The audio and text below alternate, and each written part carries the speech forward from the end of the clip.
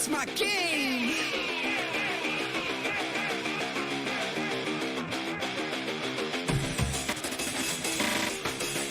It's my world.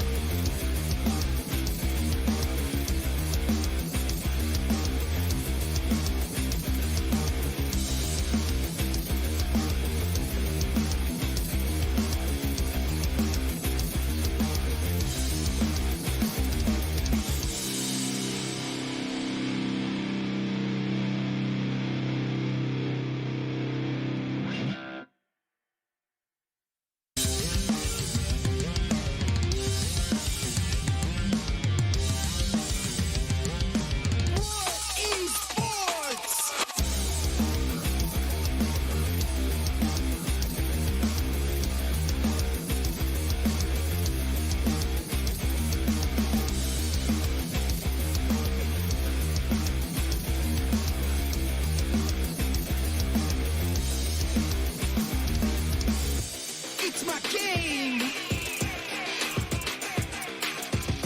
It's my world. It's my community. We believe in unity.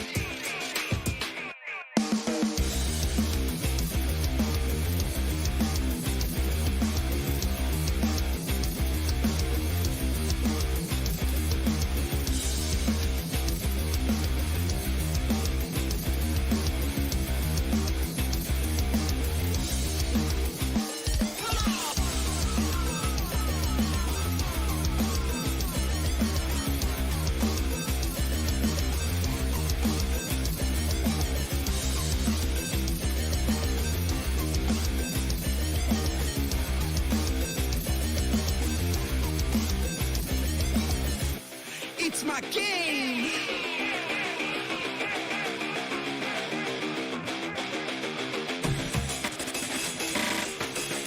It's my world.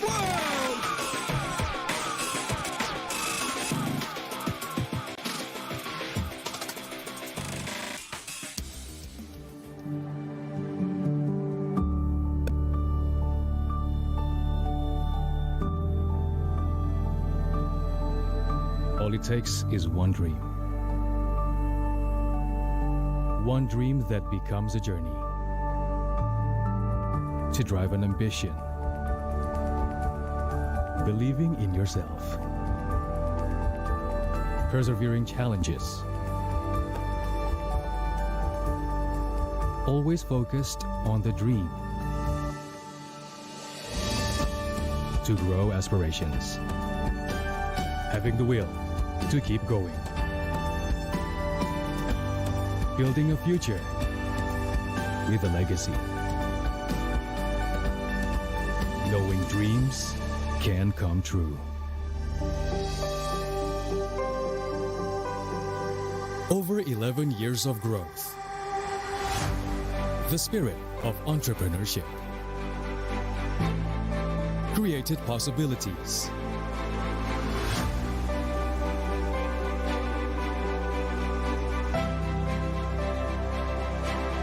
Realized new potentials.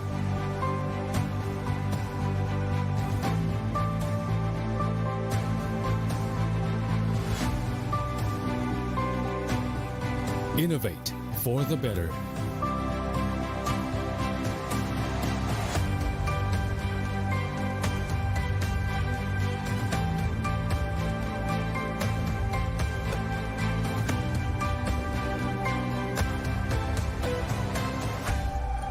Expand horizons.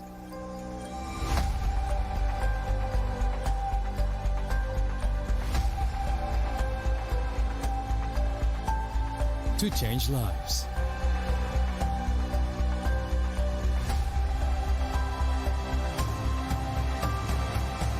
To connect new ideas.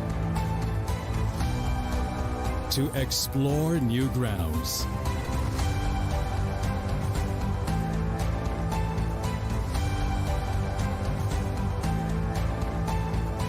with the future in sight.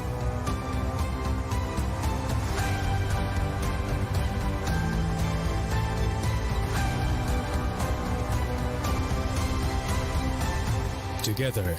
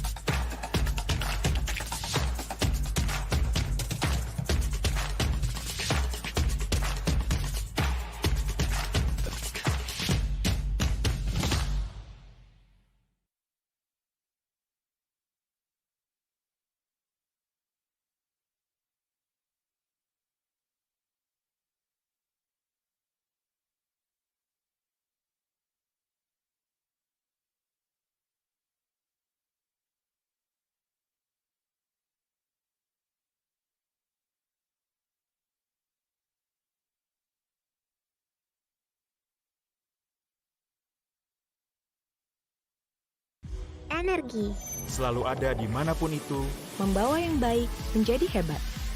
karena tidak ada lagi batas. Kemanapun lintasan masa membawa, hingga ke masa depan.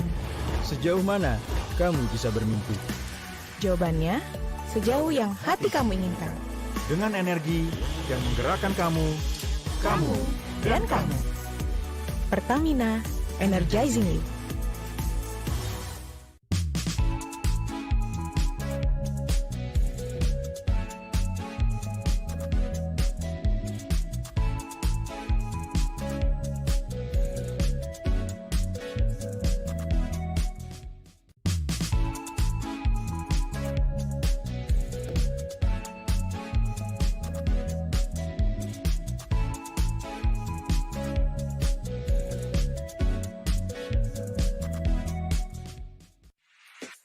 Masih bingung cari jasa ekspedisi?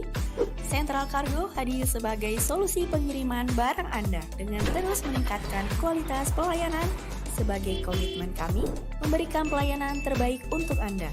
Kini kami telah dipercaya oleh ribuan customer. Di balik pertumbuhan Central Cargo yang pesat, kami memiliki ratusan drop point yang tersebar di seluruh Indonesia. Dalam membangun kepercayaan, kita tumbuh bersama.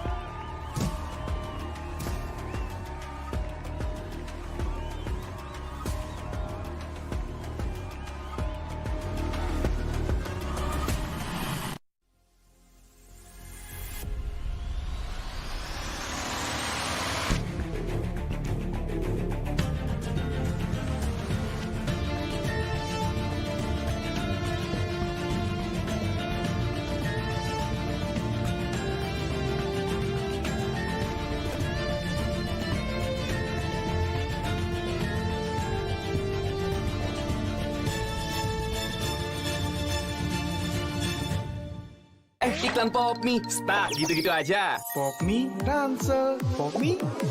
Biar seru nggak terputus, Popmi dus. Topping cangki sama gurihnya itu sob. Beuh. Yuk sob, sikat Popmi. Seru terus kuy. Iklan Popmi, stuck gitu-gitu aja. Popmi, ransel, Popmi. Biar seru nggak terputus, Popmi dus. Topping cangki sama gurihnya itu sob. Beuh. Yuk sob, sikat Popmi. Seru terus kuy. Hydro Coco. Why choose Hydro Coco? Healthy, taste good. Rasakan manfaat air kelapa asli untuk bantu jaga imun tubuh. We choose Hydro Coco. Real coconut water. Hydro Coco. Why choose Hydro Coco? Healthy, taste good. Rasakan manfaat air kelapa asli untuk bantu jaga imun tubuh. We choose Hydro Coco. Real coconut water.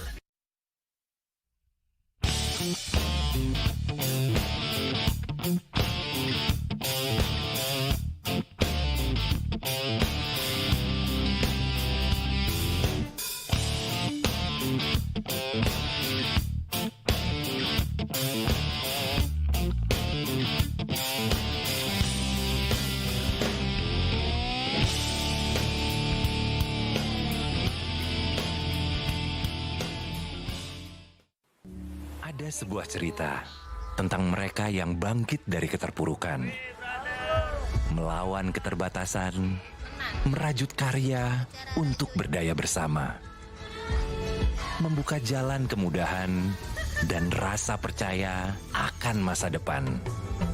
Di tengah tantangan, mereka suarakan harapan, bergerak untuk perubahan. IndiHome, aktivitas tanpa batas. Selamat datang di sebuah pengalaman perjalanan baru Indonesia bersama InJourney. Terbang bersama kami untuk melihat pariwisata Indonesia. Sirkuit internasional, bentang alam, ragam atraksi budaya, produk lokal asli Indonesia, warisan budaya, keamanan dan kenyamanan.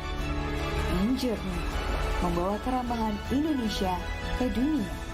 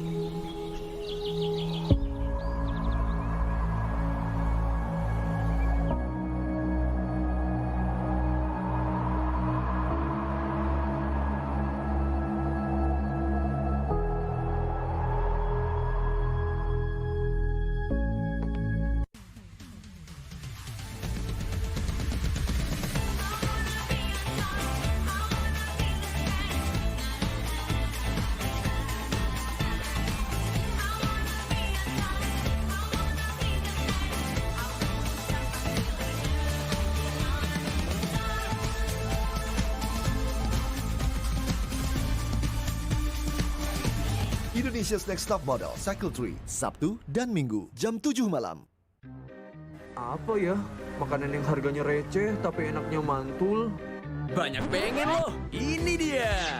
Menu receh, harga receh, dijamin enaknya mantul.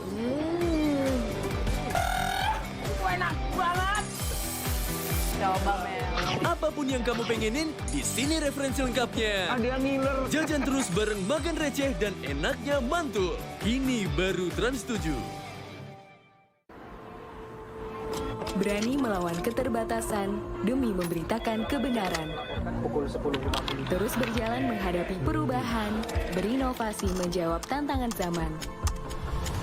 Menjadi tempat informasi terpercaya yang cepat, berimbang, dan akurat.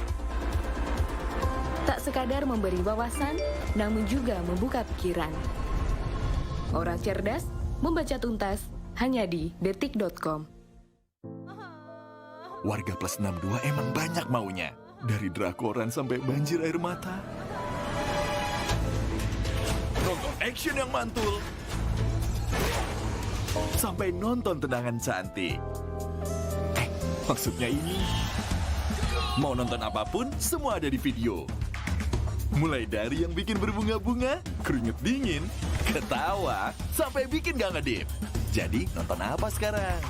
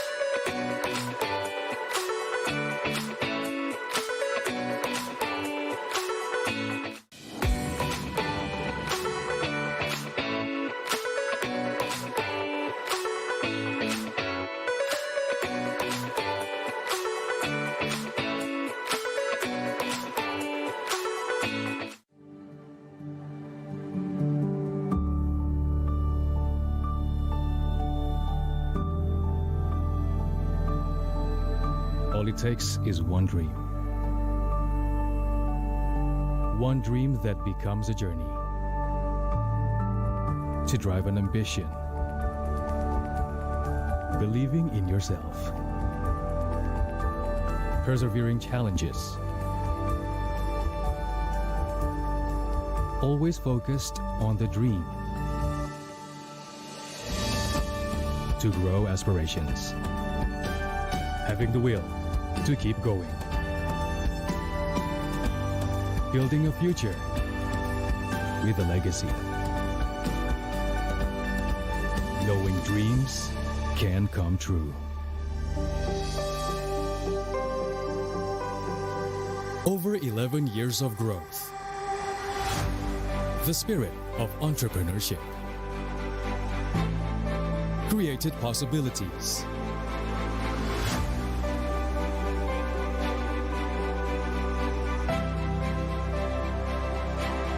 Realized new potentials.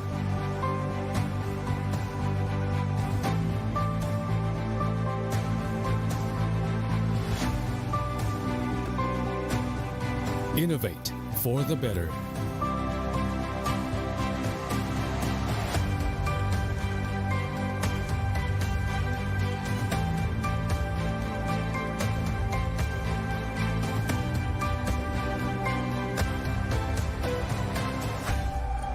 Expand horizons.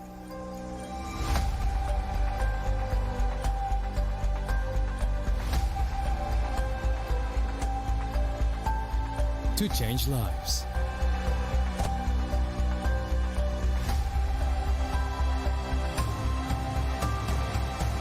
To connect new ideas. To explore new grounds.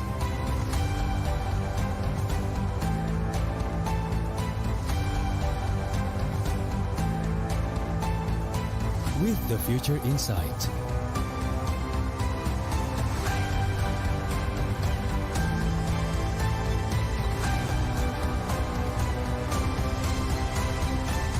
Together.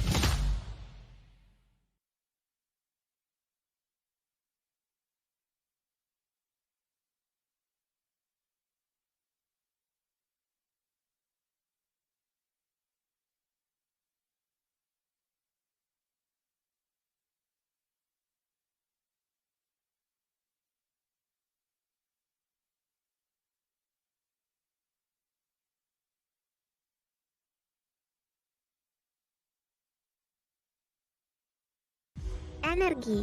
Selalu ada dimanapun itu, Membawa yang baik menjadi hebat. karena tidak ada lagi batas. Kemanapun lintasan masa membawa, hingga ke masa depan. Sejauh mana kamu bisa bermimpi? Jawabannya, sejauh yang hati kamu inginkan. Dengan energi yang menggerakkan kamu Dan kamu. Pertamina, energizing you.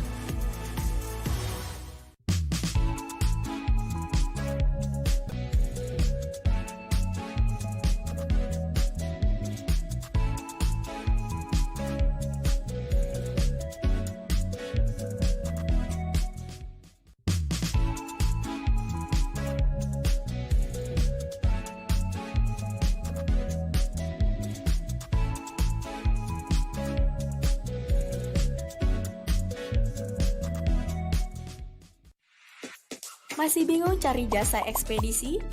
Sentral Kargo hadir sebagai solusi pengiriman barang Anda dengan terus meningkatkan kualitas pelayanan. Sebagai komitmen kami, memberikan pelayanan terbaik untuk Anda. Kini kami telah dipercaya oleh ribuan customer. Di balik pertumbuhan Sentral Kargo yang pesat, kami memiliki ratusan drop point yang tersebar di seluruh Indonesia. Dalam membangun kepercayaan, kita tumbuh bersama.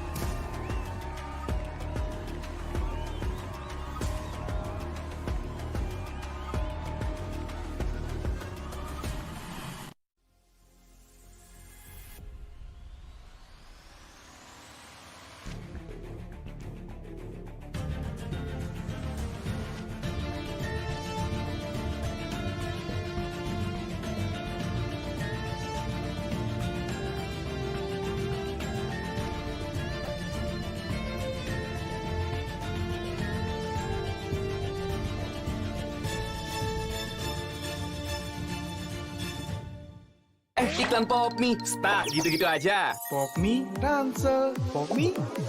Biar seru nggak terputus, Popmi dus. Topping cangki sama gurihnya itu sob. Beuh. Yuk sob, sikat Popmi. Seru terus kuy. Iklan Popmi, start gitu-gitu aja. Popmi, ransel, Popmi. Biar seru nggak terputus, Popmi dus. Topping cangki sama gurihnya itu sob. Beuh. Yuk sob, sikat Popmi. Seru terus kuy. Hydro Coco. Why choose Hydro Coco? Healthy. Taste good. Rasakan manfaat air kelapa asli untuk bantu jaga imun tubuh. We choose Hydro Coco. Real coconut water. Hydro Coco. Why choose Hydro Coco? Healthy. Taste good. Rasakan manfaat air kelapa asli untuk bantu jaga imun tubuh. We choose Hydro Coco. Real coconut water.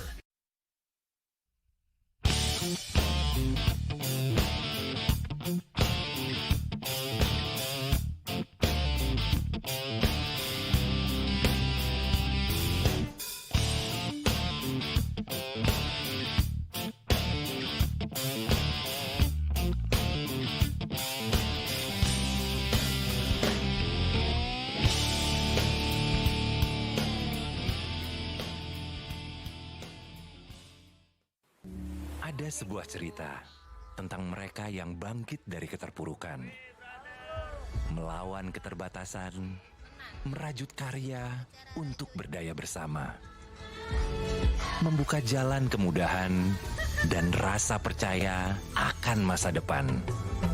Di tengah tantangan, mereka suarakan harapan, bergerak untuk perubahan. IndiHome, aktivitas tanpa batas. Selamat datang di sebuah pengalaman perjalanan baru Indonesia bersama InJourney. Terbang bersama kami untuk melihat pariwisata Indonesia. Sirkuit internasional, bentang alam, ragam atraksi budaya, produk lokal asli Indonesia, warisan budaya, keamanan dan kenyamanan. InJourney membawa kerambahan Indonesia ke dunia.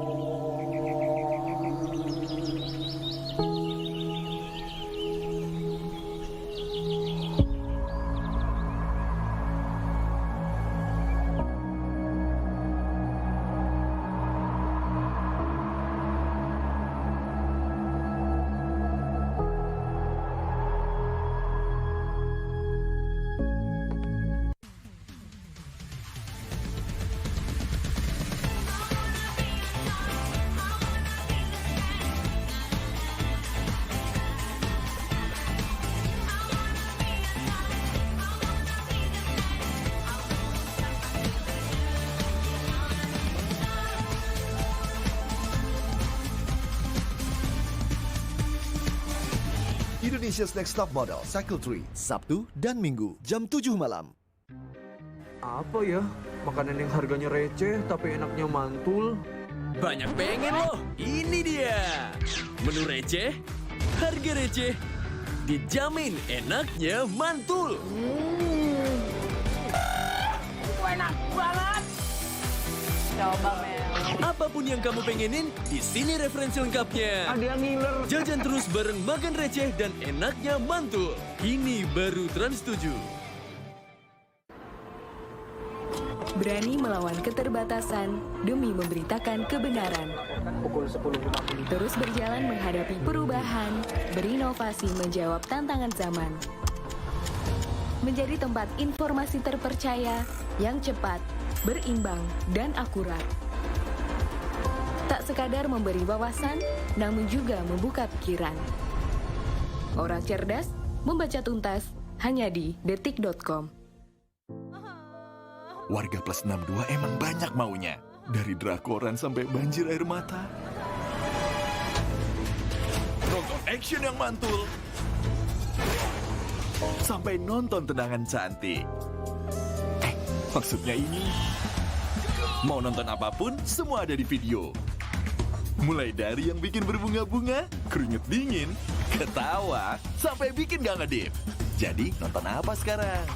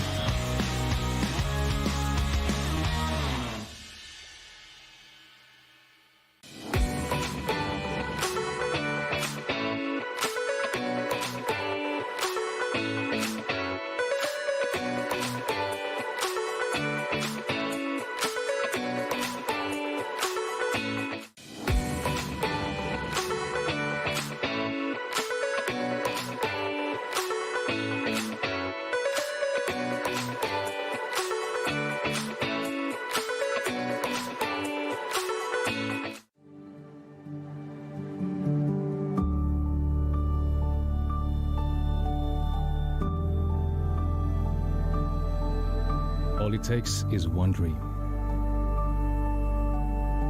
One dream that becomes a journey. To drive an ambition. Believing in yourself. Persevering challenges. Always focused on the dream. To grow aspirations. Having the will to keep going. Building a future with a legacy. Knowing dreams can come true. Over 11 years of growth. The spirit of entrepreneurship. Created possibilities.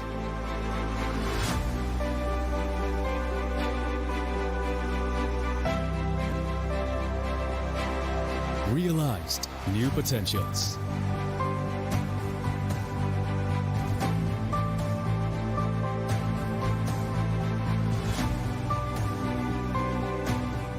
Innovate for the better.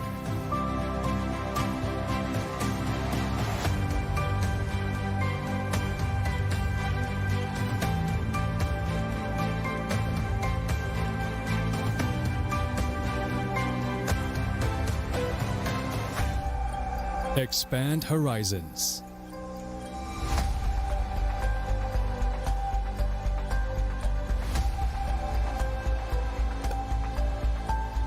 to change lives.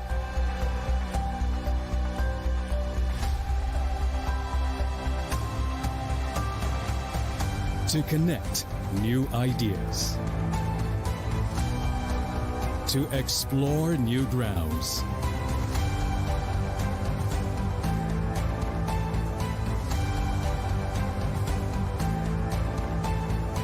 With the future in sight.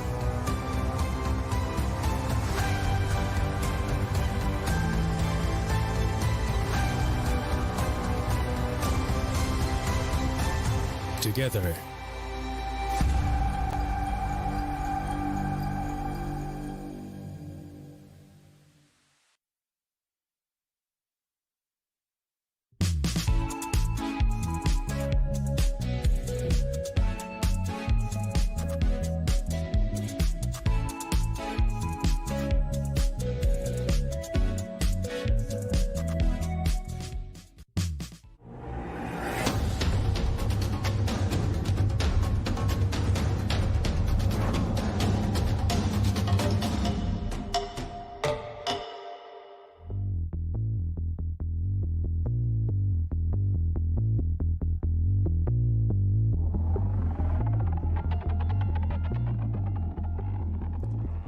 Hello, welcome once again to this International Esports Federation tournament. This is a very important game, a very important day. We're here from wonderful Indonesia. We are at Bali, and I'm joined by the one and only Mr. Guetza. Hi, nice to meet you. Nice to meet you. It makes you feel like I'm like a magician's assistant whenever No, you refer to it. no. It's the great, You are the it's the great- magician. You are the magician. But it's fantastic to be back here, day 3. It was nice to have a break yesterday and to go and have a look around and take some rest. But festivities and the war and battles will recommence here today. Yes, of course. And today we open the elimination stage. So group stage is over. From now on, if you're gonna go ahead on the competition, you need to win. And we're switching to the format of best of 3. Yeah, and that's a completely different mindset you've got to go into, which I'm sure that we will multiple times reference over this broadcast. But of course, we do have our partners to go through and obviously thank for this event being possible in the first place. Yes, of course, and the main sponsor of this tournament, it's of course the JHL Group. Yeah, and of course it's sponsored, of course, as you've heard numerous times, the JHL Auto, Nusa Pay, DIS, Gungdan Crypto, Taiwan Excellence, Pertamina, and Hydro Coco. Our official telco partner is Telkomsel. Yeah, and in terms of our internet service provider, it's IndiHome. Yes, our travel management partner is HIN. Yeah, and the hotel partner, of course, as you mentioned numerous times, the Episode Hotel, and of course the Merusaka Hotel, which is where we are at the moment. Our esports broadcaster partner is Mineski Global, Indonesia Football, E-League, and ESID. Yeah, and then we've got the production partner, which is Lemon ID, our media partners, Trans2Ju, Deticom, Esport.id, Video.com, Dunia Games, Dens TV, Dens Play, Metaputia, Bola Score, Kami Bajak, and then in our government support, we've got Kemen Parerakaf, Kemen Pora, NOC, Coney, and wonderful Indonesia. So many people have made this possible. Of course, and we are really wonderful grateful. for the support. And of course, we are really grateful because of the fans. You are amazing. How many people is there, is commenting, is showing the world that this game is alive, and we are really happy for it. So I think that today we are expecting some huge clashes. Yeah, absolutely. Some very important matches. We've got a couple of matches that are already, as you may have seen from the coming up. We have fixtures there. But of course, we've got to make sure that people are aware of the tournament format, and as we may or may not see a graphic in short time. Let's see it. In terms of our, as we mentioned, best of 3, it's now you've got to win each game that you play. So in terms of what you will see here, please, you can now forget the groups A through P. We don't have to take those into account anymore. Yes, we are in the box that says 32 teams. And it's the play-in elimination stage. So it's the best of 3, which means that if you win 2 games, you are through to the next round.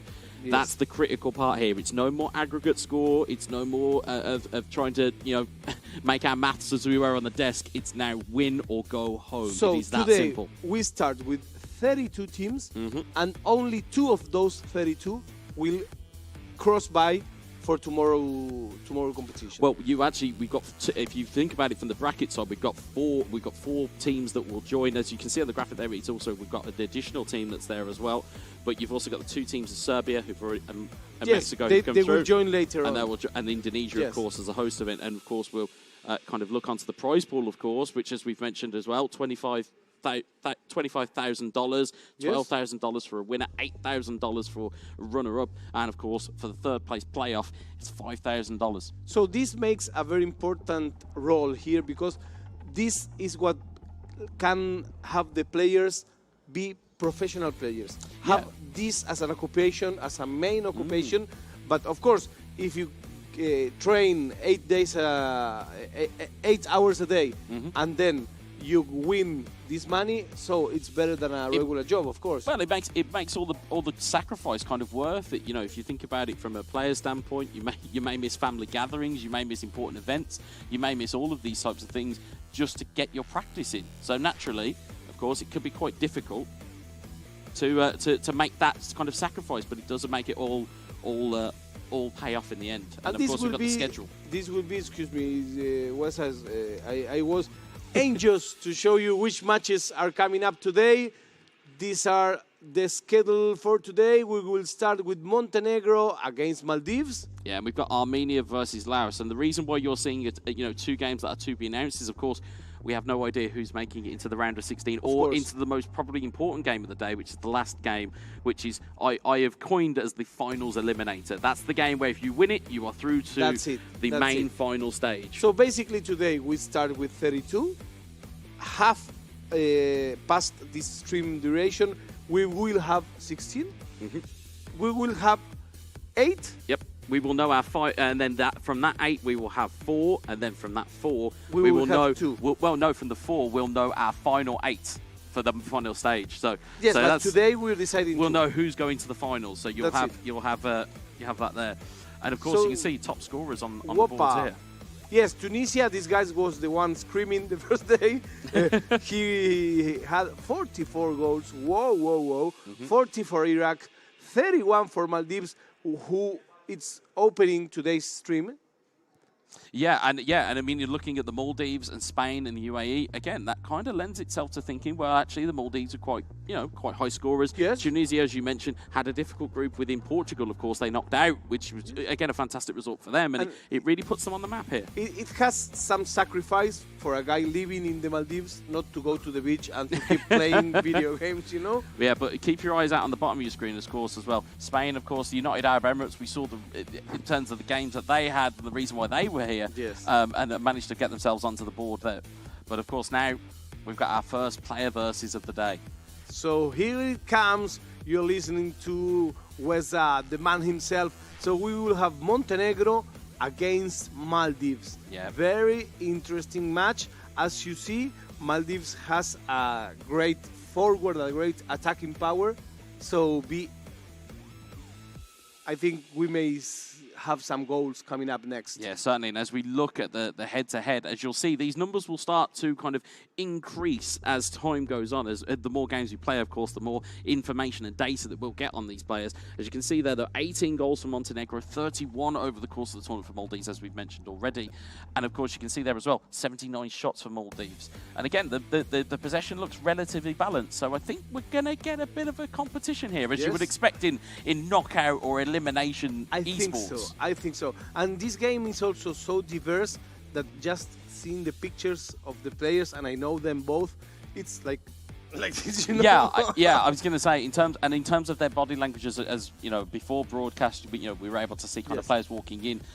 You can see that both of them look pretty confident. They look like they're comfortable. As we said about in terms of the kind of the things outside of, in terms of how players get comfortable with climate.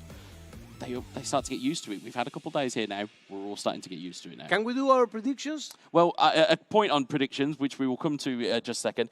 I did win because the Brazil took it on day 2, and now the first day was for you, and we get to recommence battle here. True. So as we'll see the predictions in just a second, once the graphic flies up, as Ferita puts a table down for us, and of course let us know in the chat as well. What do you guys think in terms of in terms of predictions, in terms of what teams are you rooting for? Let us all know in the chat because we are keeping our eyes on it. Your prediction is? My prediction is Montenegro. And again, it's slightly my European bias that's seeping in. So I apologize to those that... You said Maldives earlier. No. You changed your mind? No. Yeah, I think so. Oh, sorry, my apologies. No, I did change my mind. Apologies, you're correct. You changed your mind. Sorry, I changed my mind. I'm sorry. Yeah, sorry, that's my apologies, folks. Sorry. If my European bias was seeping in, it's Montenegro. But I'm glad I've got the Maldives. Yes, actually, having looked course. at the data that we've now seen, quite high scoring. So I'm expecting them to pull through here. I will take Montenegro because I have some new friends from Montenegro. People very, very happy, very easygoing. It's hard to cope up in a night with people from Montenegro because they are really heavyweights. So let's get ready to rumble, my friends. We are almost ready to this very nice first game of the day, first game of this bracket best of 32. Yep. It's for Maldives against Montenegro. Yeah, and if you thought day 2 was loud, get ready for day 3 because these games will mean so much more now that we are out of the group stage. Of course, we are under starters orders. We are just waiting for clarification that the game is ready to go. Of course, there's these last 2 or 3 things that you've just got to make sure that's there. Hopefully, everyone's checked their controller settings today. Yes. But we will be almost ready to go. Let's go to the game. It's Maldives against Montenegro. Montenegro against Maldives. Let's get ready to roll the ball. As we talked in terms of how we will look and see these two players, they look incredibly confident as we see. That's an interesting ploy, what we've just seen here. Our first sight of AS Roma. Now, in terms of their players, in terms of their capabilities, you're looking at the likes of Tammy Abraham. You're looking at Zaniolo to really cause some problems here. So this is also a very good strategy because we haven't seen, at least on stream, nobody playing Roma yet. Yeah, absolutely. And of course, you talk about kind of defensive capabilities. You're looking at Nemanja Matic in at least the uniform stats mode, as you guys may, or if you've watched over the last couple of days, you'll know that we talk at length about uniform stats mode. Nemanja Matic, physical presence, tall individual. But of course, as we've seen from Barcelona over these last couple of days, we've seen just how good they can be in the right hands. So it has got a lot of intrigue in it, and it's got a lot of anticipation, I would say. It's our first knockout game that we're going to see on stream here. What happens if I win 2 of this game in a row? As we're playing best of 3, right? You're through. So if they go back to back and it's 2 wins out of 2, it is all good. Now, for those at home as well, if you are paying attention to that, it also means that extra time and penalty kicks are in play. So we have to have a winner across both games, or all 3 games. Maldives plays with Barcelona, Montenegro plays with Roma. Of course, in terms of Roma's attacking threats, of course, how could I forget about Paulo Dybala? A little bit of a wizard on this game when it comes through. But as we start off the game, here's Sergio Busquets down to Rafinha. Rafinha into Frenkie de Jong, has men in the middle. If he can find one, it's a good tackle from Mancini as Karsdorp out to Zaniolo. A lot of good Italians at AS Roma to be able to be used. Of course, there's a lot of good Spaniards still in the Barcelona ranks. One of them is Pedri. Pedri looking to move forward. Nice little double touch back to Sergi Busquets. Busquets trying to roll it across. Tammy Abraham intercepts. We are here for a game playing basically in the midfield. I can already see that they like to play nice touches. They don't shoot at the ball because of no reason. So this will be a very battled match in the middle. Yeah, tactical as it may be, as Rafinha tries to get a shot away, it's blocked. And Cristante will get that one clear. Is Dybala back to Nemanja Matic, back to Dybala. Here's Cristante in towards El Shawari. Zaniolo, nice double touch, trying to just open up a little bit of space, but Koundé takes it away. Is Frenkie de Jong, Rafinha. See a defensive line push from AS Roma. Busquets, de Jong. Lewandowski, Pedri looking to charge through the middle. Pedri, can he get a shot away? He can, but it's Chris Smalling that's in the way. Is Ibanez? You know, he was coming with 2 players more, and he went for the straight shot. He did indeed, but defensive error made here. Ball went back to the goalkeeper, doesn't quite get it out of play, and instead it goes for a corner. It's Frankie de Jong forward into the middle. Matic, that imposing, towering individual, will take that clear. Here's El Shaarawy looking for the counter. Tammy Abraham was making a very good run in the middle, but Kounde will take it away. This is frenetic in terms of its gameplay at the moment. Lewandowski trying to shake to shoot, and Cristante will take it away, although it's badly cleared. It's Pedri! Oh, it's off the post. Smalling will clear, and that one will be a chance gone begging for the Maldives. Yes, because it was a defense mistake followed by an attack mistake. Yeah, and that's those fine margins as we talk about. Who is going to draw first blood here in this enthralling tie at the moment? Here's El Shaarawy looking to get past Kounde. PK will clear. Here's Sergi Busquets to Frankie de Jong. Ousmane Dembele. Very battled match. It's difficult to get to the box in each case. It is, as El Shaarawy looks to try and make that play into the box. Zaniolo, Abraham trying to just turn. He had players in support. One of them was Dybala, but Pedri has given the ball away to Dybala. Is Abraham trying to get past PK? And PK will get that one clear. It's Pedri down the line to Rafinha. Pedri back in play once more. Again, he's been so good for the Barcelona teams that we've seen. These players will know these players to almost a molecular level, and they will know what these players can bring to the table. Here is Rafinha. And they seem tireless. Yeah, there's no let up as we see here. Ousmane Dembele, brilliant roulette turn into the middle. Lewandowski! Amazing goal. And that earns an applause from myself. A wonderful goal. Because, you know, that... Oh, presence of mind. All Dembele, all roulette. Nice football, but effective as well. It's not just nice, it's nice and effective. Yeah, and that's the beauty of this game, is that skill moves and the ability to execute them is all well and good, but knowing the situation that it calls for it is what you need at this level. Brilliant goal. We haven't seen much headers also at this tournament. We have not, no. Here is Tammy Abraham, though, looking to get a response for Roma, but is adjudged to have been slightly too aggressive with his tackle, and in fact gets himself a booking.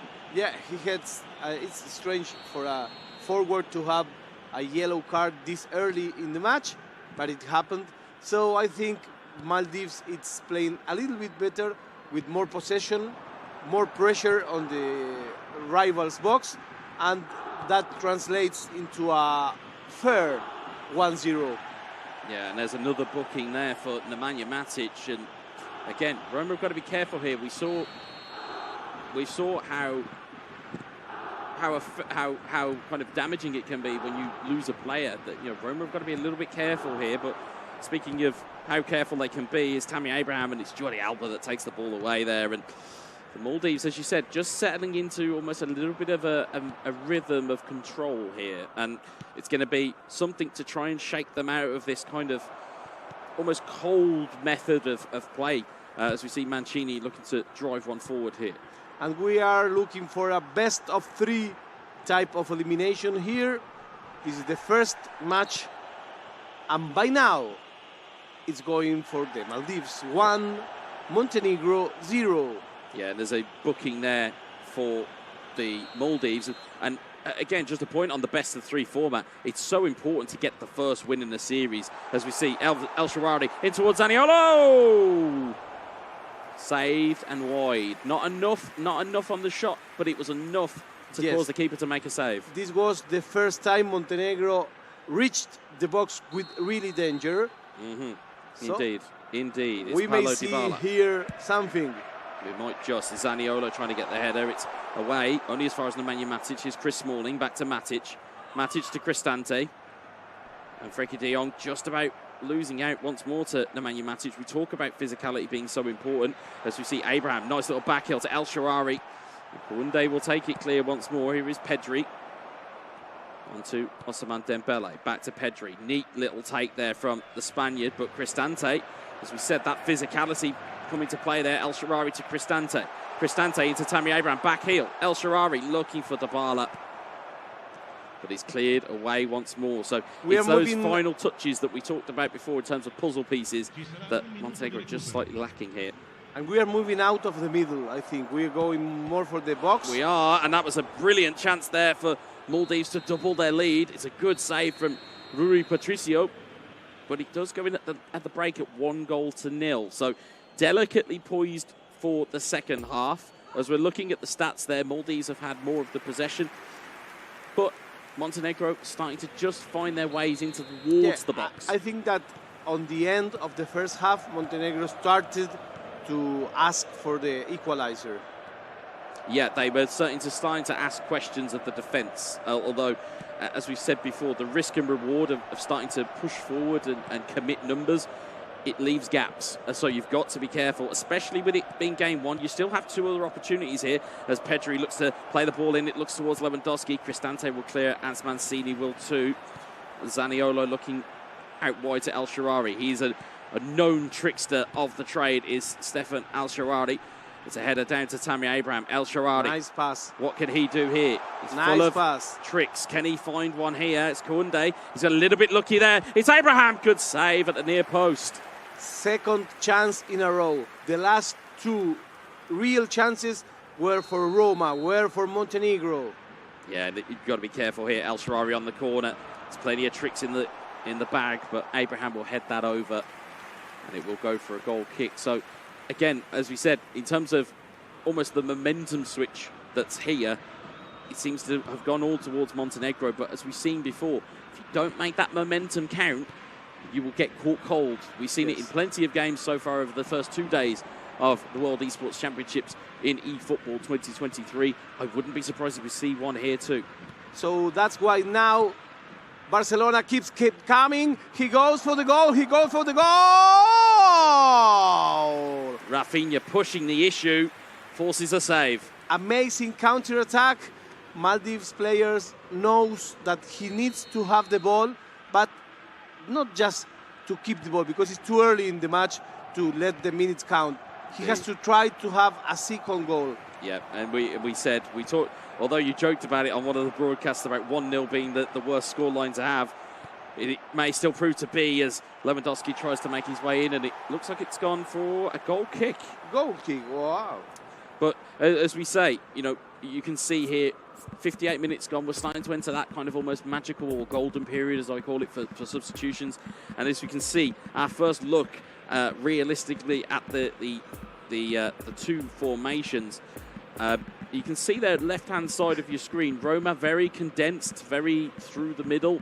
Again, although that is a weapon to have, it does provide you issues because there's not a lot of coverage on the wings. And if you are having a player, for example, as you can see on the right-hand side of your screen, with the Maldives, they've got wide options, so they're able to get down those flanks. They're able to kind of make the best of where you've got the likes of Matic, as it was before those substitutions came in. We'll see how much they take effect.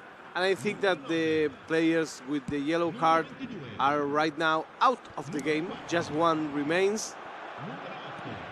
That's a wise decision. Yeah, it's a wise decision. It just means you can throw in an extra challenge. It means you can be slightly more aggressive as Gavi goes to take that one over the top. And Lewandowski will recover it. Sergio Roberto is given away to Gini Wijnaldum. Wijnaldum to Dybala. Dybala runs the ball out of play. Basically, it's going to be wrestled once again in the middle. That's what Barcelona/Maldives wants and can do.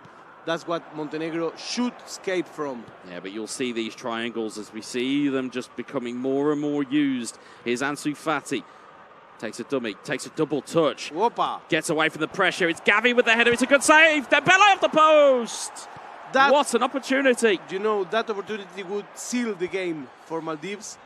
It was a header saved by the goalie. It was a post. Whoa. What an opportunity that was. Gavi into Dembele. The pressure is building here. Dembele, double touch, goes into the box. Gavi with the header, not enough on it. He plays a lot of header play. Yeah, it's looking for that aerial battle is Shoramudov. As it towards to Wijnaldum. Wijnaldum to Kodik. Zarujo takes it away. Lewandowski, Gavi. And It's turning into a game of counter-attacks. Dembele finds Lewandowski in the middle. He's onside. He's got Ansu Fati on the free. It's there!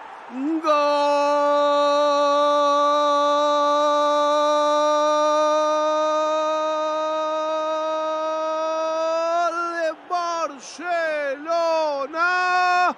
Maldives 2, Montenegro 0. And that right there is exactly how you want to attack. If you have a 2v1 situation, you don't always have to cut it across. You can always try and almost bank on there being a deflection or a save, because your player at the back post, as we've seen so often over day 1 and day 2, will be there to sweep it home. And it's Ansu Fati that benefits from a Robert Lewandowski shot. And more importantly, as you pointed out, it is 2-0 to the Maldives, and they will benefit the most from this. They are in the driver's seat potentially for game 1. There is still time on the clock, but it's advantage Maldives right now. And how important is the good goalkeeping Montenegro has done, because the goal had to come in a rebound. Yeah, it had to. In terms of the rear guard, it's been difficult, but there are opportunities there, and it was one little mistake here or there. As you can see, bottom of your screen, Montenegro have gone slightly more attacking. As you can see, El Shaarawy, Kordic into towards Stefan El Shaarawy. El Shaarawy finds the ball across. It's Sharamadov! Whoa. This game is now officially open again. Yeah, hold on to your hats, folks. We are in for a treat. Brilliant play from Montenegro to find that pass. Wonderful ball in. And he's falling over as he shoots, but he won't care how it's gone in. It is 2-1 now to the Maldives. And now that little bit of seed of doubt might just start to grow with 15 minutes on the clock here. Here's Robert Lewandowski. Gavi to Dembele.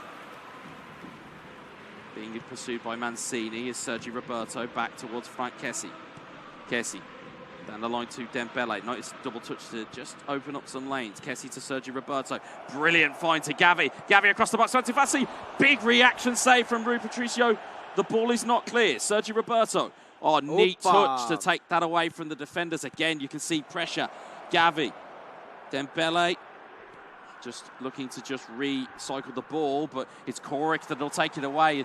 All of a sudden, you see a burgundy wave moving down the field. Here's Pellegrini's one of them. Wijnaldum's another, but he can't find the critical pass. I must say that I understand that one of the motives of Montenegro being at this stage is how well he gets to the goalkeeper. Yep. He's an excellent goalkeeper. Yeah, and having spoken to some of the players yesterday, as we see, a little bit of dangerous play there, but I think Maldives will take it. They still have the ball. They were talking about the game itself in terms of being a slightly more of a benefit for kind of slightly more defensive-minded players, in the sense of if you can absorb pressure and you can counter, that tends to be kind of almost the way forward for a lot of teams. You can obviously play expansive football, as we're seeing here. Here's Gavi down to Dembele, and it's cleared out for a throw. But a lot of the players were talking to the sense of that actually defensively, if you are more defensive and your rear guard action is sound, it makes attacking a whole lot easier. And as we see, we're going into stoppage time here. It looks like it's going to go. Game 1 is going to go to the Maldives as Ansu Fati clears it away. And I think once this is cleared downfield, there goes the final whistle. And it is the Maldives 2, Montenegro 1. So we've seen a great match, a really great match. Both of the players showed a lot of skill, showed a lot of planning, different shaping strategies, being able to go through the middle, a lot of headers in the case of Barcelona / the Maldives, a lot of fast and pressure coming from the Rome / Montenegro. Montenegro built a very tough defense and a powerful offense. The game started in the middle, but after some minutes it went to the goals, and that's where it defined. Yeah, once the game develops and once it starts to open up, you will see these players taking complete advantage of any minute space that you will see on the virtual football field. And again, it was it was efficient from the Maldives. It wasn't too committed. It was, we know what we're doing. And as we saw from Montenegro, they were using the second teammate press. They were, they were going in, hunting in packs. But as we pointed out and as we spoke about yesterday, or on day 2, you will leave gaps. And that's the problem, is that if you can beat that press, you're causing your own downfall in some respects. So I think maybe a little bit more caution defensively from Montenegro. But of course, the Maldives now, in game 2, have a bit of a free hit.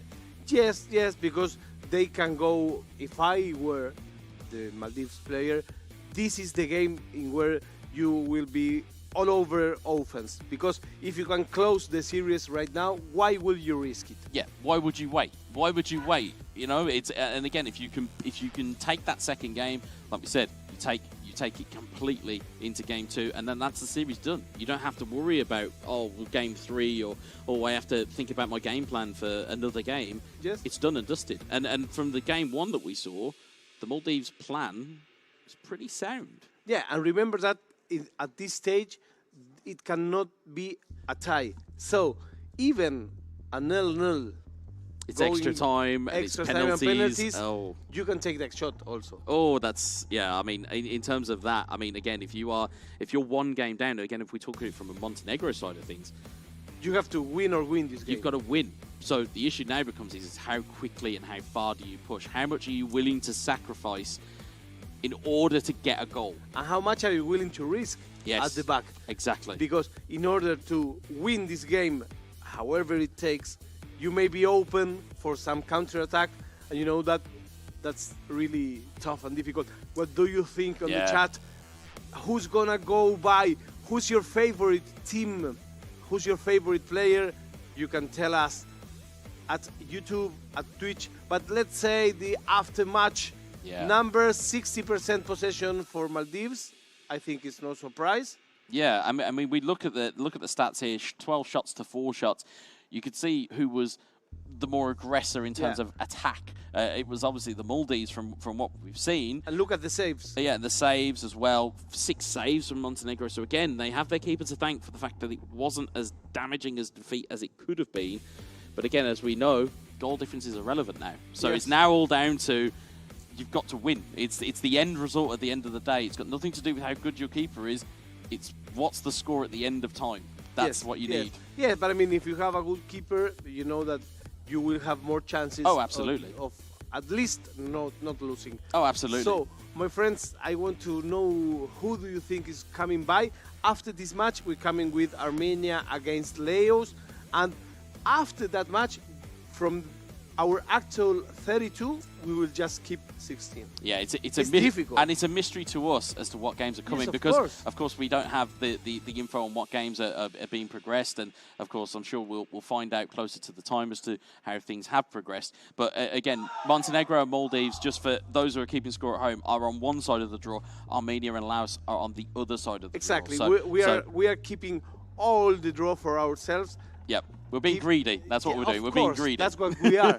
We are here with the best players in the world, enjoying this tournament, this International Esports Federation tournament.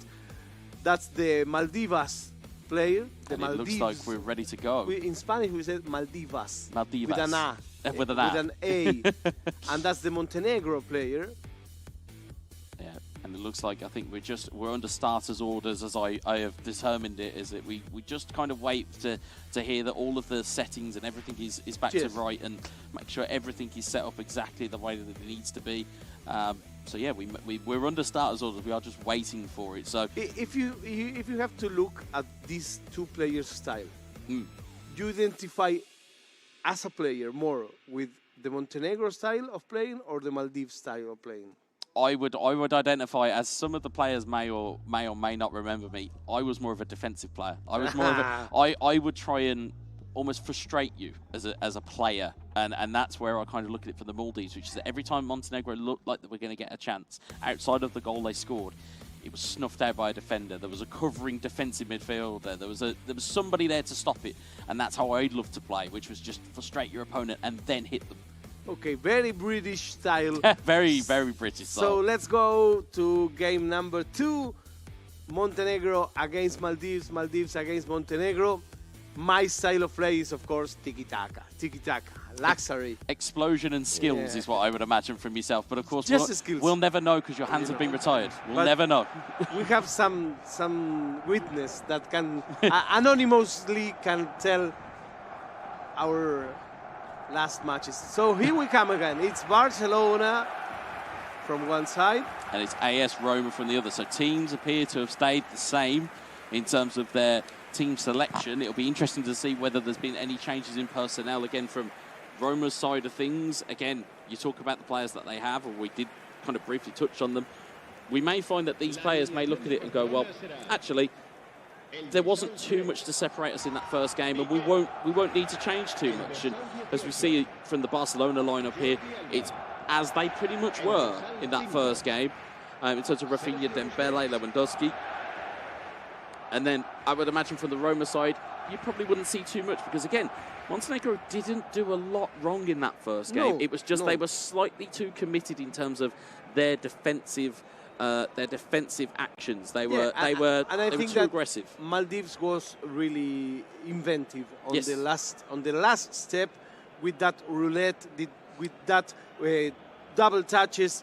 That's what these kind of little things sometimes define matches. Yeah, you can see for the lineups there, pretty much as they were in terms of their formations. And as you said, it was a moment of magic from the Maldives that really separated the game because, you know, if that roulette doesn't happen, they get challenged, the ball goes up the end, goal never happens, and then it's a 1-1 and it goes to extra time. Whereas with this, now we are completely fresh, back and underway. And you're leaving this wonderful match, this wonderful tournament with Weza, the man himself. The best analysis, the best play-by-play is here. Don't turn off that computer. Not in knockout phases of eFootball. You don't want to move, especially in these types of events, and especially with a best-of-3 format, because, again, not everything is lost. If you're a Montenegro fan and if you're in the chat, no, it's not all over yet, but it may just have to start to have a little bit of damage as Mancini does get it clear. Is Ibanez plays it away to Nemanja Matic. Here's Paulo Dybala. Takes a stop, plays it back to Karsdorp. Nemanja Matic. Karsdorp looking down the right-hand side. He has Dybala for support, and he finds Dybala. If he can find Karsdorp again, if he can get past Jordi Alba, it may. There's a nice little shoulder charge there. Here's Karsdorp. Can go across the box looking for Abraham. I don't think that Montenegro realised that they had that much time to maybe make a dummy inside there and maybe make it a little bit easier to get that pass across as Matic to Mancini to Smalling. Chris Smalling is given away poorly there. Lewandowski into Rafinha. It's Chris Smalling trying to charge him down. Oh, it's just past the post by the Brazilian. Again, what's important is to be able to convert your chances into goals, because, you know, it's just 11 minutes.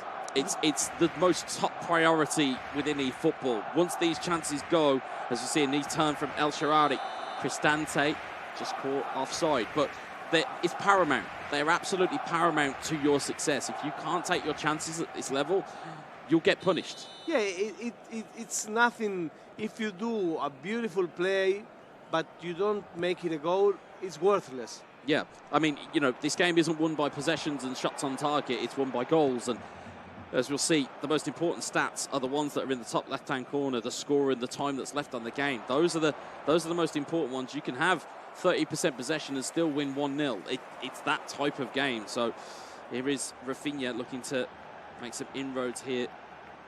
And it's cleared slightly out of play for a Roma throw. Here's Karsdorp into Chris Smalling.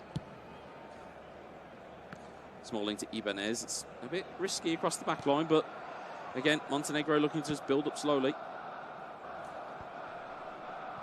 I think it's positive that Montenegro is not on a rush, because that would be also like very, very bad strategy. Yeah. Well, this is where the mentality changes. You know, we talked about best of two, and you know, when you said to me, well, what would you do if you were certain players in these instances? With this, what you have to remember is game one is done. There's no goal difference that's required here. So, yes, you lost game one, mentally reset, get into game two, and it's a completely different game. And as we're seeing at the moment, it's still very cagey, but it's these types of intriguing games that I love to cast on, because again, there's no kind of outstanding chance right now that we're going to see, but I get the feel it's going to explode into life as we see Ousmane Dembele looking to get down the right-hand side here. Neat little pirouette, looking to get the stunning cross into the box. It's headed clear by Chris Smalling. But it's these tactical battles. And again, it might be down to the Britishness, as you spoke about, that I love a tactical battle between two teams. Here's De Jong in on the corner. It's Karsdorp who heads it clear. And Montenegro by now is all about defense. They are, but that's the kind of thing you need to think about here is you need to defensively stifle your opponent. Here is Frankie De Jong. De Jong out to Araujo. Here's Sergio Busquets in towards Lewandowski. Lewandowski looking to turn. He plays it back to Busquets. Looks to loft it back into the box. Lewandowski heads it down. Here's Rafinha. And he's turned into a bit of a blind alley. And this is something Wesa told us about yesterday. Sometimes you need a forward anchor. Someone who will press the defenders, who will receive the ball and who will give it back. Yeah, absolutely. And to be fair to Roma, they have one in Tammy Abraham. The issue is that they need to get him into action. That's the call. Because again, if you've got somebody like Tammy Abraham who can bring in Dybala, who can bring in El Shaarawy, you've got pace and skill in and around him. It's the same though that goes the other side with Lewandowski. You've got Rafinha, you've got Dembele, you've got players that can do damage. And speaking of them, here is Dybala, stunning cross into the box, and Araujo will take it away.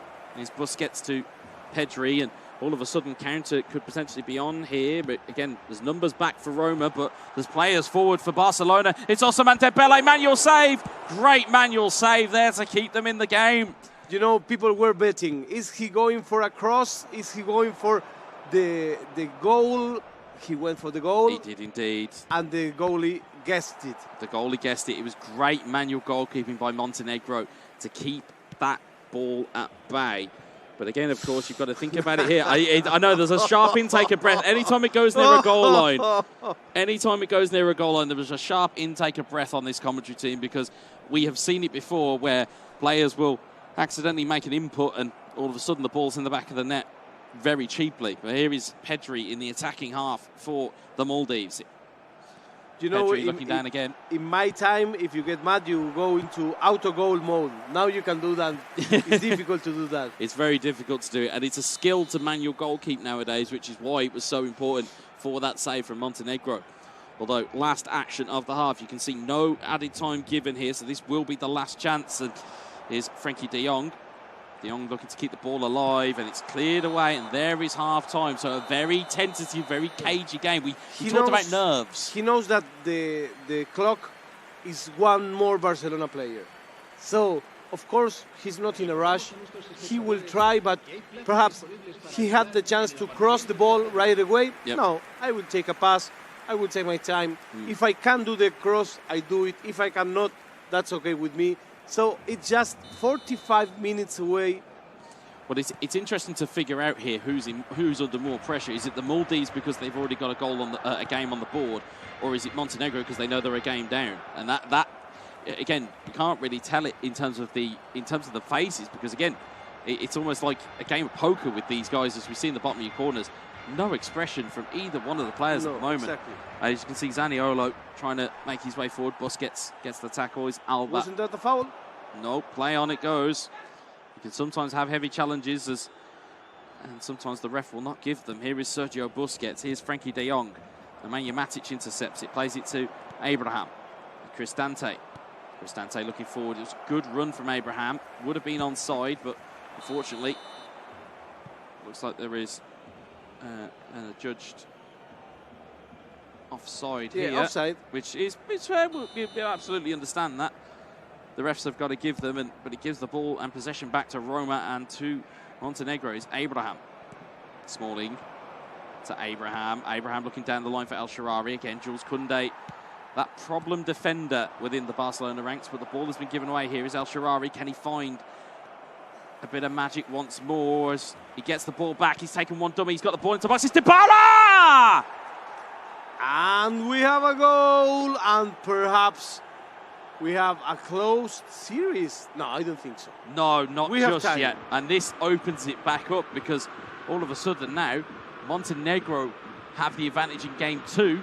And you'd argue one of the smallest players on the field in Paulo Dybala has kind of rose like a salmon and has just plundered that goal into the back of that. You'll see it given away here. The first time you name it. Yeah, you can see here, ball into the box, double touch. It's that finer margin. One more second, that ball goes out of play, and the change and the ball goes out of play and the chance is gone. You can see there, just keeps it in play. Dybala was there right on target. So it's 1-0 for Montenegro, which gives us a tie. It does for now, which means that we will need a tie-breaker. If scores stay the same, it will then be a tie-breaker situation, but I get the feeling we're not over in terms of goals in this game. Lewandowski to Rafinha, in towards Lewandowski. Can't get the shot away cleanly. It goes for a goal kick. Again, if you are just joining us, these are now best of 3.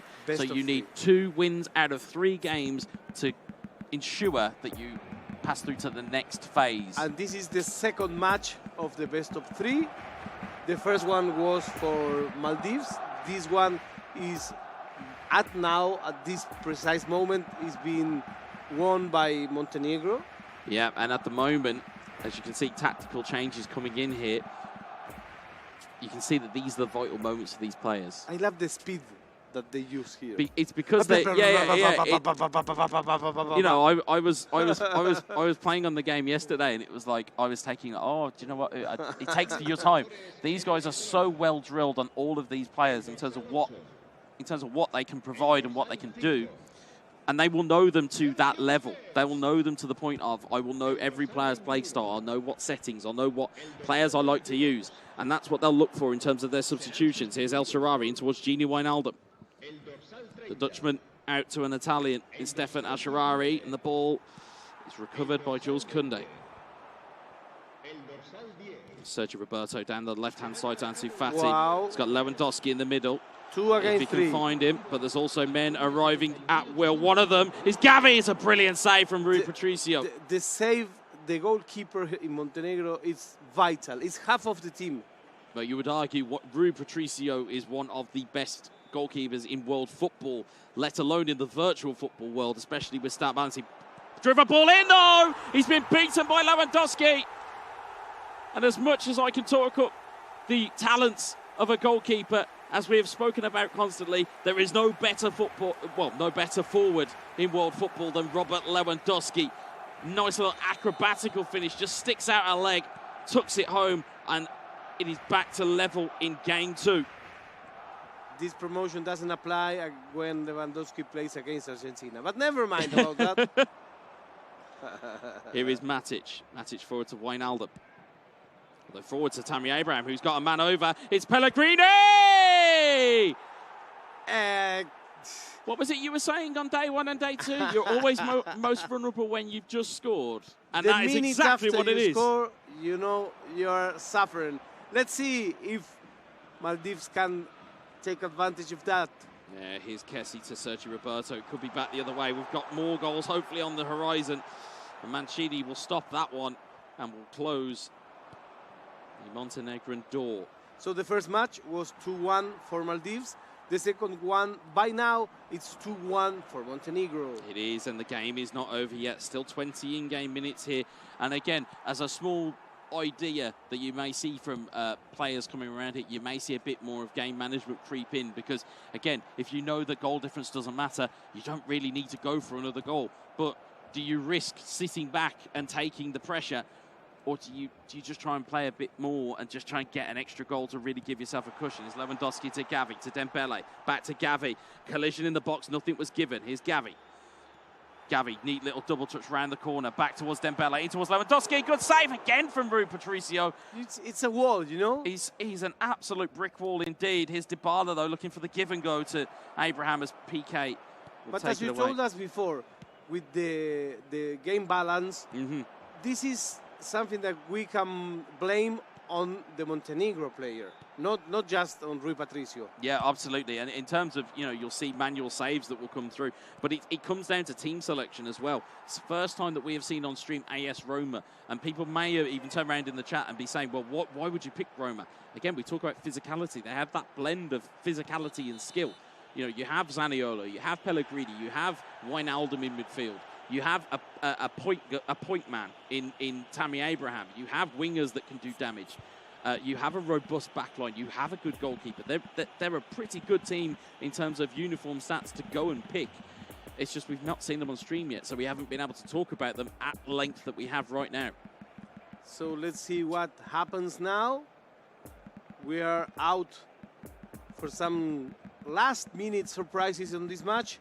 The first one was 2-1 for Maldives. The second one is 2-1 for Montenegro. It is at the moment, and again, we'll see those changes that will come in. You've got Sumuradov, I believe it's an Uzbekistan forward that plays for Roma, who, again, in terms of physicality, will provide an additional level of that physicality. You've got Korik, you've got players that are coming on here. You can see the slight adjustments there, though, from the Maldives, and you can see them just slowly moving players left and right a little bit. And that is enough sometimes to give you that challenge. But you can see here a little bit more aggression coming from the Maldives. They're looking to push players forward. They're looking to almost surrender that midfield battle to have more players going forward to put more pressure on the Roma backline. So this is setting something up here that could be very intriguing to watch. So our friend Rovex in the chat says, eFootball is a game where it's very easy to lose the ball. It's easier than other football games. I look forward to every game to learn ball control. Nice. Yeah, it in terms of ball control within eFootball, the best thing to do is stick to your ground passes in terms of not necessarily through balls, but X passes are your friend, especially in uniform stats, because as we've, when we spoke to players yesterday and we spoke to players over the course of the tournament, when you're playing uniform stats, it's not the same as playing at home. The passes may go shorter. You may need to put more on them. You may need to do more with the players at your disposal. And it's a little bit more of a methodical game when it comes to stat balancing, as we see Sumuradov gets around the defender. Kunde recovers, and it is a corner. So we are live from Bali in wonderful Indonesia with this second match of today, round of 32 by now. The first match was going to the Maldives 2-1. The second one, Shermadov, by now, is going to Montenegro. So everything seems as we are going to have a third match. Yeah, it may just be going to a third game here. Is Pellegrini, takes one touch, gets it off to Spinazzola. Great ball into the box. It's, again, a little bit of chaos. It does ricochet, but it has fallen to Ansu Fati here. It's last chance for Maldives. If they want to close the series, they need to score this goal. Now's the time, and as you'll see in the bottom right-hand side of the screen, whoa, it's all-out attack for Maldives, and it's a corner at the last moment. Now, that was a mistake. Interestingly, if you're all-out attack, it does send defenders forward, and as you can see, there are so many Barcelona bodies in the boxes. Pablo Torre only has to hit one. Ansu Fati cleared away. Not long left here. It's Jordi Alba. Will there be one more chance here? There may just be, as the ball looks to roll. No. And it's an offside which has been given. That's not the full-time whistle, as you may have heard. But it's very, very close. I think after this kick, it will be the full-time whistle. And we'll be going to a tie-breaker. Yes, of course. So, best of three, we were talking. Best of three we will have. And here it goes, the second match. It goes for Roma. Whoa, whoa, whoa. Next match is kill or be killed. It's the last straw. It's the last dance, as it were. You have one more opportunity. And again, it looks incredibly level. That's what I like about these games. Yes. I like them to be this tight. This is better than 20. Yeah, you don't like to see blowouts. You like to see competition. You like to see the ability to compete. And these two guys here are showing that in an absolute abundance. Yeah, we had just 6 goals, but for me it was way more entertaining that match that we saw. Like it was like 12-0. Yeah, I mean, in terms of the game style, it's a thinking player's game at this point. It's how can you out-tactic your Exactly. opponent, which is why it's kind of scratching that itch for me where I go, do you know what? I'd love to be involved in a game like this because it's how do you almost catch your opponent out? And to be fair, from what we've seen, it's been the two pieces of individual skill, you know, the roulette and the double touches, that have opened up passing lanes that have then allowed goals to go in. And again, we talk about as much as we talk about Roma and Barcelona, we talk about the player selections on the screen. You have to take into account the players that are controlling these players are fantastic at what they do. So yes, of course. Really good to see. And I'm very glad actually that our first game goes to game 3. Yes, I think so. It's at the start of the game, I said perhaps he may have it, but after we see that this is also a fair result. I think nobody can question Montenegro's win in this second game. No, and that's a testament to Montenegro's ability to kind of put away that first game and go, right, that's done. I need to focus on this one. Exactly. And it's kept themselves alive in this competition. And again, if you're going into game 3 now, it's a brand new virtual 90 minutes. It's a brand new set of players. It's a brand new set of fatigue. And now all of a sudden, you have everything on the line here in this last game. So expect the tension to go up a little bit more. Expect the volume to go up a little bit more. And expect drama. That's what I'm expecting here. This is what we are here for. We're expecting the drama. We are expecting the best players in the world that they are here with us. You know, we are in a wonderful setting in beautiful Bali, Indonesia. Yeah. We are here because you're seeing this closed stage, but tomorrow we are going to be outside, and the great final is played on an enormous screen. In terms of the stages, you've got fire, you've got the ice stage next door, you've got the earth stage, and then you've got the air stage. So the air stage is where we are tomorrow, which again is going to be outside. It's going to be a little bit different, especially for the players as well. It's a brand new environment, so they've got a lot of things to take in, but we have got the post-match stats to look at here, and as we'll look at them when they come through to us.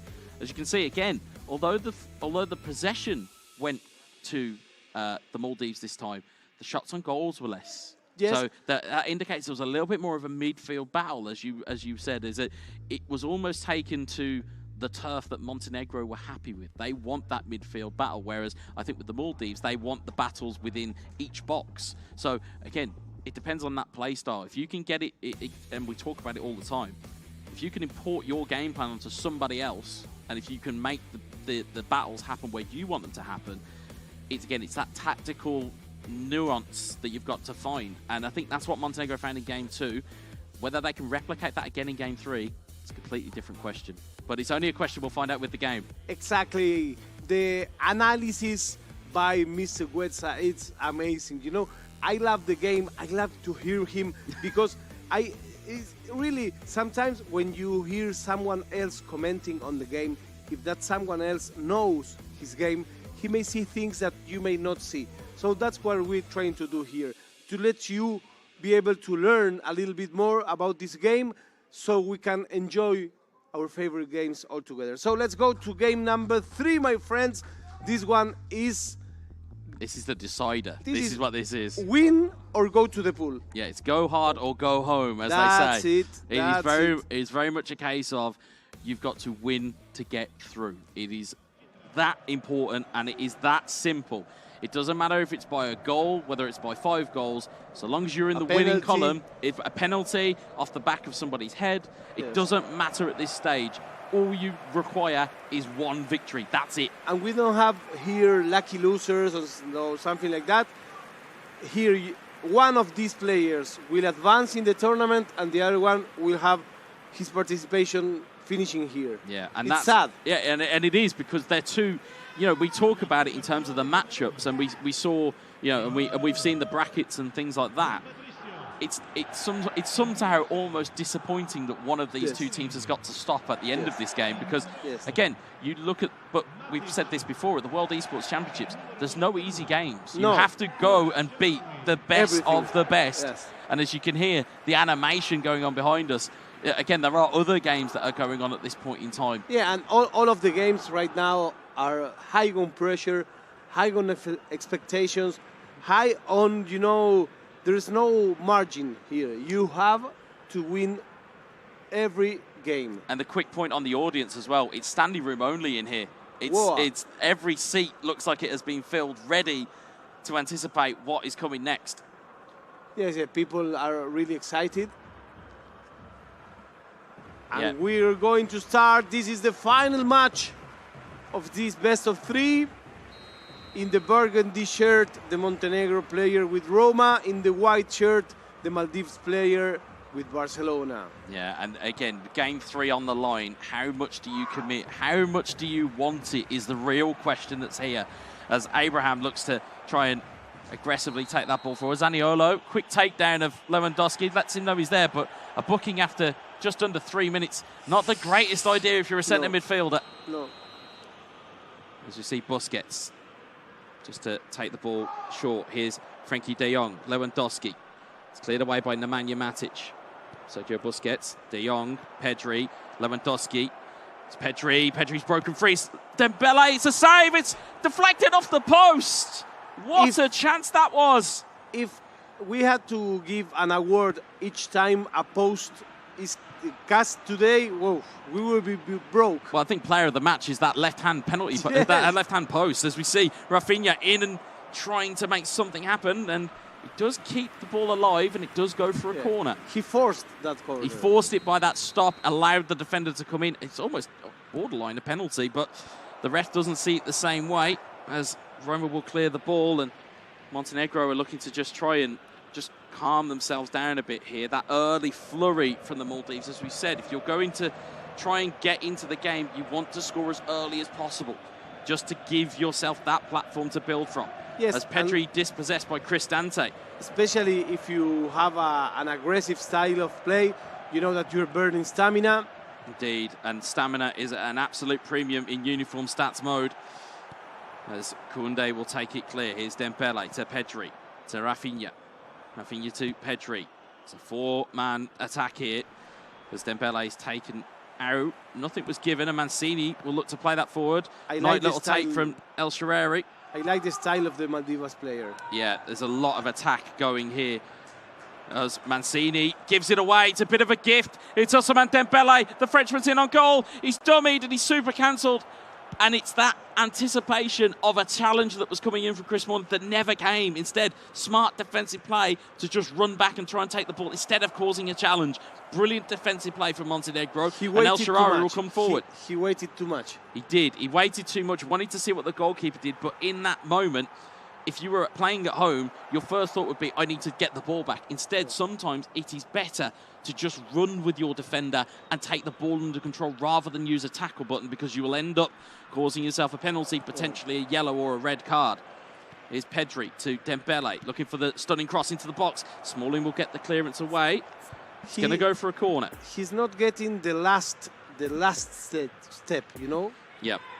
You can see these almost micro changes from Montenegro, just moving it ever so slightly. It's almost by a pixel, it may be, but these are the margins that these players will look at in terms of what they need to do to ensure that they can win games. And at the moment, it looks like it's going back towards the Maldives, as Ibanez will head that clear. Although El Shaarawy will look to play that forward, but there's not a lot in terms of the counter-attack here for Montenegro, as Cristante looks to just put the ball forward, and as Koundé just takes a bit of a miscontrol, but he will recover the ball. You can see Koundé just taking his time there. There's Araujo. Onto Sergio Busquets. De Jong. De Jong looking to receive it back once more. Again, the Dutchman critical to how that midfield works. And Rafinha with a scissor feint. Doesn't quite work out to keep the ball in play. Zaniolo. I didn't understand that last one. Yeah, so it was trying to keep the ball in play, but it just wasn't enough, as Rafinha plays it forward to De Jong. Back to Rafinha. Lewandowski to De Jong. De Jong looks to Rafinha. Again, just maybe the wrong call there. As we said, you know, in the first game with the Maldives, it was more of an aerial type of goal. It was getting headers in on the play. Sometimes they are the best ways to score. I think he wants to surprise his rival. Yeah, and I think sometimes that pays dividends. If you are to surprise your opponent, do something uncharacteristic, that can really pay off. But in times like this, sometimes the most obvious, the obvious answer is normally the correct one. And I think at this point, maybe need to go a little bit more obvious. You know, it's one thing knowing it's coming, it's a different thing stopping it. So here we are. It's a draw by now. It's almost on the last minutes of the first half. The one that wins this match is the one advancing. That's it, and that's the key to this game. Advantage given, and a foul was given there. Refs had a talking to Nemanja Matic. Ball is now with Barcelona and the Maldives, and again, it's going to be a bit of prime real estate. You can see there he's gone for the shot. He's gone for the opportunity. Keeper makes the save. It was relatively normal from that distance. Normal. You'd have to do something pretty special to beat the keeper from there. It was far away. We were all surprised when he took the shot. Very much so. And by now, the one attacking, the one making the propositions is the Maldives players, but Montenegro is expecting. It's like, as we said before, it's like having a python and it just slowly moving and taking the game away from you. But you have to be careful of these counter-attacks because they are going to be pretty aggressive, as we've seen already from the Montenegro player, the Montenegro point of view. The counter-attack is working, but they've not quite found the right sets of passage yet. And Pedri into Dembele. This is where you've got to be careful. It's still a defensive play. Look at how many burgundy shirts. Yeah, absolutely. Here's De Jong to Lewandowski to Pedri. This is where this combination passing has really got to pay off. But it depends on the tactic you're playing, for example. And hopefully we'll take a touch on that, as we say here. So looking at the way that Montenegro are playing, it's long ball counter. So what you notice with long ball counter is the minute you lose the ball, your players are looking to all come back. So if you're trying to counter on that play style, you have to be quick, because otherwise, by the time that you've got the ball back, at the time you've got in position, there's a complete wall. And as we're seeing, it's a burgundy wall from Roma and from Montenegro. And each time you have 3 Barcelona players, 5 Roma players. 2 Barcelona players, 4 Roma players. And it's difficult to attack if you are outnumbered by so much. Yeah, and it's now going to be a case of, as we said over the last couple of days, it's who's gonna blink first, who's gonna make their changes, who's gonna make their little tweaks to their formation. It's that game of, as we said, it's that game of chicken. It's that who's gonna move. And again, we're looking at it here. It's 0-0. You can tell the kind of the drama that is going with this, because nobody will want to lose this, but nobody wants it's going to be the player who commits. Yes. It's how committed are you to getting an attack in on goal that's going to score. You have to be committed and precise. Yeah, absolutely. Absolutely. Here's Dembele in towards Pedri. Great challenge there from Ibanez in towards Abraham. Abraham looking forward. Ibanez again up from left back. That we talk about commitment. That might be one of them. Here's Paulo Dybala. Dybala trying to get away from Jordi Alba, but Frankie de Jong will come back and help out his left back. And the ball is come through again to Pedri. He's, again, this kind of almost lightning rod for this team, as we see, going forward. And you can see just how many burgundy shirts you will see here. You see Pedri. Looks it in towards Rafinha. Ball into the box. It's in towards Lewandowski! Advantage, Maldives! And you heard it from Wetza first. Why, if you have success with aerial play, if you have success with headers that you master better than anyone in this tournament that we've seen, why will you not use it? Well, the minute Maldives player went once again aerial game, the minute he scored. Well, that's what we talk about. We talk about leaning into the DNA of these teams. You lean into the fact that Lewandowski is there as a focal point. You lean into the wing play of Dembele. You lean into Rafinha. You lean into Ansu Fati. You lean into the passing midfielders they have. You lean into Kessie. There's all of these options that make Barcelona such a good team to use within eFootball, especially within uniform stats. But there is so much more to come from a Roma side of things as well. 60 minutes in now. This clock will tick down pretty fast. It goes a lot quicker than you would expect from those at home. It certainly clicks down quicker for the audience and quicker for the fans and players that are playing as well. Here's Pedri to Lewandowski in towards Dembele. Dembele, neat little double touch, takes it around. Nice little shoulder charge there. Wins the ball back. It's tactical. Here's Matic to El Shaarawy, double touch into possession, but ball still ricochets kindly for him. Here's Matic to Smalling, out towards Karsdorp. Karsdorp to Dybala. An equaliser here would really set the cat amongst the pigeons. It's Tammy Abraham and it's PK that's come away with the ball, and we'll clear it down the line here. So you may hear some noise from behind because we have more matches playing right now. Absolutely, absolutely. The better 32 players are still at play, but in some minutes we have 16. Chance on here. Karsdorp robbed the ball, just didn't quite get the right type of pass into the box. And Rafinha will lead another counter-attack here. Pedri, as you see, waves of players going forward. You have options inbound. One of them is Pedri, and Patricio will gobble that ball up once more. It's not been through a lack of trying from the Maldives to extend their lead. But again, they've got to be careful here. How much gamesmanship do you call on here? How much game management do you call on? Yeah, and 1-0 is clearly not a close match. It's not. It's delicate and it's fine margins. But it will be one error if it comes that Montenegro may have to seize upon. It may just be that, or it will be a moment of magic as we've seen over the first two games where we've seen roulettes and double touches at the right time. It's all well and good knowing the skill move buttons. It's all well and good knowing what touches to use, but you have to use them in the right circumstances. He's getting his booked players out. Yep. You know, of course, it's very dangerous going to the last minute with some players already compromised by a yellow card. Yeah, and that's what you're looking to negate. You're looking to take out any weaknesses. Because, for example, if you need to, just slightly nudge a player and take a booking, you don't want that to become a sending off. Exactly. So, again, tactical brain thinking here. If everybody hasn't got a booking, you can start throwing in challenges. You can start taking some bookings. Yeah, it's a British way of playing, but it's how effective it can be. Also, every time you make a challenge, every time you make a tackle, you're open for a slow ball. Yep. For a prepared play, so you have to also measure that. Yeah, it's the measure of pressure. Teammate pressure is one thing, but knowing when to use it again. There's all of these tools that the guys at home or guys and girls at home that will be watching this stream, you'll know all of these things if you were a player of eFootball, but it's knowing how to master the timings and when to use them. That's the critical moments. You see teammate press there, but it just kind of, it doesn't really call for anything as Ansu Fati, there's a defensive line push there as Ansu Fati has a little bit of room to move. Lewandowski, oh, what a chance. And he likes closed angles. Have you seen that?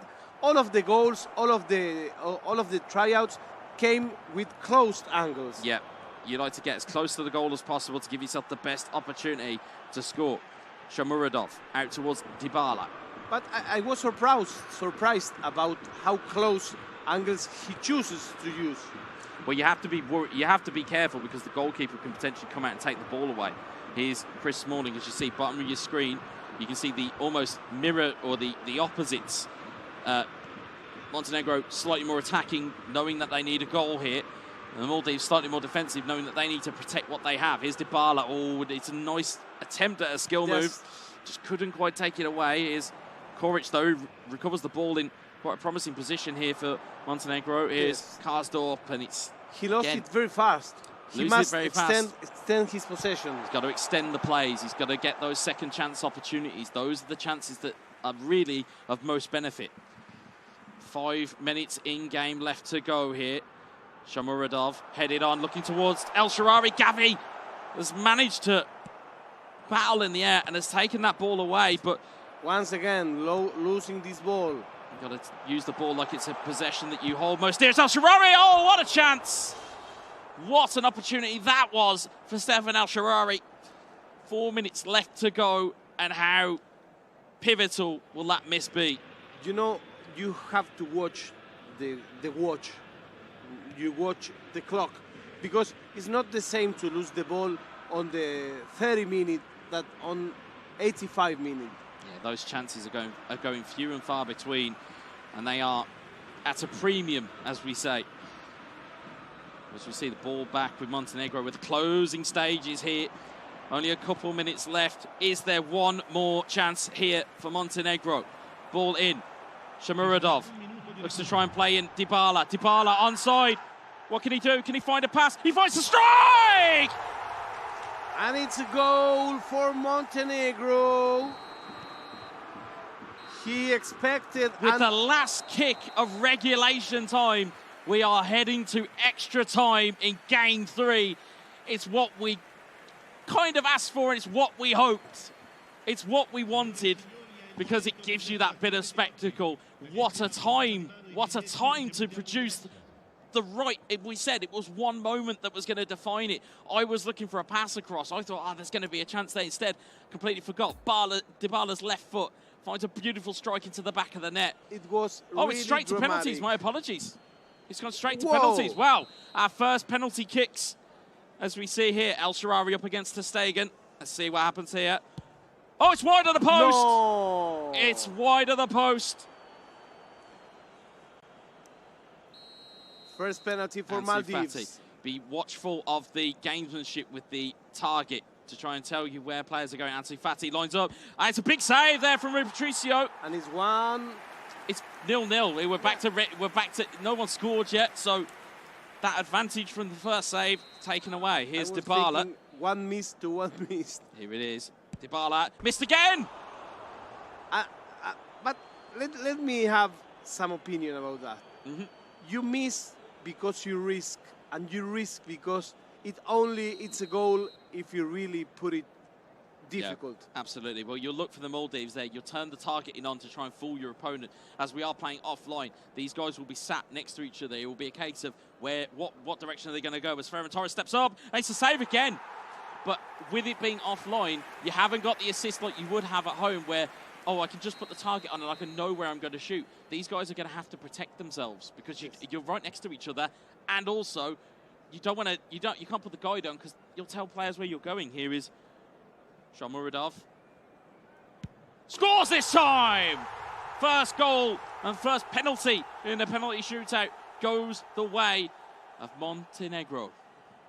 So the first one that he didn't try to go on the corners of the goal, he went to the middle hard, and it makes his first goal. Here's Lewandowski, lines up the strike. Oh, he's gone down the middle. Very, very... There was the slightest moment where if the goalkeeper had stayed in the middle, would have just taken that away. It's 1-1. There is no advantage in the shootout yet. Here's Kodic. Oh, this seems power. Power. Oh, well hit. Well hit from Kodic. And it's 2-1 to Montenegro. So, have you seen that the first ones were all on the corners or risky? Now they're going... Let's see what happens here. Gavi makes the save. Oh, no, it's down the middle again. When you talk about risk and you talk about power, the more power that you put on a penalty, the bigger that target area becomes. So, for all we know, it could have been perfectly gone. Look at that. Here's Wijnaldum. Hits it true, hits it strong, and now Montenegro appear to have found their range. We'll talk a little bit more about the targeting in the penalties in the post-match because, again, these are these little things that you would look for. Here is, I believe it's Sergi Roberto. They have to score to stay in the game. Up against Rui Patricio. Sergi Roberto. Sergi Roberto, down the middle once more.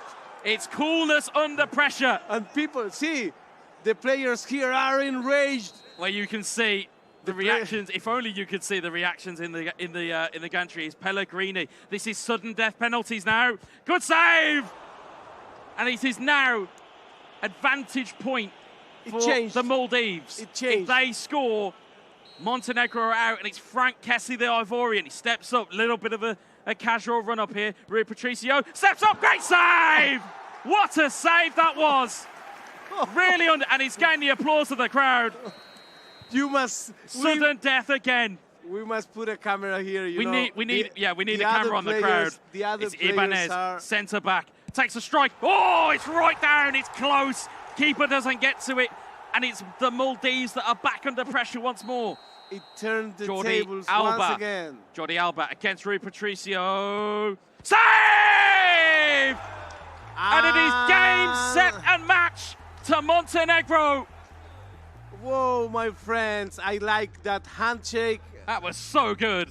That was such a good Such a good penalty shootout as well. And we have Montenegro in the next round. You know, we were looking just meters away from us. If you could imagine it, and I'm hoping that at some point our production team will be able to maybe get a camera on the crowd, because the engrossment that they had on that game, the focus that was on the penalty shootout, there were so many good penalties there, but you were talking about power and why players take power shots and why players go full power. It's because it's a lot harder as a goalkeeper. It gives you that more, well, it gives you no time to react. So if you're on the controller and it's a full power, you have to guess and hope. Whereas the mistake a little bit there with the Maldives penalties, once they started to take the power off, there was more time for Montenegro to see, oh, okay, that's where the ball's gone. So there was that tiny moment that Montenegro were able to see where those penalties were going. Wonderful bit of play, though. So I hope you're enjoying. I hope you're getting your game better each time, so you can pick something from here and something from here, and with time get your game better. And you never know, you may be here next year. Why not? Why not? Exactly. It's like an esports buffet here. You want to be able to just pick out exactly what you want at exactly the right time. You can go, I'll pick up the defensive play from Montenegro, I'll pick up the attacking play from the Maldives, I'll pick up all of these different kind of attributes and add them to my own game. And yeah, of course, why wouldn't you? You know, you'd love to be somewhere like here, coming and competing against the best, and that will only get you better as well. And of course, I'm thinking we're going to go to the post-match stats. And of course, we've got the highlights as well, which I'm sure it will probably even just be the penalties at this point, because it was so good. Let's see the highlights. But as we'll see here, the highlights that were here, Pedri, that post hit, there were so many, as we said, so many hits of the post. And again, looking at it, wonderful bit of skill from Dembele. Found the ball into Lewandowski, and that's the first kind of real roulette that we've seen work here. As Rafinha, again, big saves. Again, we talked to the power of Rui Patricio as a goalkeeper. There were so many saves in that, you know, in these periods that were made saves. And again, little bit of luck, as you said, that you needed. It's all, you know, we talk about mentality and skill. It's that element of luck that you need to get through these types of moments. And there were, I counted at least 3 save and post. Save and post. Yeah, and again, it's the awareness of knowing where your players are, wonderfully kept in there by El Shaarawy. And again, Paulo Dybala, of all people, you know, we talk about physical presence. That was more so the agility of Paulo Dybala to get up and get in front of that goal. But again, looking at where we were here, again, it's Lewandowski with a long leg, getting that ball into the back of the net. We had bookings, we had fouls, we had changes of game plans, we had penalty shootouts, we had everything in that game. And you can see, again, post-hits that were just there. It's these moments of being clinical. That's what you need here. And again, even then, there were chances. There were so many for the Maldives. When you really look back on it, you know, you think about those games, and they go by so quickly, you forget all these opportunities. But again, the penalties, we thought, seeing the first penalties, you'll just see them and just save after save, miss, save, miss. And then Montenegro found their range. And as we said, if you take your power off of penalties, it makes it easier to save. So you have to go full power realistically to not bait out the goalkeeper. But see there, for example, you can see the chances that were going, you can see the power that was going in them. And sometimes it just takes that one. And again, if you're in sudden death penalties, that's sometimes all you need. It's just one. As we see them all going in, like, even with full power, you can't always guarantee they're going to be saved. But wonderfully, just crept in there from the centre-back. And again, Jordi Alba, almost the villain of the piece. And all of a sudden, Montenegro are through to the round of 16.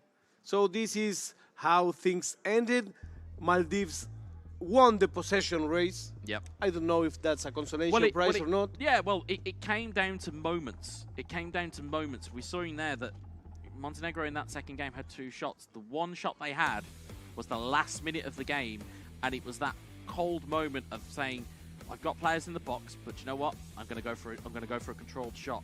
And it's that coldness that proves to be the difference maker here. It's all well and good having emotion, having passion, and having pride. You've got to remain cool. And he was the coolest man in here. He's so cold to be able to get that opportunity to keep him in the game, to take them to a penalty shootout, and then go on and win that penalty shootout. You know, you talk about players that are described as mentality monsters. That might just be one of them that's just unearthed themselves right here. And, you know, also seeing other players that start to come here, this is when the tournament is getting ripe Yes. As we'll see, yes, people start to watch every minute, and you know, as we said, some players have more friends, some players are underdogs.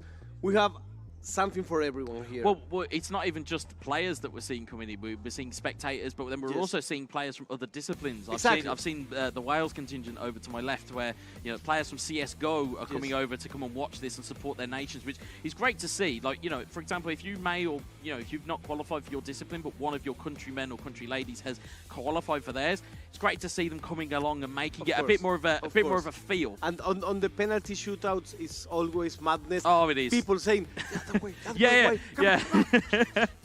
Everyone was just pointing, going, he's going this way, he's going that way, but unless you're in charge of the controller, you've got no idea which way you're going. No idea. So what do we expect from next game?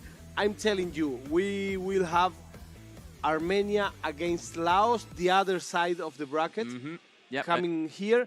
I heard some people celebrating. I heard some people saying, okay, I am ending here my participation. So we will be live once again to show you all will happen today. Yeah, and again, in terms of Armenia versus Laos, more of the same, please, players. More of the same. I would love that. More of the same, because it's those intriguing matchups that you do want to see. I know that we have people in the chat going, when are we seeing X Nation? When are we seeing Y Nation? And I fully appreciate we can't get everybody onto stream because there's so many nations here. There's like 71 nations. So we are getting to the best. So absolutely. That's the most important thing. So if you wanna say hi, just log into the chat in Twitch, in YouTube. We will be reading it just in some minutes. Yeah, we'll see you after the break. Bye.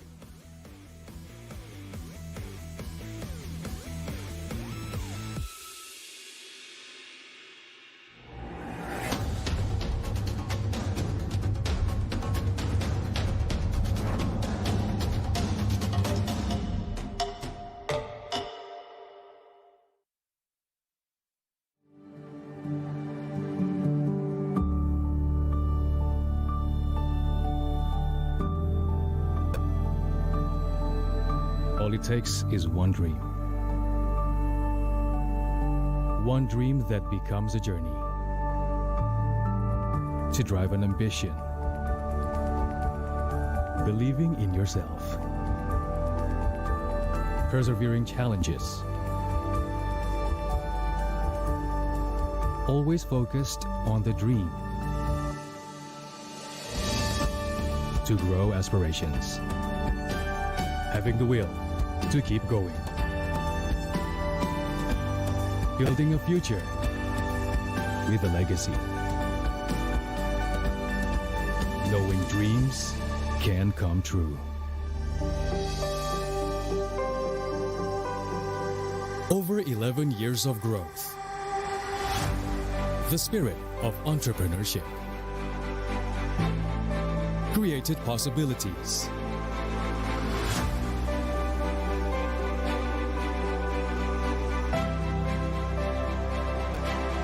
Realized new potentials.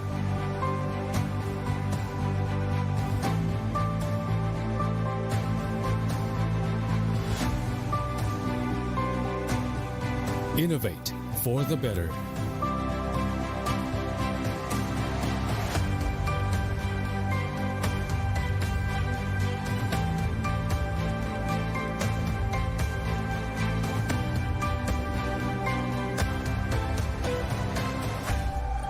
Expand horizons.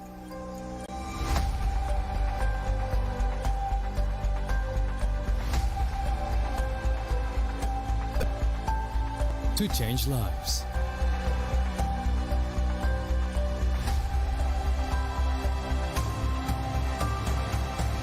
To connect new ideas. To explore new grounds.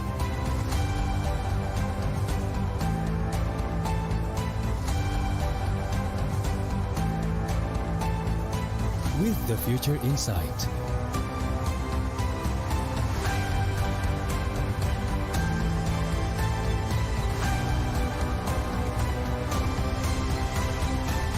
Together,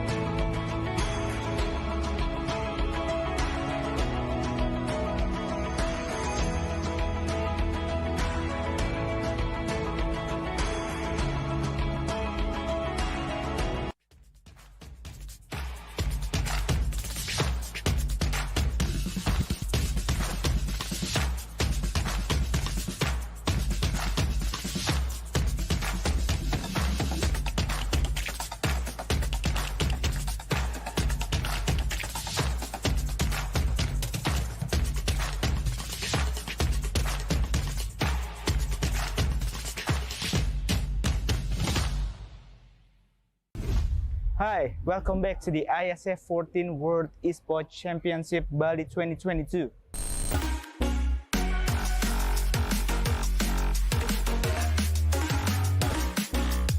So, entering day 4 of the biggest esports championship, what did you feel? Did you have some fun? Anyway, entering the next round of this tournament, the competition is getting tougher, more intense, and more entertaining. Today, there is 4 games that will be played in this tournament. CSGO on the ice stage, Dota on the earth stage, Mobile Legends on the water stage, and PUBG in fire stage. So, are you ready to watch more matches on this day? But before that, here's the joy of the day 3 of the IESF 14 World Esports Championship Bali 2022. Enjoy!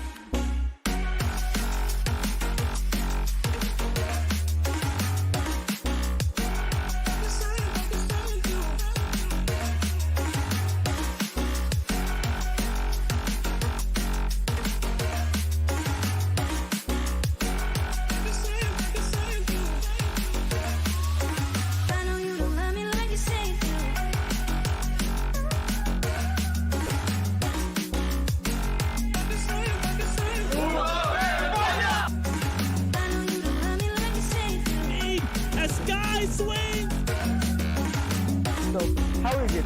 Exciting, isn't it? We're exploring more other boat tomorrow, so stay tuned and cheerio!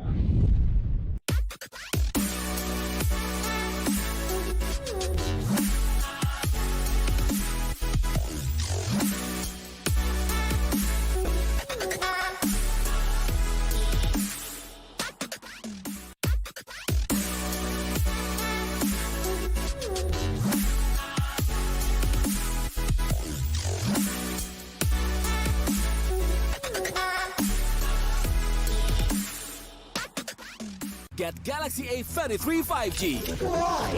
Because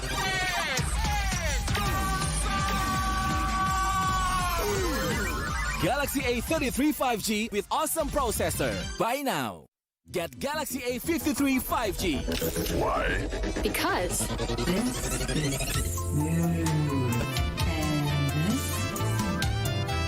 Galaxy A53 5G with awesome smooth display. Buy now.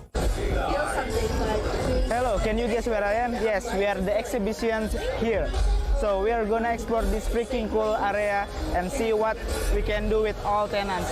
So, come here.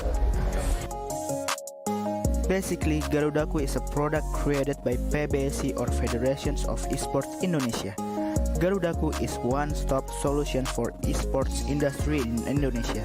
In this platform, you can create your own esports community, join tournament, searching for player database, esports company, or even community in every game category.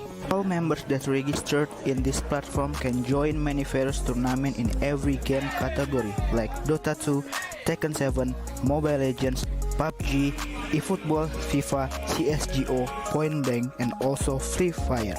Garudaku also has an esports academy for every non-professional players and professional players. They provide coaching clinics and all academy members can be led to be professional players in every game category. Garudaku became one of the exhibitors at the IESF 15 World Esports Championship Bali 2022. They had a very interesting activity here. Besides, they will teach you how to use their platform and become one of their members. They provide gaming corners. Visitors can use as long as they like to play many games in PlayStation 5.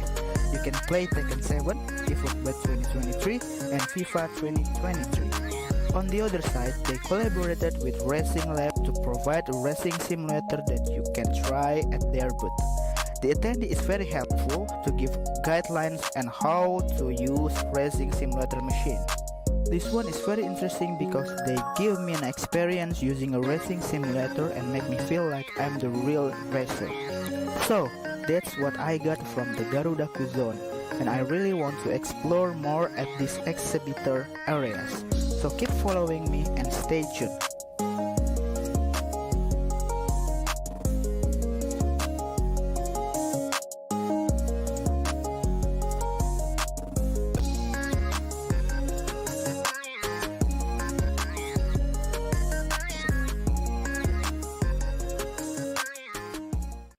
Selamat datang di sebuah pengalaman perjalanan baru Indonesia bersama InJourney. Terbang bersama kami untuk melihat pariwisata Indonesia. Sirkuit internasional, bentang alam, ragam atraksi budaya, produk lokal asli Indonesia, warisan budaya, keamanan dan kenyamanan. InJourney membawa keramahan Indonesia ke dunia.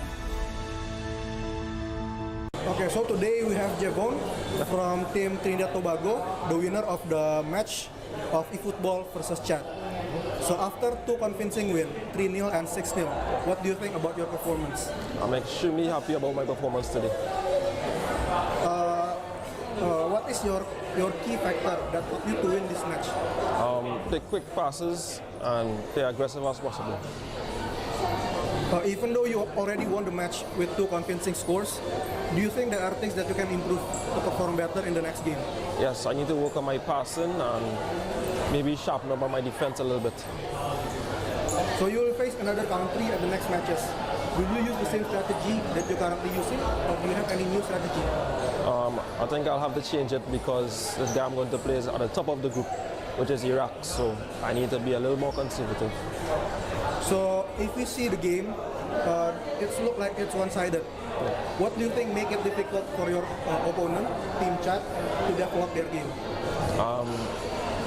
For me personally, I was able to stamp my authority in the game pretty early, and it was hard for him to come out his half because I was so high up the field. So what do you think about their performance?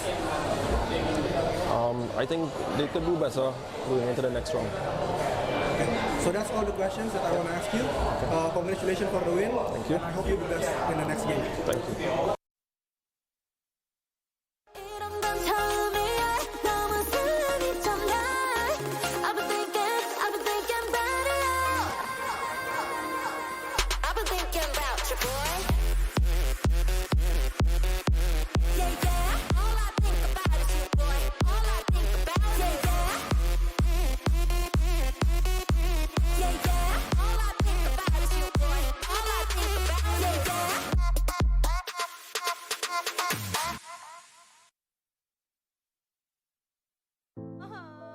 Warga plus 62 emang banyak maunya. Dari drakoran sampai banjir air mata. Nonton action yang mantul. Sampai nonton tendangan cantik. Maksudnya ini. Mau nonton apapun, semua ada di video. Mulai dari yang bikin berbunga-bunga, keringet dingin, ketawa, sampai bikin gak ngedip. Jadi nonton apa sekarang?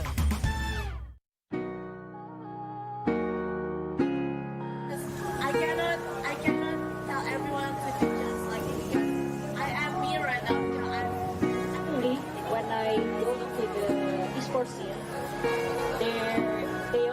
there's a guy who always me.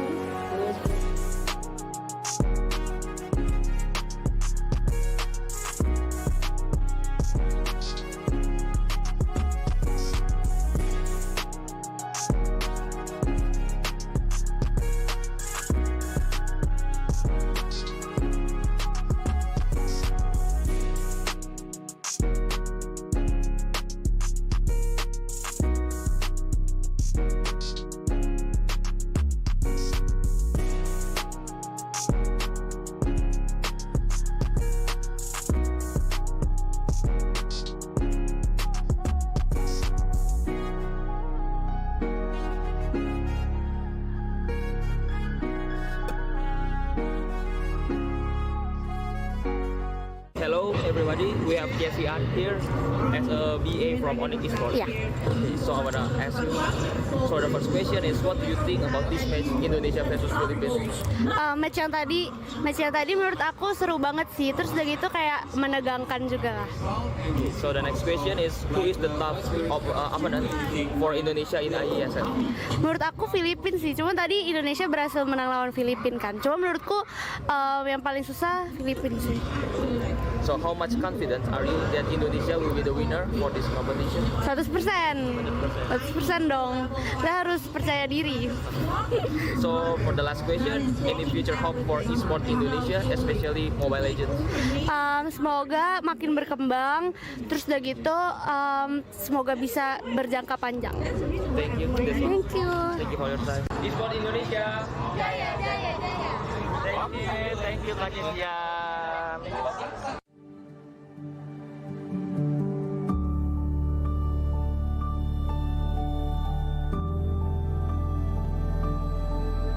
All it takes is one dream. One dream that becomes a journey. To drive an ambition. Believing in yourself. Persevering challenges. Always focused on the dream. To grow aspirations. Having the will to keep going. Building a future with a legacy. Knowing dreams can come true. Over 11 years of growth. The spirit of entrepreneurship. Created possibilities.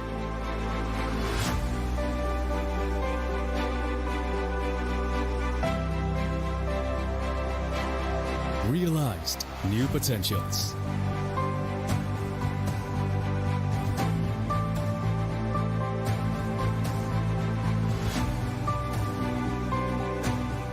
Innovate for the better.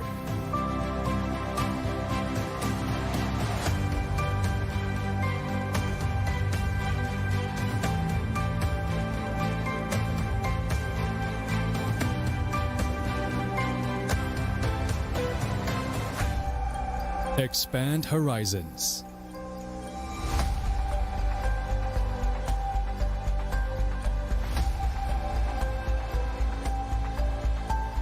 To change lives.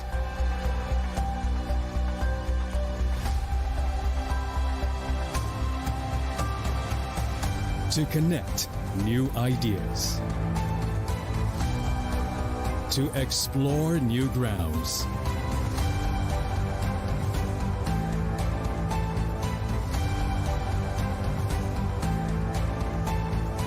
With the future in sight.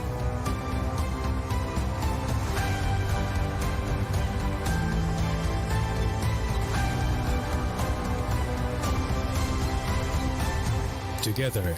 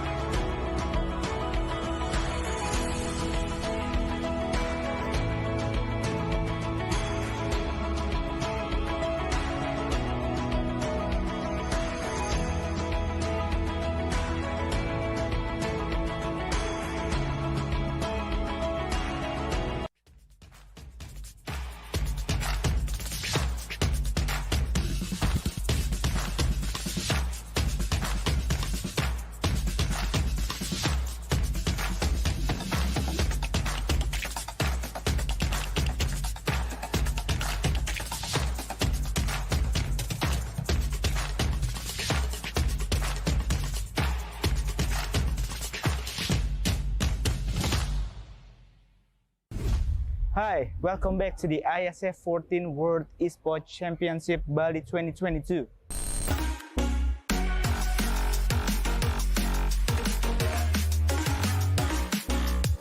So, entering day 4 of the biggest esports championship, what did you feel? Did you have some fun? Anyway, entering the next round of this tournament, the competition is getting tougher, more intense, and more entertaining. Today, there is 4 games that will be played in this tournament. CSGO on the ice stage, Dota on the earth stage, Mobile Legends on the water stage, and PUBG in fire stage. So, are you ready to watch more matches on this day? But before that, here's the joy of the Day 3 of the IESF 14 World Esports Championship Bali 2022. Enjoy!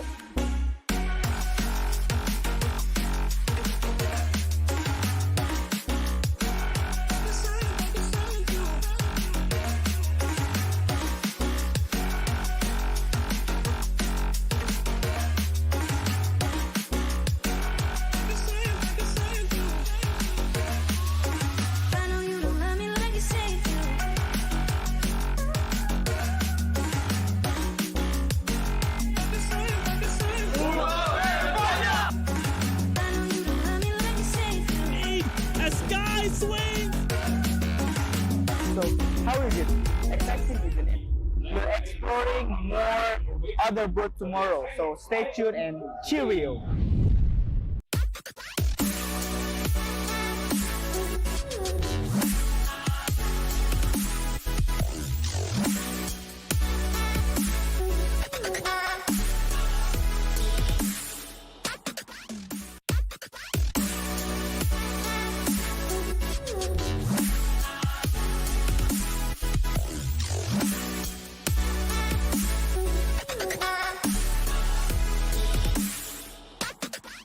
Get Galaxy A33 5G.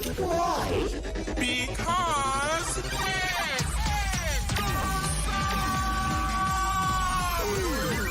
Galaxy A33 5G with awesome processor. Buy now. Get Galaxy A53 5G. Why? Because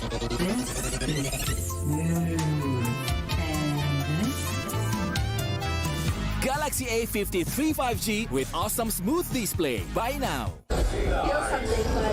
Hello, can you guess where I am? Yes, we are the exhibition here.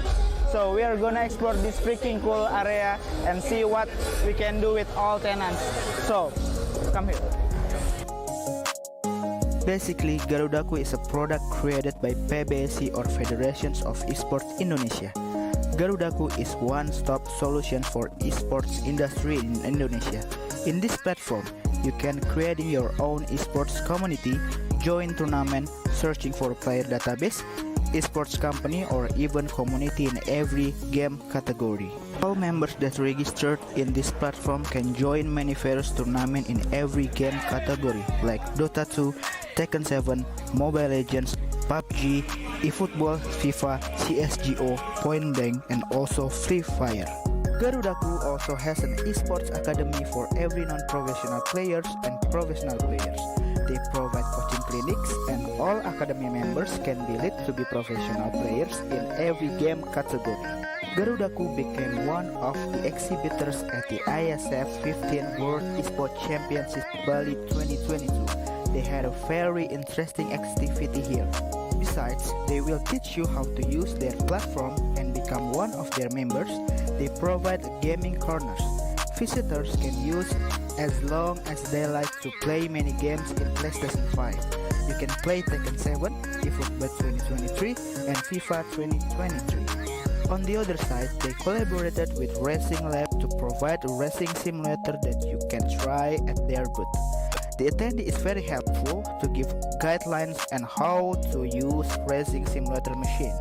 This one is very interesting because they give me an experience using a racing simulator and make me feel like I'm the real racer. So, that's what I got from the Garudaku zone, and I really want to explore more at these exhibitor areas. So keep following me and stay tuned.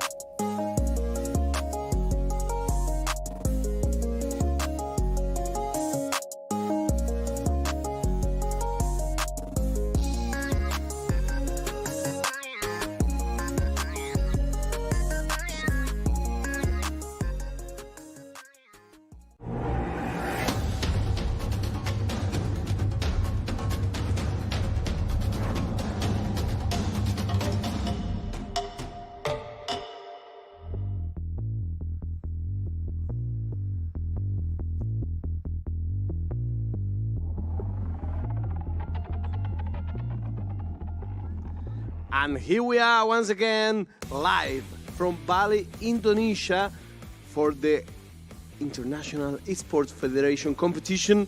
106 countries battling to see who's the best. Yeah, and we have 72, or at least they were 72. Now we're down to the last 32 in terms of the players that we're looking at here today. They're in the play-in elimination stage. It's best of 3. There's a slight change in terms of, instead of it being best of 2 and goal difference, it's now win 2 games and you're through. Yes, exactly. We are now playing to the best of 3 matches. We are at the 32 best teams in the competition stage. And this is our today's schedule. We started with Montenegro against Maldives. Montenegro was the winner and advanced to the next step. And now we're going to Armenia against Laos. Yeah, we are indeed. And also just underneath that, you can see our first round of 16 game, or at least this round of 16 game will be broadcasting on Montenegro versus Iraq. They've just knocked out Thailand.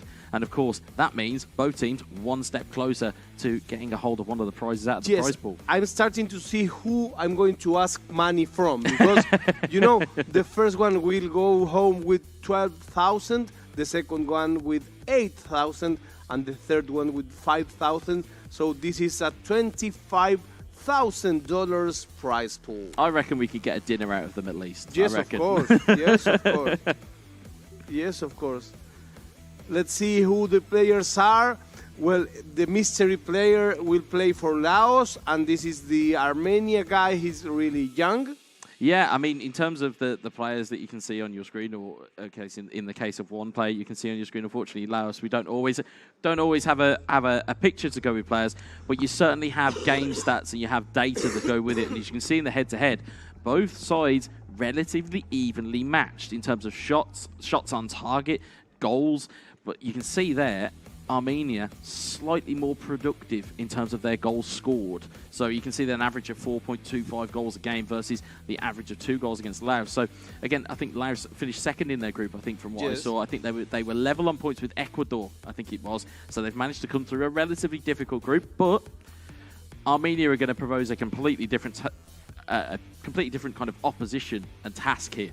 My friend Robbie, a legend in the PS, is from Ecuador, so hello. Well, here we are, my friends, once again. Armenia against Laos is our main event for now.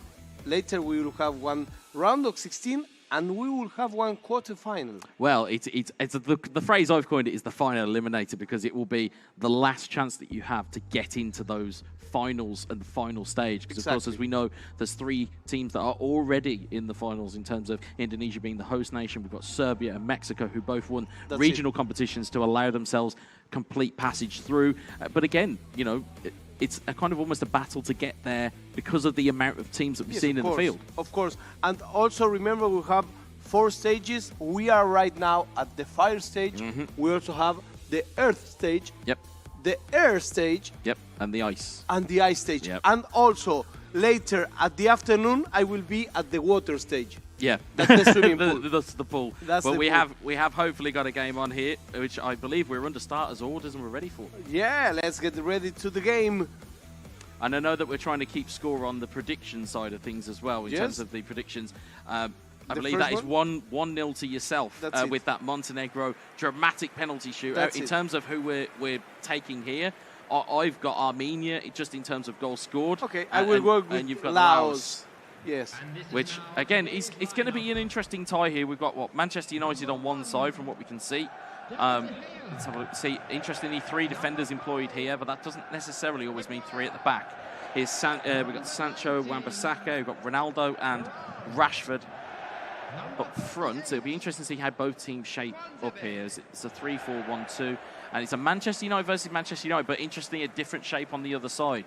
4-2-1-3, which is almost like the cookie cutter, almost kind of de facto formation that you would see in these types of competitions.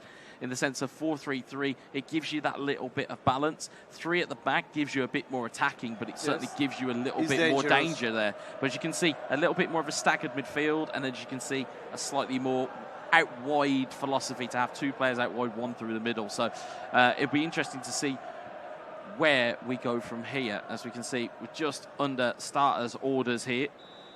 And I believe if my home and away is correct here, it'll be Armenia going from right to from left to right, and it'll be Laos from right to left as Rashford looks to take hold of the ball early on. Neat little back heel. Well, it's Aaron Wan-Bissaka that will take it clear. It's Scott McTominay. Armenia with the red shirt, Laos with the white shirt. Indeed, it's sometimes very hard to keep up, but that's the reason why we're here, Fedita. We can keep up with this very, very quickly as Casemiro plays it into Rashford. Rashford to Bruno Fernandes.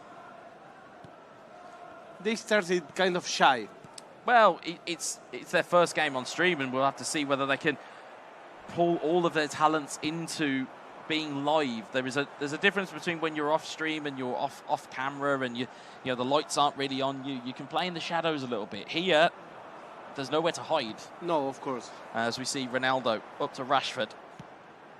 Rashford through the line. Ronaldo onside here. First blood. Oh no! Oh, it's a VAR call. Even I didn't spot that one.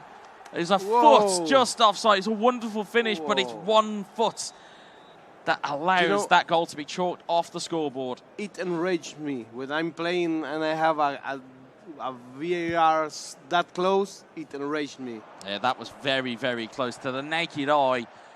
That looked to be a goal and looked to be first blood to Armenia, but instead we are back to parity. Here is Scott McTominay. A little bit of hassle in midfield. He gets it back eventually from Casemiro. Finds Ronaldo. Finds Jadon Sancho. We are live from Bali, wonderful Indonesia, living the 2022 International Esports Federation Championship. Be sure to drop by on the chat. Yeah, let us know who you're supporting. Let us know who you're rooting for as Rashford takes a double touch straight into the path of Lisandro Martinez. Gets it back, does Martinez. Down the left-hand side for Rashford. He's got Ronaldo and Antony in the box. If he can find it, look for a pass to Bruno Fernandes instead. Scott McTominay will take that one clear. It's Casemiro to Eriksen. Eriksen to Sancho. Sancho, neat take inside there. Just gets knocked away, does that pass. Mengi, who we have seen used sometimes by Manchester United players. Again, youngster, but due to the uniform stats, some people at home may be thinking, well, where's Victor Lindelof? Where are players that you can slot in at centre-back? The good news is that with stat balancing, these players' stats will increase and will improve. So a youngster could turn into actually a first-teamer, as we've seen here. But Ronaldo giving it off to Rashford. Fred intercepts it. As you said earlier, the physicality is very important. So it doesn't mind to have like an experienced player if you have a youngster, bigger or more powerful. Absolutely, absolutely. Casemiro looking to retrieve that ball. Good inroads made by Laos, just couldn't quite find the finish to open the scoring. Is Eriksen to Ronaldo. He's got Sancho, he's got Rashford in the middle. He might not use him. Sancho across to Rashford. Back post header, side netting. Too closed. Everyone is using closed angles, but in this case it was a little bit too far. It's 0-0, 0-0 for Laos versus Armenia. Armenia versus Laos. Here's Ronaldo onside this time, surely! I'll wait for the flag this time. Surely? He's surely onside. He is this time. And this one will count. Armenia finally take the lead. They feel slightly aggrieved that that first goal was offside. Instead, they will take full advantage of a predator striker in Cristiano Ronaldo. Wonderful through ball from Jadon Sancho. Great take on Ronaldo's left foot. Little bit of a stutter. Hits the shot with his right. And finds the back of the net. Advantage Armenia. That's it. On the 2/3 of the first half, Armenia finds the goal. I think it's really fair result. Until now, everything comes from the Armenia side. It has, and it's still coming from the Armenian side. It's Scott McTominay to Christian Eriksen. Eriksen looked to play a pass inside. Mengi will intercept. Here's Marcus Rashford. Rashford to Fred. Fred looks to launch that one forward, and offside call given. Laos, I think it's a little behind in the game. Hasn't made any attempts at goal yet. Yeah, Yeah, I think at the moment, I think they're just trying to feel each other out. As we've said before, that's true. Some of these players may never have played against each other before in terms of, clashes of cultures and players that you would play against. They may not necessarily have ever encountered play styles that are similar or even different. So I think every minute of a game, you're going to learn something different about your opponent. Certainly here, free kick on the deck here for Christian Eriksen. He's got Rashford come to be in the second. You can see manual goalkeeping already in effect. But that could be a little bit of gamesmanship. Here's Rashford, takes a dummy. Eriksen takes a shot, hits the wall. Pretty disappointing free kick in truth. But McTominay and Casemiro will take it away. But Casemiro for Laos will win it back. And this ball just getting a bit scrappy in the midfield. Here's McTominay to Rashford. Varane intercepts it. And Laos will look to try and launch a little bit of a counter-attack here if they can.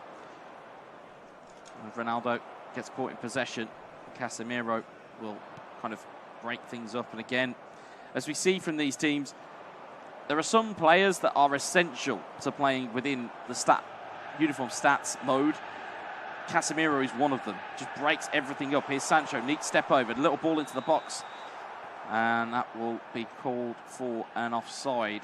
Yes, he plays on the limit. Yeah, he plays every chance. He's going to wait until the very last second to give himself the best opportunity. If you see how the goal goes, it was because of playing on that limit that he got a very good advantage. Yeah, indeed he did. But here's Fred. Ball is recovered. Plays it down to Anthony. Ronaldo. Back to Anthony. Back in towards Cristiano Ronaldo. Good save from De Gea. Anthony looking to recover it. Ball goes into the back post. Nobody can really grasp hold of it. And Scott McTominay will clear his lines. But whoa!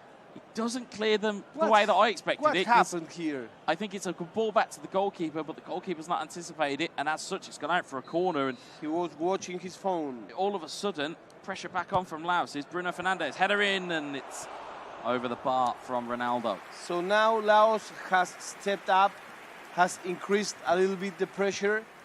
He knows he needs a goal because the first match is really important. Yeah, and you've got to know those levels. You've got to increase your level every time that you either go a goal down or you're in a tight position. You need to increase your quality. As we see, Ronaldo, ball just ricochets kindly for Armenia, and they will take it into grasp here. But again, it's one of these games where it's a little bit tight, it's a little bit cagey. It's exactly what you kind of want from what we see in terms of levels of gameplay here. You want it to be tight. And as we saw, possession is pretty much the similar. Yes. And shots on target and shots taken, relatively the same too. But I think if you can make a curve about how the match went, the first part of the half was all about Armenia attacking and attacking and attacking. On the second one, it's Laos kind of, woke up. Yep. And started looking for that goal that he needs. Yeah, absolutely. It's almost like you, as we said before, it's like a metronome or it's like a pendulum. You just see it swinging from side to side in terms of who is in the ascendancy. But as we have said before, when you're in those periods where the pendulum is with you and you are in control, as we see here, ball looking to go through to Ronaldo, or from Ronaldo to Rashford. But when you are in control, you have to make the best of it. You have to make the most of your opportunities that come by your way. And again, we're seeing testing of the keeper. Haven't seen him beat yet from a Laos point of view. Rashford, though, finds Scott McTominay. McTominay has players arriving. One of them is Jadon Sancho. Wan-Bissaka deflects it off of Sancho and gets it clear. It's Rashford to Fernandes. So this is paraphrasing the boxing metaphor. You have to swing and punch. Swing and punch. You have to indeed. Great double touch from Rashford. Beautiful curling opportunity. It looked for all the world to be going into the back of the net, but it just sails wide of the post. And if you don't swing, you will get punched. Absolutely. That's the main problem here. So you must assure that every time you are finishing an attacking play, that attacking play finishes how you're thinking. Well, it goes back to risk, as you said. It's like you have to, like you said, throw a shot. You have to throw a jab before you can land an uppercut, as it were. You have to go and try and get something out of this game. The sporting metaphors you'll hear kind of almost falling out of us at will as Rashford finds it to Scott McTominay. In towards Christian Eriksen. Takes a touch. Great Danes in position. What a goal! Armenia make it 2. And it's the Great Dane, Christian Eriksen. and this was really clear in terms of how do you play this game. It Touch, was clean. Diagonal, going back. It was clean. It's that one touch from Christian Eriksen, as we'll see in the replay again here. Ball goes across, and you'll see the touch that takes it away from the defender, takes everybody out of the game, gives you a big open look at goal, and my word, did he find the finish. And that was an intelligent way of pass, because sometimes you see players like doing like the robot pass thing, like plap, plap, plap, plap, and this was thinking. Hold on to your hats here, as Ronaldo's in, and it's deflected wide. It's a corner. Laos are not out of this yet. No. They are not out of this yet. As you would say, it's not a closed game. It is not a closed game whatsoever, as Bruno looks to try He to must one to into score the on box. this one if he wants to have a real chance on this game. Yeah, he needs to get one back just to get a feel for it, as foul. It appears to be a foul, but which way has it gone? I think it has gone the way of Laos, so this could be a pretty important free kick. As we see a pause and we see changes. Let's have a look and see what we've got here. What they're doing. You can see changes in personnel. Martial coming on the left-hand side. Shortire coming on the left-hand side as well. In terms of talented youngsters, I know that yourself is a very big fan of Mr. Garnacho, but United have got a lot of good youngsters, especially in uniform stats mode. That, again, provides a different outlet, provides a different level of pace, provides a different level of skill. And part of preparing for a tournament like this is to prove and test every player in your squad. Yeah, oh, absolutely. You can interestingly see the change in formation on Armenia's side. Now move to a 4-1-4-1. A little bit more conservative now. Doesn't necessarily have to go 3-5-2. Doesn't necessarily have to push the issue. But again, you have to be mindful that if one goal goes in, you may need to find yourself again, as Fernandez looks to deliver the ball into the box. It's cleared away by Twanzebe. Here's Anthony Martial out wide to Bruno Fernandes. Fernandes has got a runner on here. It's deflected. It's still going to end up with Ronaldo. Here is Ronaldo. Plays it backwards, looking for Bruno Fernandes. Across the way to Casemiro. Casemiro to Fred. Back to Casemiro. Casemiro to Shortire. Shortire to Ronaldo. Mengi comes away with it.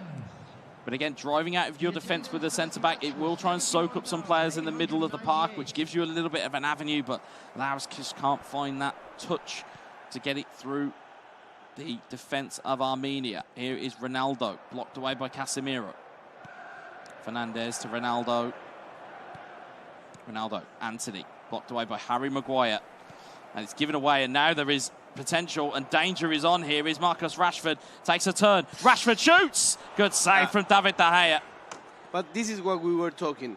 I mean, you take 3 opponents out of the way. You have to make that a goal, because if not, you've lost time, you've lost stamina, and you lost your chance. Exactly, but chances may still fall as Anthony gets blocked off. But you're absolutely correct in terms of that point about stamina. These players will get drained quicker. We learnt from players, or we spoke to players about how they were feeling in terms of fatigue and stamina, and players on the field within uniform stats mode may not have the stamina that they normally have at their normal base rating. So again, it's another thing to take into account as Anthony comes forward. Yes, in this mode, you have not that kind of player that never gets tired. Yeah, everybody gets tired. It's then a case of who do you take on, who do you bring off. And again, we talk about the research that these players will go through. There'll be players that will have gone through every single player here and will know every single player's ability. For example, I was asking players yesterday, why don't you use Anthony? Well, Anthony hasn't got that much in terms of stamina. That's why we always bring him off the bench as we keep seeing him. We don't see him really start games, but the trickery that he does possess at full stamina is always something to hold on to. Here is Fred looking to be dangerous. Driven ball into the box. It's cleared away by Harry Maguire. Headed down into the path of Anthony. Anthony looks to just dink a ball into the box. Punched away by David De Gea. And it's eventually cleared away once more. Ronaldo. So if you just turn in, with the red shirts we have Armenia, with the white shirts we have Laos. It's Man U versus Man U. And speaking of Man U, Martial in again. Oh, it's controlled, it's cute, and it is brilliant from Armenia.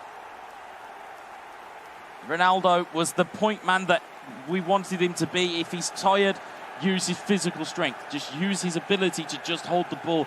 Plays in Martial, who came off the bench. And again, it's beautifully rolled into the back of the net. It's almost shades of Thierry Henry, just rolls it into the back of the net. And with a turn, with a spike on the ball. Absolutely, absolutely. And this looks like game one will eventually go to Armenia unless we see some absolute magic here from Laos, as Harry Maguire will block this one away. I think this match has already final numbers. Well, the interesting bit will be now is how do Laos respond? As we see, Ronaldo is blocked away. But how do they respond in game two? Yeah. You know, we saw that response from Montenegro. We saw that response, you know, finding opportunities. What have Laos got to do here to bring this to the fore? Because there have been some positive moments for Laos in this game, but they need to have a little bit longer period. And as you say, if they're making chances, they've got to make them pay. As Ronaldo looks to get through here, he's dispossessed of the ball. It's only as far as Bruno Fernandes. It's been cleared. Martinez gets the block. Shortire recovers it. The ball is cleared away once more. And you know what? The thing is that Laos from now on has to win not one but two matches. Absolutely. In order to We talk about the importance of best of three in the first game in the series. We talk about how important it is. It's because it sets the tone. And the tone at the moment is an Armenian one. It is Armenia 3, Laos 0 in game number one. And as if you're seeing the stream from the moment it started, last match, the first match, it was game one for the Maldives. Game two for Montenegro. Game three for Montenegro. So it's something that can be done. It's not impossible. It's not impossible, but it's how you react now. You have 90 virtual minutes now of a player that you may not have never played. Again, we talk about locations and we talk about differences in countries and play styles. You now have 90 minutes, Laos. You now know what Armenia are about. You know what they can do. You know what damage they can do. You know what types of plays they like to set up. And I think that the first match was a little bit more balanced between the players' levels. In this case, except Laos now brings some magic that we've never seen. Yeah. It seems that Armenia is a little up on his level compared with his opponent. I don't know what you think. Yeah, it's a case of now that Laos have now got the challenge of Armenia saying, well, we've won. You've got to come and meet us at our level. Yeah, and it was a clear win. Yeah, it was a clear win in terms of the chances that were there. It was clinical. It was clean. That's how I would define it. It was clean. Some of the finishes that we saw were clean. And again, with Laos, it was those little moments of attack and little moments that they had. They need to make those into goals. They need to make those into really clear-cut opportunities. And I think they have the ability there because, again, if you're in the final 32 of a competition like this, of course, you've battled your way through. And yes, we said they had a pretty challenging group. You know, they got through on kind of a breaker or a difference maker with the points being same with Ecuador. So they've had some battles here, and they'll be able to have learnt from those battles. Now it's a time to go, we've learnt from Armenia. Now let's see what we can do to damage them, because I believe that Laos have got something in the locker there to provide us with. So you will have that doubt. Now it's the moment to wipe it out. The analysis in the voice of the man himself with the great Guesa. I'm really happy to be here working with so many interesting people, interesting players, interesting caster like this legend, this man here. So I would like to know now, what do you think? Who do you think is going to cross by? Can Laos make the miracle? We don't know. Yeah. We don't know. Let's see what happened in the tail of the tape. Yeah, in the tail of the tape, in the stats of the previous game. And it'll be an interesting read to see here because, again, there wasn't that many shots. Yes. There was again, if you're looking from Armenia, you've had a 50% rate of scoring goals, not necessarily even having shots on target. In terms of the passes, though, very equal. Yes. If you look there, near enough exactly the same. But you'll notice there, in terms of the passes that were made, it's more interceptions from Armenia than there was from Laos. Yeah, I think that starts to explain why the result was the way it goes. Yeah, because you've got the amount of passes that they've used, but if you're intercepting the ball more, it means you're getting the ball back and then you're making more damage and making more of your abilities. He kept the ball to himself. He was able to grab the ball, to have that possession, and to convert that into goals, which is the most important part of all. Absolutely. And I think we're hearing in our ears we are under starters orders, so I believe we are ready to go to the game. Which again, it'll be interesting to see how the response is here. Do we see more of the same, or do we see a response from Laos? I'd like to see a response from Laos just for competition, because again, as fans of the game, we love to see. Yes. We love to see competition. We love to see people come back and go, you know what, you've beaten me in game 1, but I'm going to beat you in game 2. I'm going to get you. It's almost that one more game mentality that you may have when you're playing at home. Go, you know what, I may have lost that one, but I can't rest until I've won another one. I thought you were speaking about the predictions. For a minute, when you say I want to beat you, you beat me. I want to beat you. I thought that you were talking about me. That is always in my mind to beat you on predictions for ET. It's always in my mind. However, saying that at the moment, Armenia are looking to level the prediction scores for me at the moment. Exactly.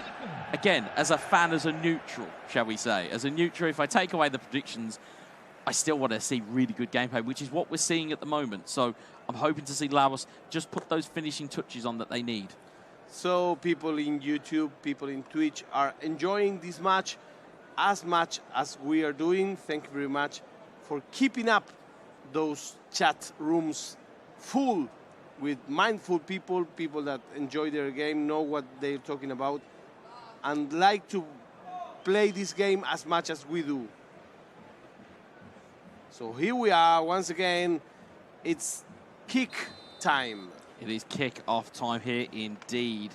As we wait patiently, here we go. It is Laos from left to right in red, and it's Armenia in right to left in white. So again, we are playing Manchester United versus Manchester United. Of course, do keep your eyes peeled at home, folks, in terms of kit changes and things of that nature. Here is Ronaldo, stands up the stunning strike, forces a save very early. So again, Armenia looking to just set the tone early, which is what we have called for. If you're going to get into a game, especially here, and again, this is also something, it's an interesting point. If you kill the game off in game 2 and you go through 2-0, it's one less game of eFootball you've got to play. Yes. It means you can have extra rest. Yes, it means you exactly. can go and get a drink, go and relax, go and chill out a little bit. Our friend Samuel Jacobian in the chat room says Armenia. Okay. Yeah, there's a lot of, again, in terms of the countries that are here, in terms of the countries that are interested in this, everybody is passionate about their countries. As Alanga tries to play to Ericsson, here's McTominay. So an interesting change there from Armenia as well. They've elected to go with Alanga to start as McTominay gets the ball into the box. Here's Rashford, tries to head it clear, or back into play, should I say. Here's Maguire to Casemiro. And now, Laos look to have numbers going forward. Here's Ronaldo. Martial gets a little bit of a lucky bounce there. Can he make the most of it? Rashford just gets dispossessed by Ericsson. Fred doesn't get the challenge. Here's McTominay to Alanga. We've talked about the talented Swede many times already. They kept the same teams, but they swapped shirts. They've swapped shirts, and there's a little bit of changes in their personnel as well. So it's all change here. If you are trying to keep up at home, just make sure you are listening to us, because we will keep you well informed. And if you are watching this, and Samuel is the brother of the player. Oh, it's Ronaldo! Well, if Samuel is there, and you can hear the soos as you can hear it around the auditorium, that is only the indicator for one man, and that is Cristiano Ronaldo. Wonderful ball into the box, and again, intelligent play here. So that pass backwards, you've got a defender that has pulled back. He's playing everybody on side, which means that Ronaldo can dart in there, so that everybody was played on side. Ronaldo as dominant in the air as he ever has been. And again, Armenia taking the lead and have taken the impetus here to go on and potentially take this tie in 2. But we will not count Laos out yet, because we have seen enough to see that they may have something in the virtual locker. Remember that in this case, goals doesn't count. Yeah, it doesn't matter. It's all about results here right now. It's the win or the loss. And again, please don't forget at home, there are no draws anymore. There's no, will we go to the next game and we settle it there? These are all extra time and penalties. Although we did have penalties in the first game, we've got extra time, we have penalties. So this it's now is or never. Yep, it's put up or shut up, as they say. It's now is the time.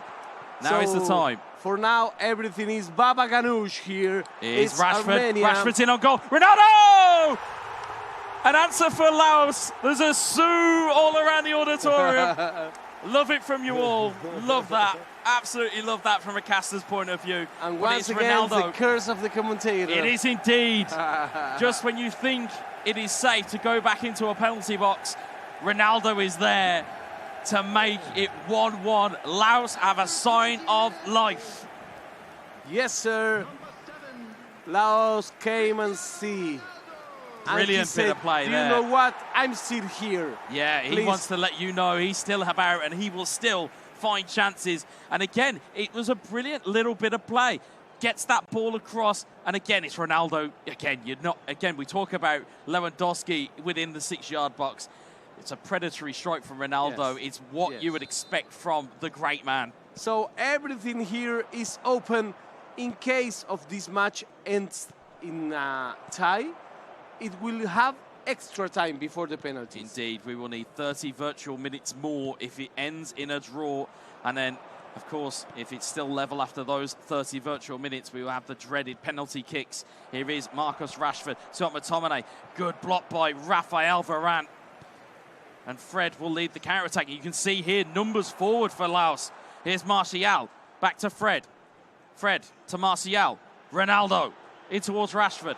Marcus Rashford takes a dummy. He caused the space and just got blocked off in the eventual last moment with the chance. But McTominay gets caught in possession. Nothing is given. And Casemiro will have to get wrestled back. And he did by McTominay. Here is Cristiano Ronaldo. And Kenneth Costa asked, what game are you playing? Of course, my friend, this is eFootball 2023. It is indeed eFootball 2023. And you'll see no better players than the players here in this tournament. Here is Scott McTominay towards Anthony Elanga. Elanga has men. He has Ronaldo. He has players in support. So Elanga. Maguire gets the block away, takes it away from Rashford. And as we can hear, there are other spectators here that are able to view other games that are going on. Of course, you can try and check those out on other federation streams. As here's Anthony Martial. We're here with the main feed, as we can see here, as Scott McTominay will lead that one away. Here's Wan-Bissaka. By now, it's a wrestled match, a match played mostly at the midfield, with Laos just had one chance. He went for it. And he took the goal, and all full focus and concentration will be in this game, because it will be one defensive slip. It will be one time that you don't select the right player. It will be one pass that you pull off that the opponent isn't expecting that will change this game once more. Here's Elanga. Brilliant ball into the box looking for Ronaldo, but De Gea will take it away. In the white shirts are the players controlled by the Armenian player. In the red shirts, the one controlled by the Laos player. We are live from Bali, wonderful Indonesia. And you can see here Martial looking to try and get that additional goal that Laos would sorely need here. Pressure is on, double coverage looking to come there. Martial plays a pretty scrappy ball in truth, gives it away to Rashford. There is 1 minute added time as you hear the stadium announcer. Here's Eriksson through to Rashford. Rashford has players in support. One of them's Eriksson, another one's Elanga. He has the main man Ronaldo waiting in the centre, but Rashford is used, and Varane will clear that away. And again, all of a sudden, we have another half of eFootball which provides more questions than answers. That's true. And I can have a nice shout out to Kartachi at the chat. Everybody there, thank you very much. So this is the second half. Here we will have the definition of this match and perhaps of this bracket. Yeah, because as we alluded to, if you are just joining us, Armenia already took game one. If they take game two, it is all over for Laos. But if Laos take it, we will go to a game three. As we saw within our first tie on the broadcast today, Montenegro versus the Maldives, we had 3 games. We had a late, very, very late goal that took us to a penalty shootout. Such might be the dramatics that you may just see on this live stream. Here is Christian Eriksen onto Marcus Rashford. Here's Cristiano Ronaldo. Here's Anthony Elanga. Elanga to Rashford. It's blocked away by Casemiro, and he does well there. Here's Ronaldo. And if you were the Armenian player, will you risk now a second goal? I think he substitutes and take a risk, or he may not even need substitutes. It's Rashford across the box. It's cleared away. I think you take substitutes, and why not risk it? Why not? There's nothing to suggest here that you shouldn't, but the only thing that would be worrying from an Armenian standpoint is that Laos are growing into the game. Rashford just offside. It's a very late flag, but Laos are growing into the game. They've not only have they scored, which is fantastic for them, but they've grown into the game. They've got better as time goes on. And maybe it's that kind of download for the human behind the game. We talk about all the things in game, but today's stream, we haven't really talked about the intangible stuff, the players that are controlling the players themselves. No, and you know that by now the mindset is completely different, because in the group stage you can dare yourself to lose one game because okay, it's not so. I've got another couple of games that I could pick it back up in. Yeah, exactly. As they play so much games, I mean, you can spare one game. You can spare. Here, you don't have any margin. You have to win or go home. The luxury is gone, as it were. The luxury is completely gone. And as we can see, tactical changes coming in here. You'll see counter-target being used. Again, that helps with stamina kind of management, as it were. As in, they will stay forward, but they won't get half of their stamina drained. So when those substitutes come on, they'll still be relatively fresh, even into the latter stages of the game. Here is Bruno Fernandes on towards Cristiano Ronaldo, although it's recovered by Armenia. It's a foul. Foul was given. It's just breaking out, just strangely breaking out into a very tense moment here. Seems to be the volume in the room has kind of decreased here. Is Fred ricocheting around the box, and free kick now in prime real estate. That's a nice position. That's a very nice position, because again, it's a seed of doubt. Do you go high? Do you go low, as we saw Thailand do so effectively? Do we see all of these do we see these tactics? You can see players joining the attack as well. Again, it increases them being at corners. So again, if you're at home and you're going, oh, my centre-backs, they aren't up for set pieces. They aren't here for corners and free kicks. Players to join the attack, if you can select them, that means that they will go forward and they will be in the box. And of course, if you've got centre-backs like Rafael Varane and Harry Maguire, they are almost the players you would target at those corners. So again, just something at home. If you're looking to try and improve your game, if you're looking at why these players are doing these things, or why tactics are being selected, or why players are being moved, those are the kinds of reasons you've got to look at. So here we are live from Bali, Indonesia. This is the second match of the best of three, Armenia against Laos. The first match went to the Armenian side, and the second one, by now, it's a draw. Yeah, it's level at the moment, which is, again, why all of these moments where they're talking about game plan, and they're looking at game plan, they're looking at tactics, they're looking at players. All of these moments, it's like the butterfly effect. If you make a change, it can change everything. If you don't make a change, that can also change everything. So again, it's that catch-22 of you are, you're in trouble if you do, and you're in trouble if you don't. So that's, again, all of these kind of little moments, or these little things that people will take. These little things that we are looking for, that's what these guys will be looking at. All of these little bits of pieces that they've got to move to. And again, this free kick is in very dangerous position. As we look to the left-hand side of the screen, you can see other changes coming on here. When you play with friends, how many times can you stop to adjust tactics? I think it's as many times as you want. No, you won't be 1 week in my home. There's a judgment though, is that if you do it whilst the ball is in play, that's where there's problems. No. That's where the problem is. I think it's when you're playing with friends, it's maximum one time before the match start, and one time at the halftime. Yeah, well, if you're wondering why friendly tournaments. If you're wondering why we've cut away. We have a little bit of technical issue with some of the controllers of that they're using. So stay tuned. The match hasn't ended and won't end without you knowing. Yeah, absolutely. We will keep you well informed. But of course, as well as being informed, if you're wondering why we're here in terms of the place we're in terms of wonderful Bali in Indonesia, and again being at the World Esports Championships, there's so many people and there's so many sponsors and people have made this happen. And of course, we obviously always have to kind of bear those in mind, because of course we wouldn't be here, you guys wouldn't be watching it, and as a result, none of this would be possible. So, should I tell them who? I mean, you may. Of course you can. I don't know. I don't know. You hear better than me. So, our main sponsor is the JHL Group. Yeah, and of course, we are also sponsored by the JHL Group. JHL Auto, should I say. Nusapay, DIS, Gundang Crypto, Taiwan Excellence, Perta Mina, and then Hydro Coco. The official telco partner is Telkomsel. Okay, and then the internet service provider is IndiHome. The travel management partner is HIN. And of course, as we mentioned about the location, we're in the hotel partners. We've got the Episode Hotel and the Merusaka Hotel. Yesterday, I was, as we didn't have games, I was knowing a little bit around the place. I went to the temples, very nice. And I was able to see the Episode Hotel. It's more in Kuta, in a place called fantastic. Kuta.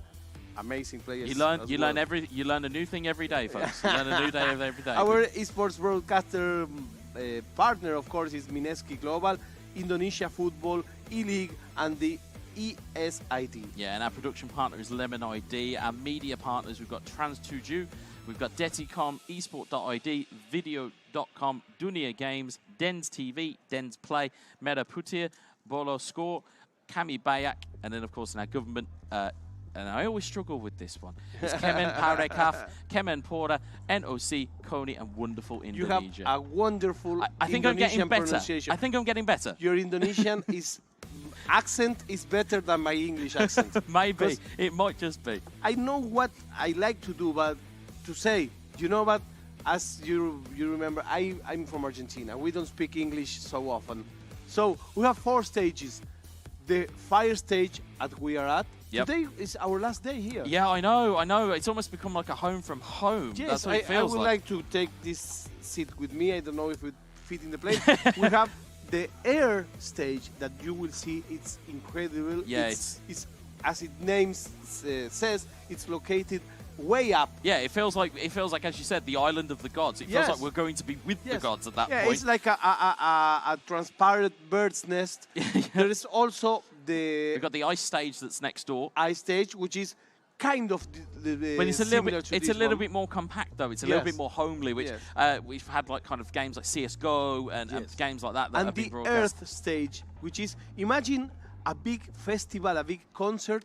Yeah, a really big concert. Imagine a music festival, and then there's like the main stage of it. That's essentially what it's going to be for esports, which, again, I was there watching some of the Dota 2 gameplay last night. It was Bulgaria v Thailand, by the way. Again, of course, you can check out all the other games that are involved at this tournament. We've got CS:GO, Dota 2, we've got Mobile Legends Bang Bang, PUBG Mobile, of course, eFootball 2023, and Tekken 7 that I had the pleasure of being kind of in attendance for with the Chinese Taipei versus Chile. It just goes to show, even by those 4 nations, it just goes to show you the almost eclectic mix of nations that you have at these championships. And again, as we've said, 106 countries across the entire tournament. Of course, we've got at least 71, if not 72, nations that are participating in eFootball. And as I talked about this being a diverse tournament, we have also some interesting talks about the business, the esports, the feminine side of the game. We had girls on gaming. Yeah. Very interesting, really very interesting.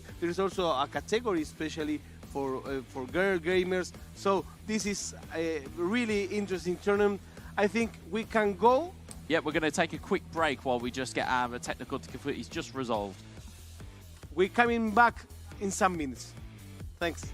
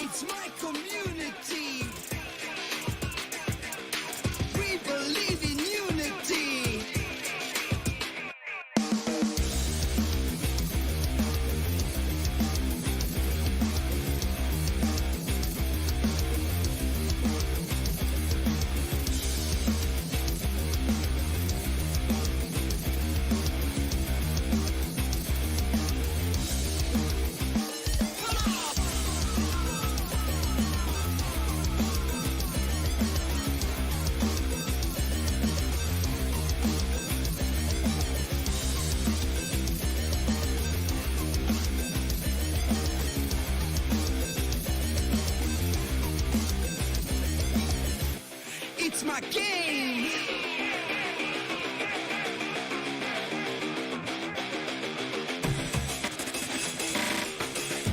It's my world.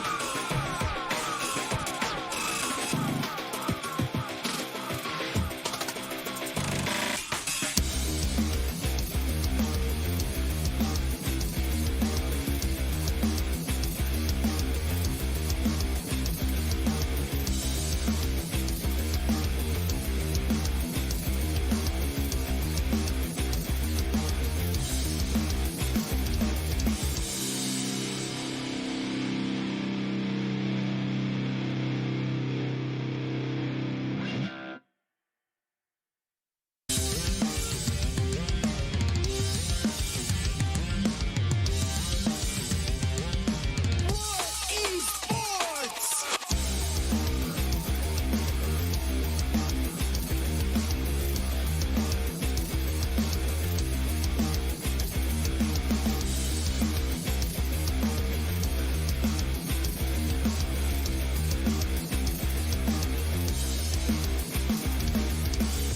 It's my game. It's my world. It's my community. We believe in unity.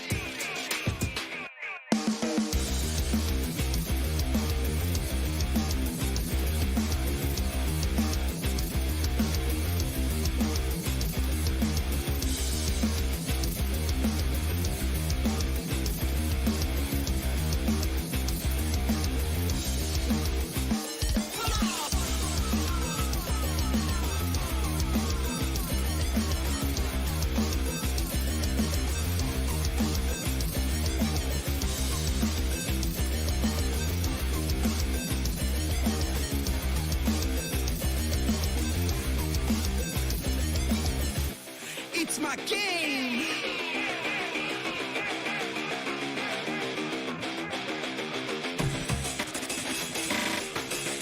It's my world.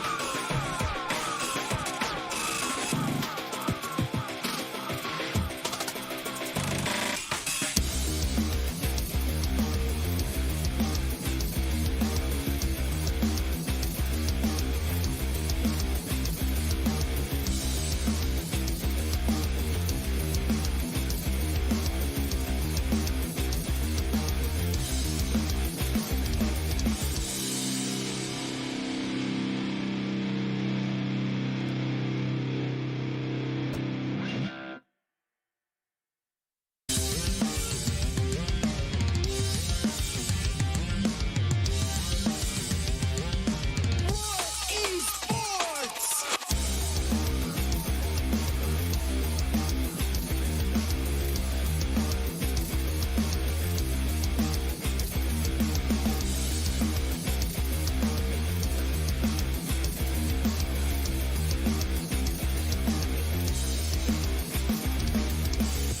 It's my game. It's my world. It's my community. We believe in unity.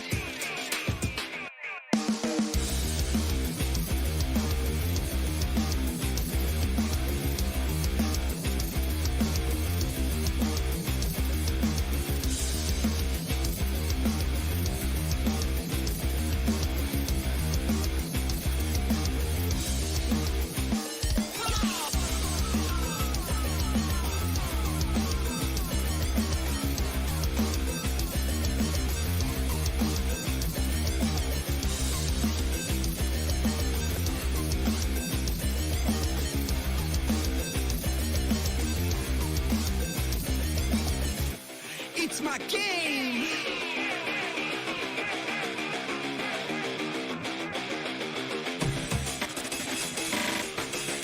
It's my world.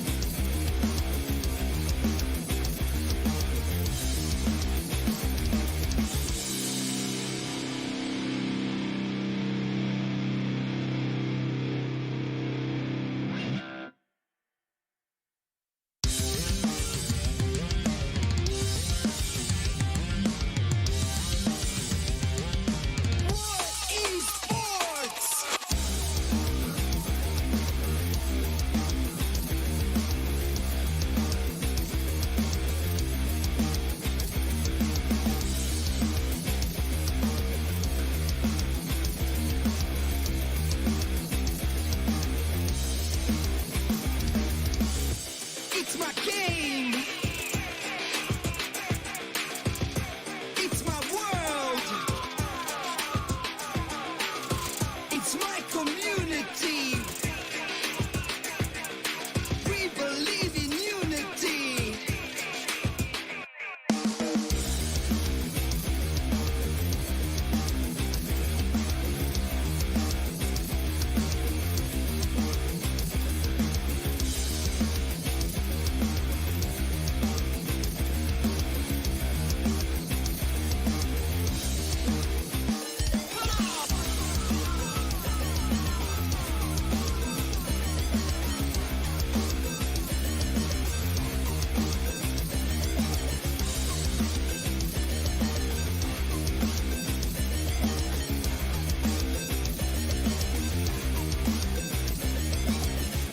It's my game.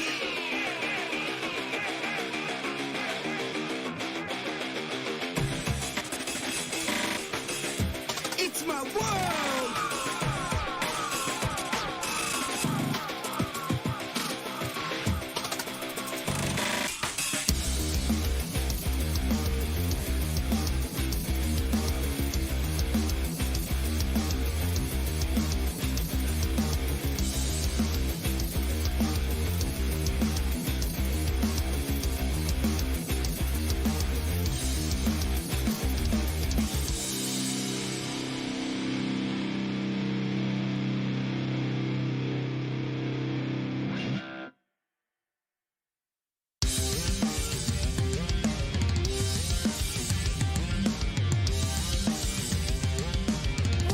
Esports.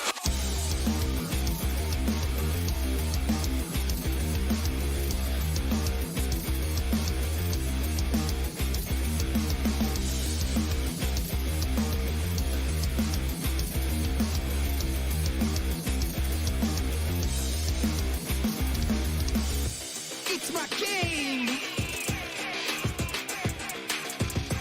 It's my world. It's my community. We believe in unity.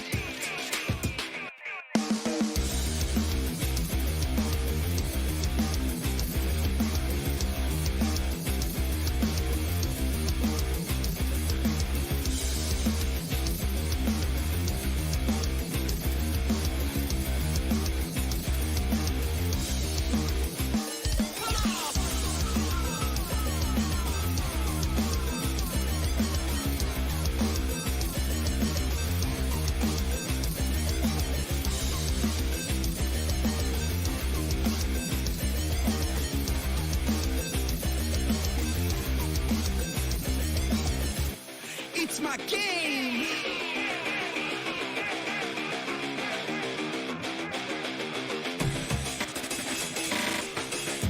It's my world.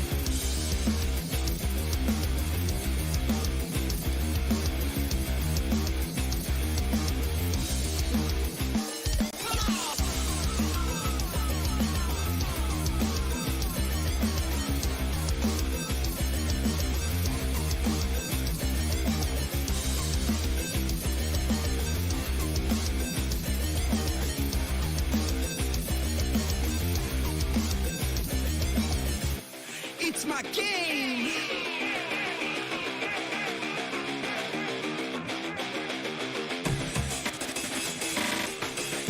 It's my world.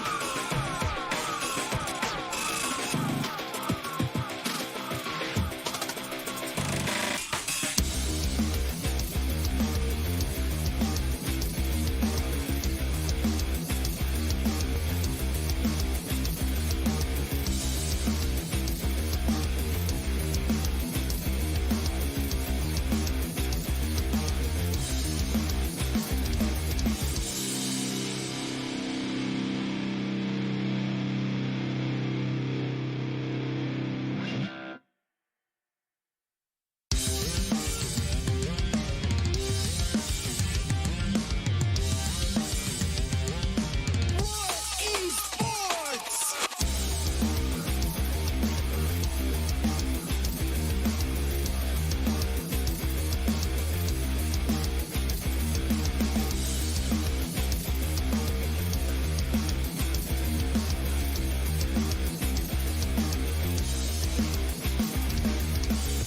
It's my game. It's my world. It's my community. We believe in unity.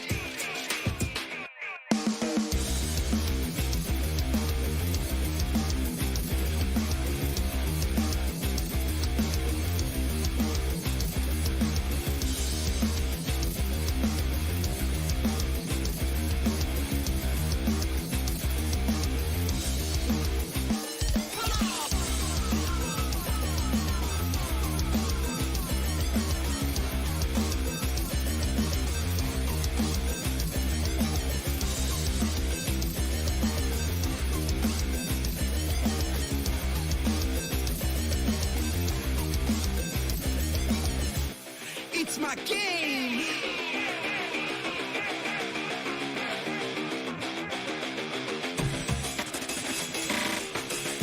It's my world.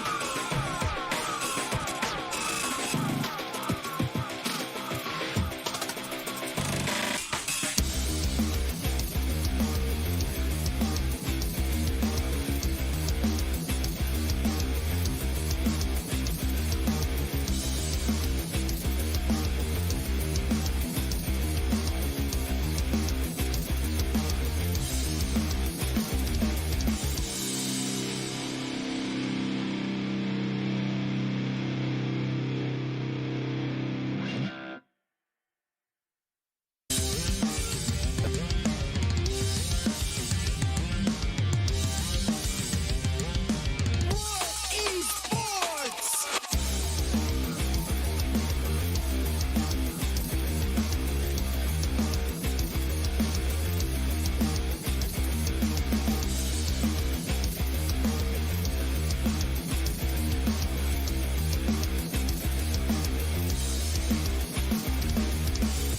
It's my game. It's my world. It's my community. We believe in unity.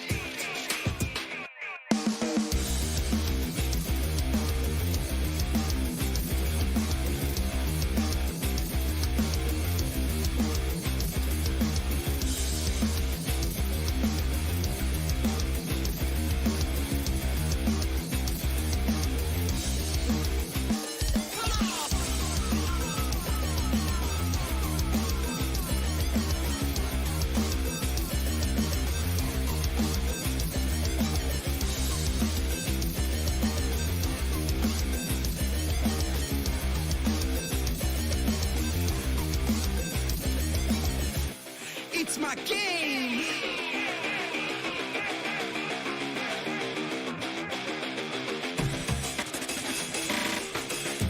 It's my world.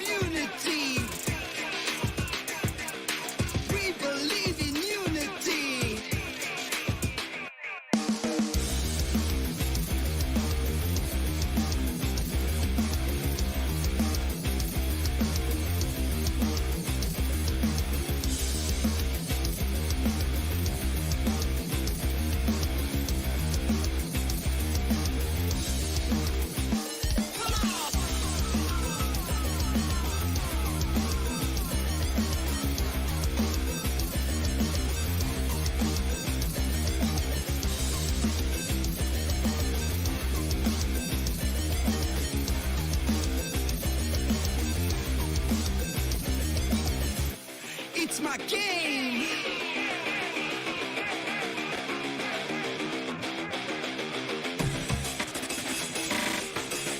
It's my world.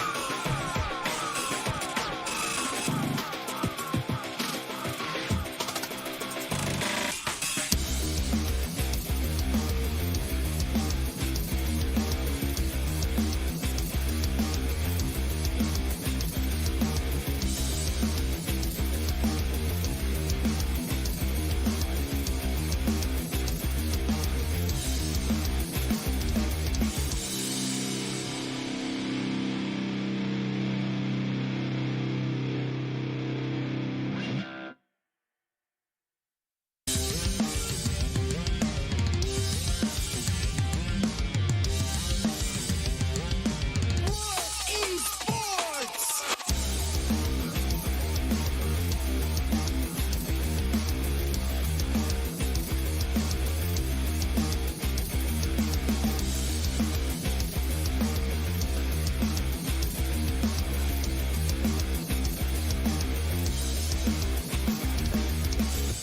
It's my game. It's my world. It's my community. We believe in unity.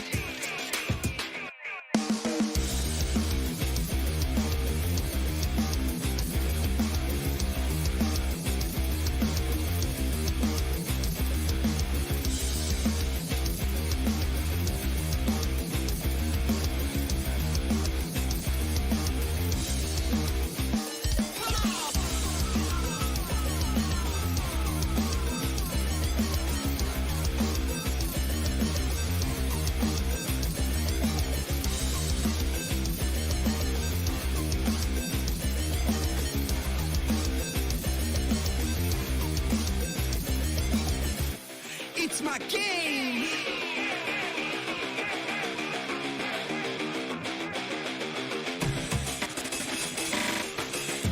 It's my world.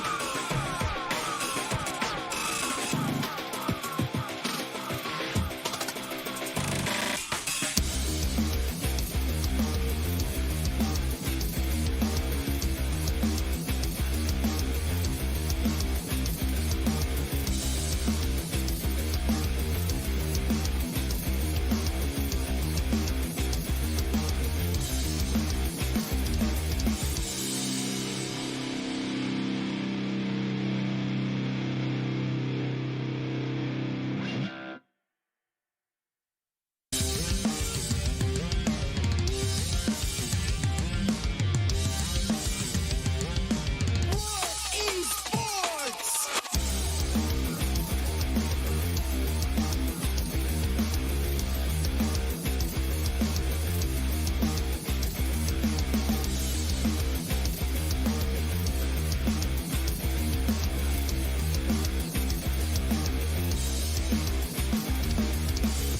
It's my game. It's my world. It's my community. We believe in unity.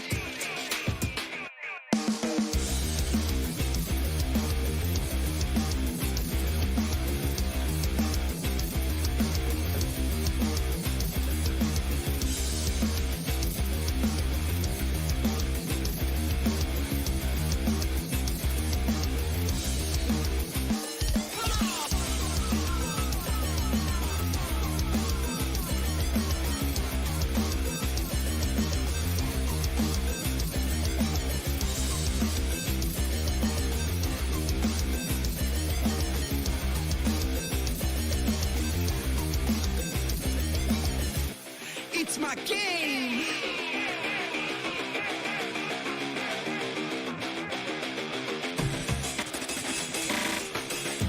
It's my world.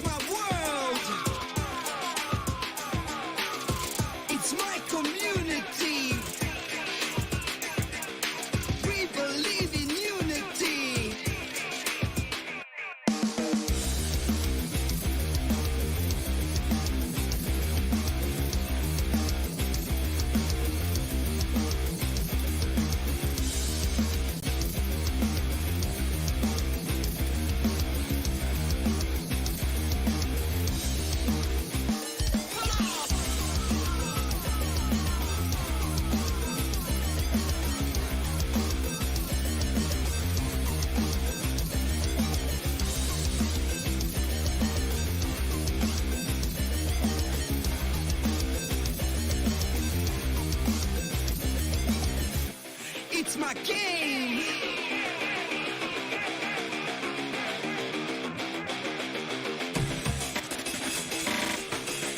It's my world.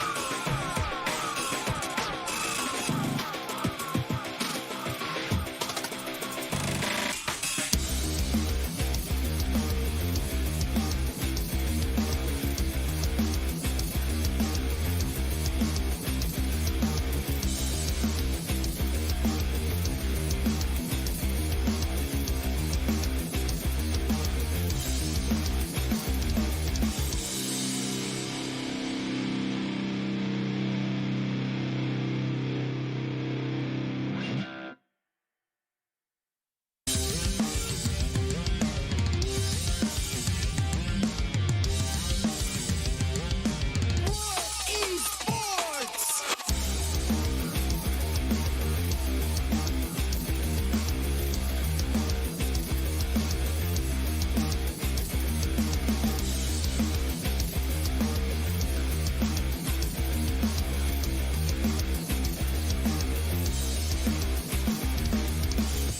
It's my game.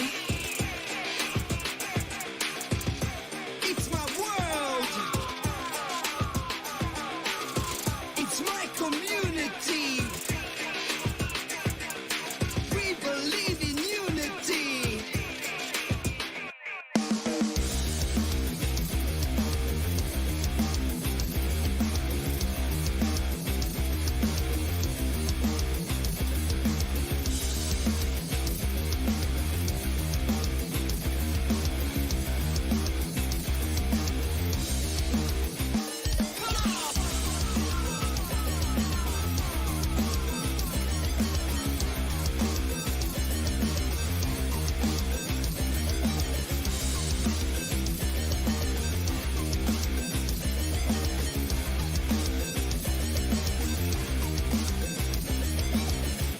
It's my game.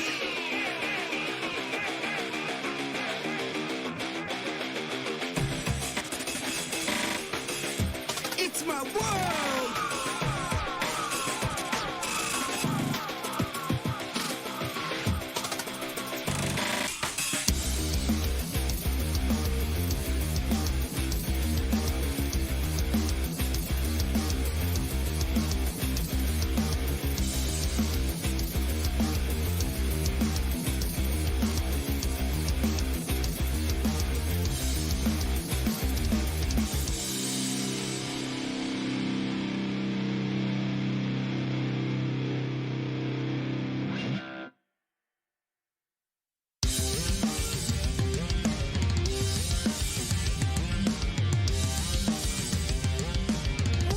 Esports.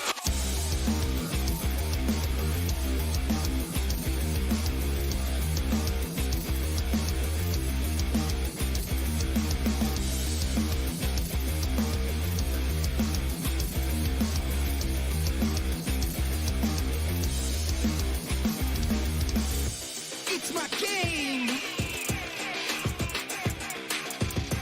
It's my world. It's my community. We believe in unity.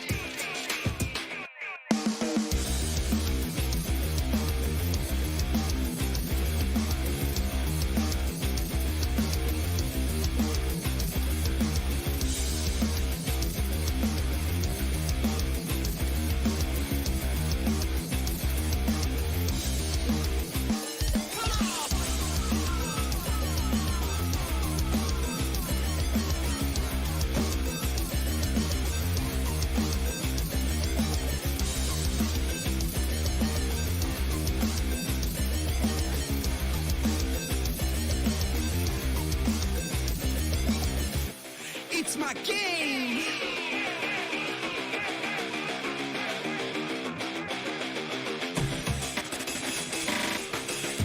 It's my world.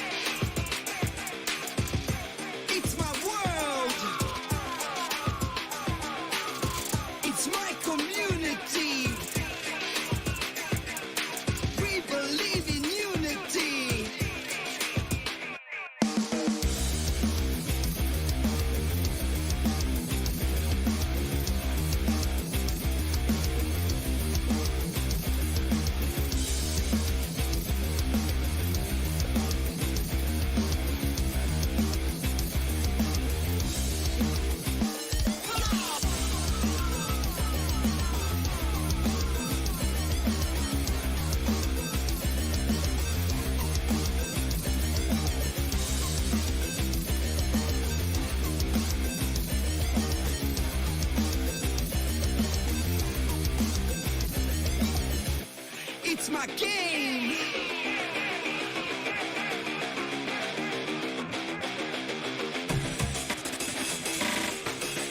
It's my world.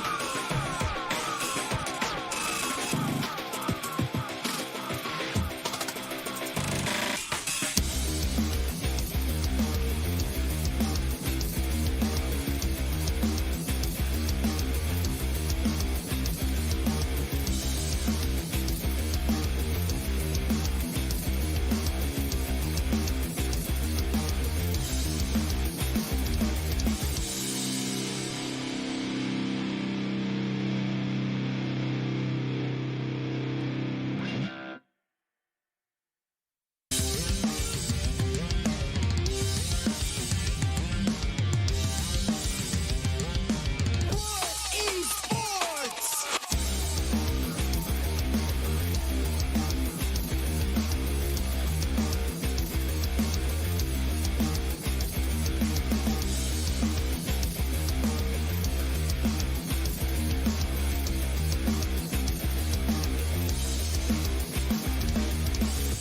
It's my game.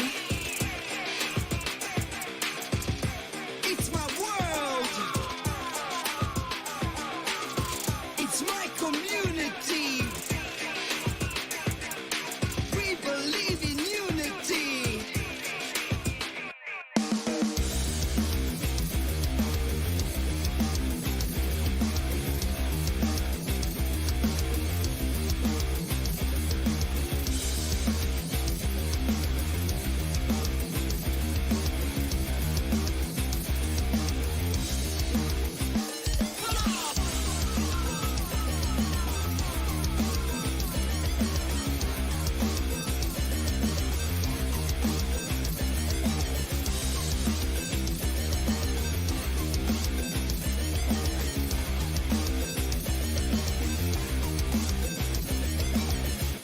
It's my game.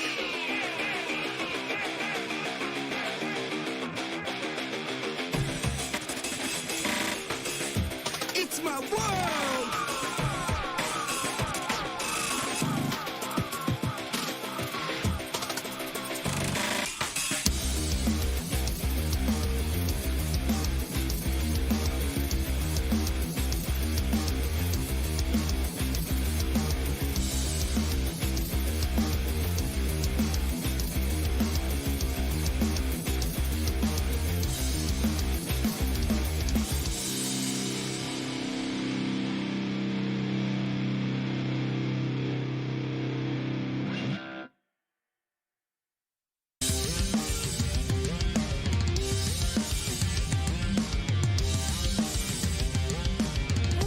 Esports.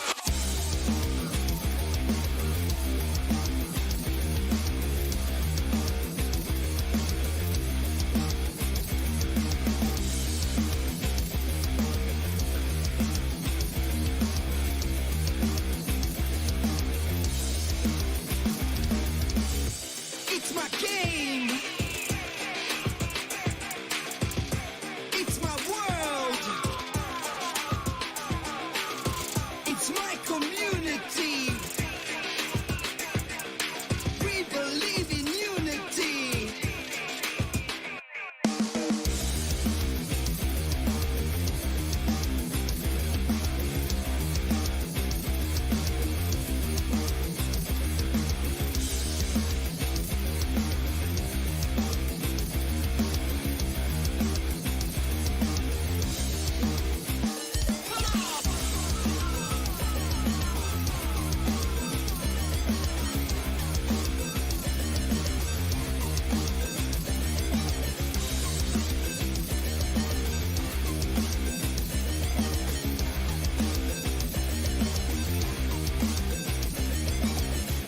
It's my game.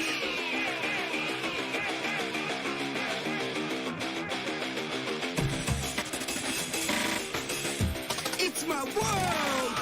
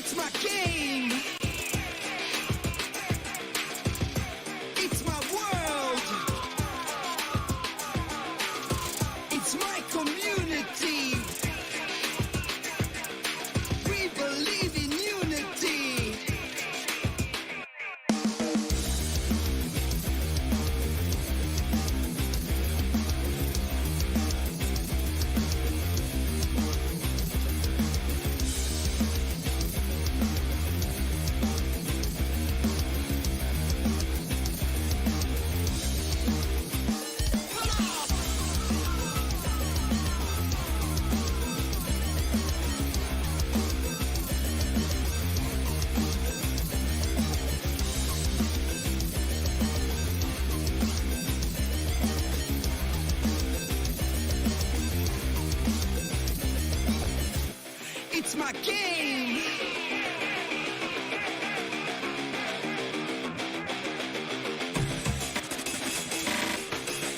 It's my world.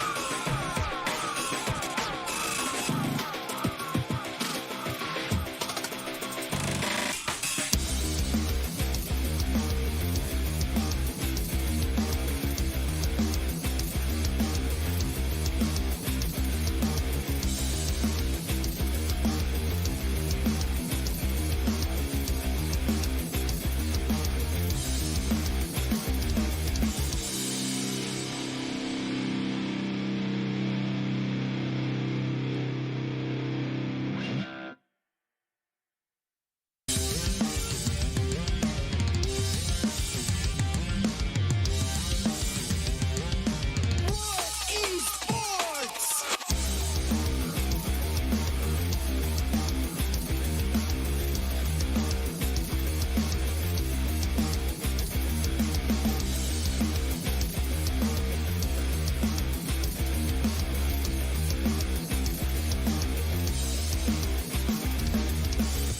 It's my game. It's my world. It's my community. We believe in unity.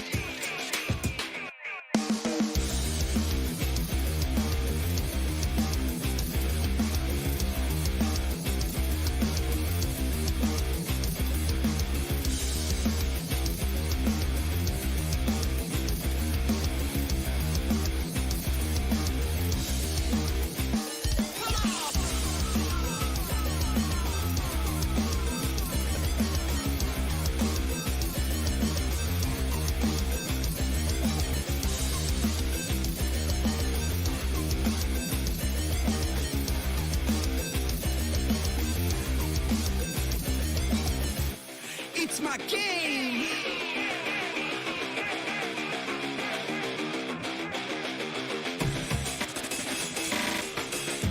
It's my world.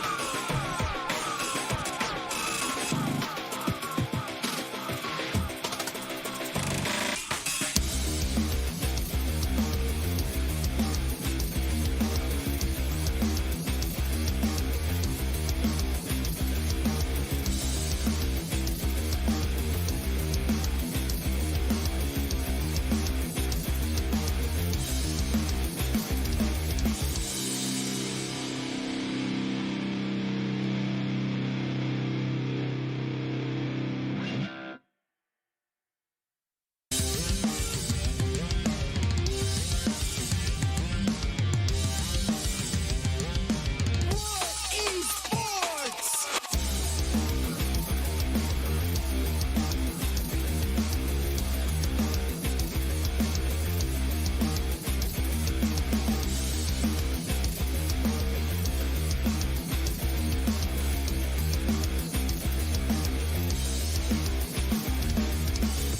It's my game.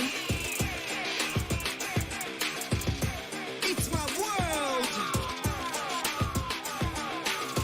It's my community. We believe in unity.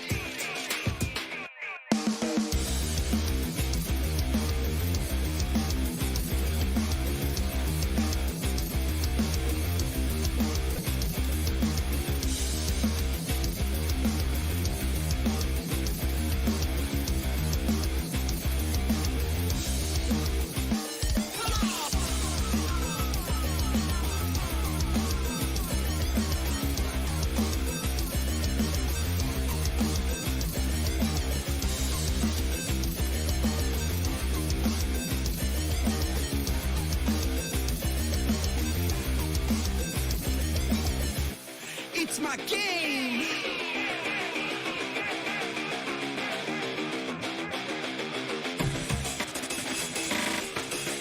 It's my world.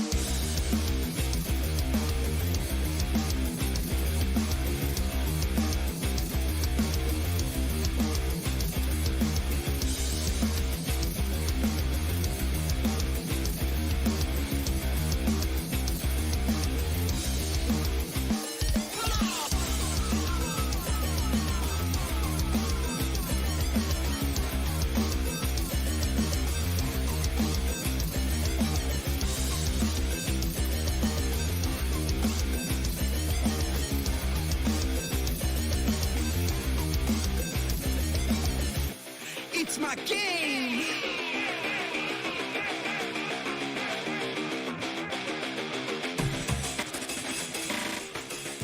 It's my world.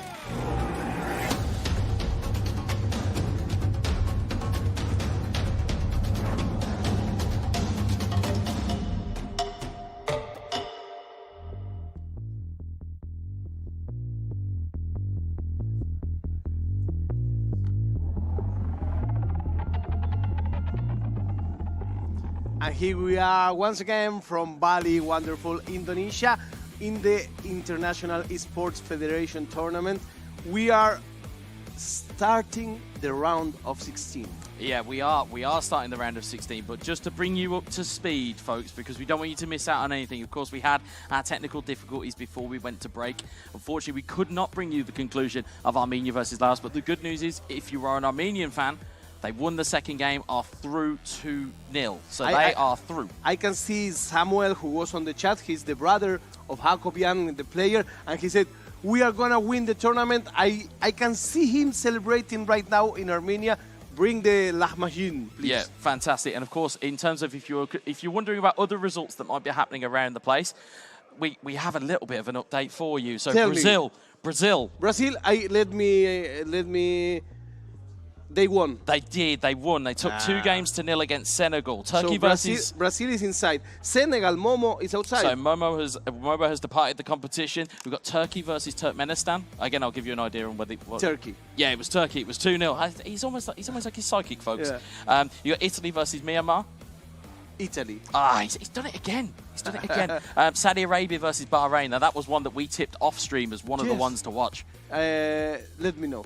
It was Saudi Arabia. Saudi Arabia won that little bit of a derby. You had good coach. You had North Macedonia versus Wales, and I can see here North Macedonia have made their way through and have knocked Wales out of the competition. So, of course, Spain versus Tunisia. That was also a hotly anticipated game. Yes. And of course, we can see here Jose and Spain have gone through. Well, so by now, most of the favorites are still on the tournament. Yeah, and there's one more of them that's still lurking right at the end of the bracket, which is Korea versus Uzbekistan. Korea have made their way through as well. So, as you said, we're now starting to see a list of candidates, a list of contenders, and those dark horses are starting to peek through as well. And it'll be interesting to see how this all plays out. What about Ray Molina from Argentina? Ray Molina from Argentina, from what I have understand, from the information that I have at my disposal, the good news is Ray Molina has made his way through against Malaysia. We have Argentina that are through. Montenegro are through. Iraq are through, of course, because we're going to see that game shortly. The UAE have made their way through against Iran. Syria have beaten Azerbaijan, so I know we had a lot of chatter in the chat about Syria. Where are they? What are they doing? Good news is, Syrian fans, they are through to the round of 16. Luxembourg beat defending champions Georgia in a very hotly contested game. But just one thing. We are saying these are out of the tournament, these are out of the tournament. We will have a bag of losers, with due respect, I'm speaking about the game, of course. Yes. That will have another chance. Yeah, so the game that you will see at the end of today, the loser of that, from my understanding, from the information I have at my disposal, the losers of that last bracket that you may have saw on the graphic, it's those losers from those brackets will go into almost as you said off stream, a lucky losers tournament, which will then be the last team. So I was trying to figure out through my maths, well, we've only got 4 teams that are going to go through today, and I've just managed to figure it out thanks to our good friend Roxa from Serbia, who has actually informed us of that stat. So that is where the 5th player will come from. So that's good news. If you're wondering where teams are coming from, that's where you know the qualifications We will let you know. We will let you know. By now, we are going to the round of 16. And this is the schedule of matches that we are gonna see with just one match. I mean, the other 3 we already saw them. We only are promising you this game, Montenegro against Iraq. Yeah, and interestingly, we've already seen Montenegro in this tournament, which is again, we saw the gameplay that we saw against the Maldives. What we haven't seen from Iraq, and as I've done my kind of little bit of research, I'm a little bit of an eFootball nerd, folks, so apologies if you kind of have to indulge me a little bit. Iraq, top of their group, have came through their first game, so all of a sudden now, are they the team in form? And maybe that might be lean to some reasons for the predictions you'll see. But as you can see, top scorers, what do you know? 46 goals from Iraq. They have overtaken and that might suggest that there's a little bit of problems on the horizon for Montenegro. But Yes. we've got Tunisia as well, of course. You mentioned Knocked Georgia. out. Knocked out. No, they got knocked out by Spain. By Spain, knocked out. Yeah. So, in terms of goals scored, Georgia you can see knocked out. Georgia knocked out. UAE still there. Maldives knocked out. Knocked so, out. in terms of if you were looking for almost a golden boot, as it were, it's currently sitting with the guy from Iraq. Well, so let's see what happens next. One thing that we can take away of this is, as we are doing here, one against each other, it doesn't mind how many goals you make. It doesn't. What it does matter is you have to win. It absolutely does. As we see the player versus, we've already seen the face and figure of Montenegro this morning, or this afternoon, or this evening, wherever you are viewing it from. We now see Iraq, and of course, in terms of the key points that we're looking for, though, it's the player stats, it's the head-to-head, and interestingly, neither one of them likes the majority of the ball. You can see a lot of shots, though, and a lot of goals from Iraq, as you've seen. The double of shots. A double of shots, double of goals. This guy, every time he gets the ball near the goal, he will try for it. It's your word you always like is efficiency. Yeah. That's what we expect from Iraq here today. And again, Montenegro, though, have, as we've seen, they have the ability to frustrate, and they have the ability to get themselves back into the game and find those magical moments to get over the line. What I can expect for this game is Montenegro to have a most solid defense and Iraq going and going and going and going. That's what the numbers tell. So now we will have to see if the reality says the same or not. Well, you know the adage of the three little pigs. If Montenegro can build their house full of bricks, they won't be able to blow the house down. And that could be the place where you end up taking advantage. Speaking of pigs, here in Indonesia, you can eat baby guli, which is a roasted pig. I tried that yesterday. I tell you, you're going to become like an ambassador for like the tourism board or something, because all of the viewers at home are learning everything they need to know about Indonesia. But of course, yesterday I was able. I had a break.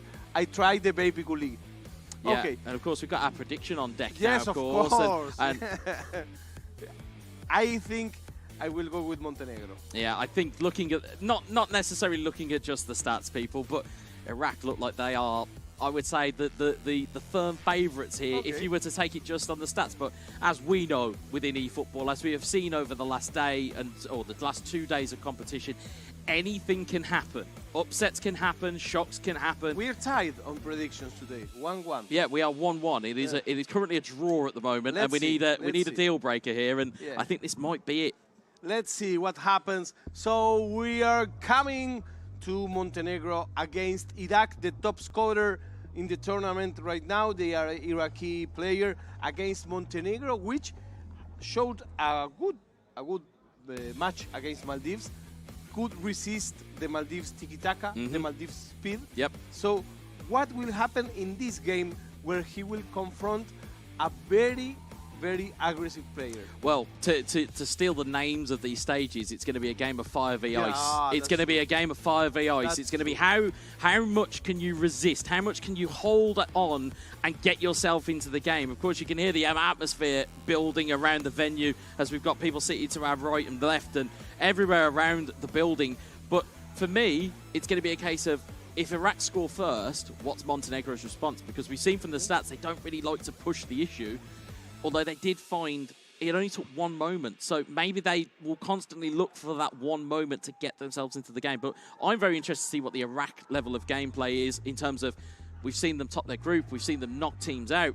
So now we just need to see what's going to happen next. So what do you think it will happen? I will be checking on the chat, so please be sure to be putting your opinions there and sharing the chat. That's also important. Oh, sharing absolutely. The stream. If you have a friend that doesn't play this game yet, you can say, hey, look at these guys. It's easy. Next year we can be there in Romania. It's easy, he says, easy. ladies and gentlemen. You say it's easy. It's a turn of phrase. You know, sometimes it is, and sometimes you have to put it it isn't. a little bit sweeter. Yeah, no, of course. And in terms of, as we say, the players, we are also just waiting to hear whether they are under starters orders yet. But of course, they'll make sure that all the settings are right, make sure everybody is, all of the rules are adapted, and make sure that they are, here and they need in the right format. After this game, we have one more. Yeah, we have. So we have one I have more. one question for you. Yep. Can I bring the baby guli? I'm not sure. I'm not sure if production would allow that. Yeah. I'm not sure. And plus, you're invited. You'd also have to pay for it as well. Yeah, that's no problem. Yeah. No problem, my friend. But of course, we're waiting for stuff to kind of happen here. But interestingly, now that I've learnt that about the quarter-final stage, or now that I've learnt that about the finals eliminator, as I called it, if you get to that stage, you're guaranteed at least 2 other opportunities. Yes. Because you either win the game that you potentially, or that you're going to see on stream today, or you go into the lucky losers bracket and all of a sudden that opens up. But I would imagine the competition for that place is going to be as fearsome as it is for the quarterfinal that's there. And there's so many good games that are left on. Once you are in the round of 16, you start to think that you're not so far away. That the most difficult part was already past. Yeah, you start to see the light at the end of the tunnel. You start to think, do you know what? I might just be able to make the top 8 here. And as we know from real world football and from obviously virtual football, knockout football is a funny mistress. It can turn on you in an absolute instant, and I would expect the exact same here. That's true. So here we are with Guedza enjoying this beautiful tournament in wonderful Indonesia, in Bali, expecting the best players in the world. Once again, remember, Iraq has the top scorer of the tournament. Montenegro has a solid defending style. So this would be like a clash of styles also, a clash of...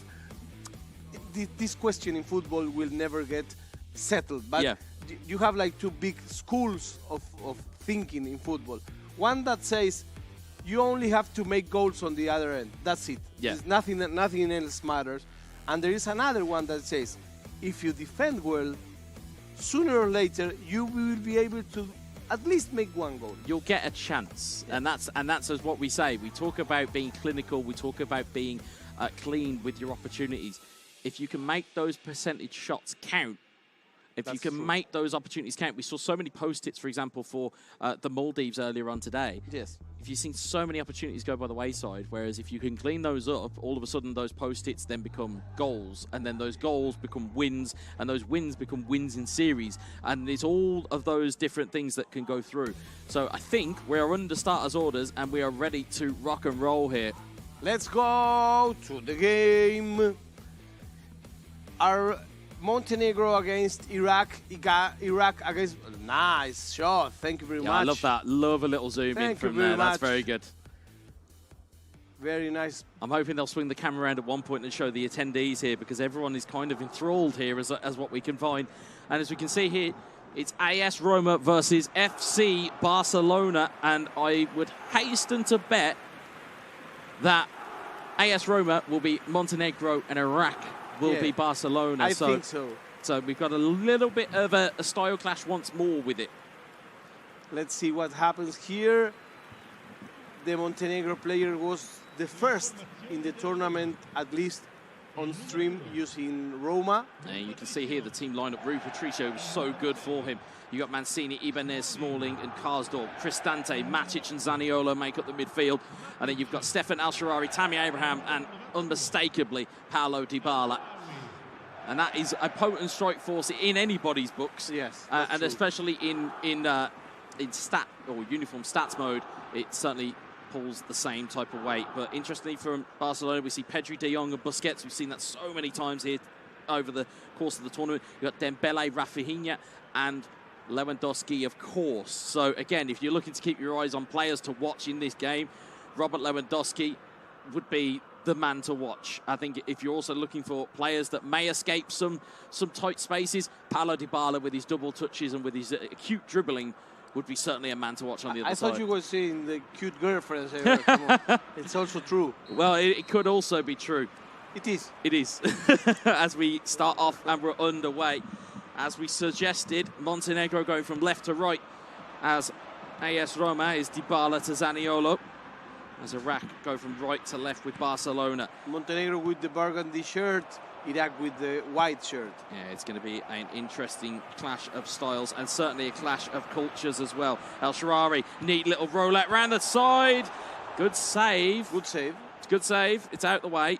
If he had some more people on the attack, that would be ended as a goal. It may have just been, especially if they were there to plunder that home, as they have been so often. Is Tammy Abraham. Araujo takes it away, but he's lost the ball in transition. It's Paulo Dybala. It's great defending there by Jules Koundé. That's really good use of the teammate press as well, as we see attack or defense turning into attack very quickly, but Mancini comes away and takes the weight.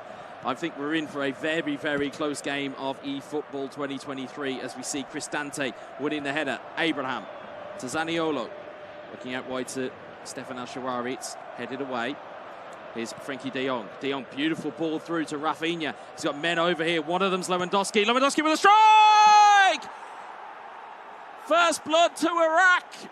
It was the first chance that Iraq could complete. The first time they reached the end of the pitch. The first time the ball kisses the net. It's Iraq 1, Montenegro 0. And it was clean, it was patient, it was predatory. And it's goal number 47 for Iraq in this competition so far. And you can see with the attacking style of play, you can see how clinical it is. It's Lewandowski, first time strike, doesn't take a touch, doesn't allow the defender to recover, instead takes that opportunity, puts it into the back of the net. And what has been normally a robust goalkeeping performance from Rui Patricio, it's too much for him from the pole. He had no chance because absolutely no chance. The shot was perfect. It was indeed, and it is perfect for Iraq. It is the perfect start. 12 minutes gone, and it is 1-0 to Iraq. As we see Nemanja Matic, Ibanez. Ibanez taken away. Ball's taken away. Rafinha, I think refs just had a word with him. So how important is to be... For example, Iraq may now just be able to just sit back and defend. But yes. we don't know this about Iraq's type of style of gameplay, but... He won't do that. He won't do that because we've seen that he's top of the goal-scoring tree as Tammy Abraham makes a dummy, takes a shot, big save. Here's a corner ball. Also, how important is the angles. If you go on swipe to the right, it's difficult in this case because he had the defender and the goalie. It's two things you have to pass by. Yeah, you've got to beat two things there. There's Smalling back into the box. It's fallen kindly for Abraham. What a save that is from ter Stegen. Whoa, amazing save. But you're talking about angles and you're talking about ways to shoot. If you're heading away from goal, that makes it even harder because you've got to put even more power on it just to make the keeper work. So you've got to be careful with those types of opportunities. Here's Brian Cristante.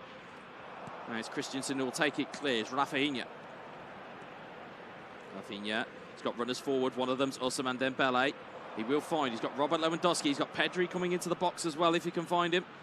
Good bit of dribbling there from Dembele. Dembele, double touch. Plays the pass on, but Cristante sticks a foot out and says, I'm taking that ball back, thank you very much. And it will be an opportunity here for Montenegro. Now it's disbalanced. It's just finding passes. It's these little moments of finding the correct pass as ball is disrupted in midfield. And as we saw before matches played on the middle, this one, the middle almost doesn't exist. Well, it does exist here for Tammy Abraham. It's a wonderful ball from El-Shaarawy, and Abraham goes across. And again, if you play the ball too close, for those watching at home, if you're playing the ball too close to keepers, the AI will sometimes come out and just grab the ball, so you have to maybe play that ball a little bit earlier. Here's Abraham. Jordi Alba intercepts it, finds Ousmane Dembele. Dembele forward to Lewandowski.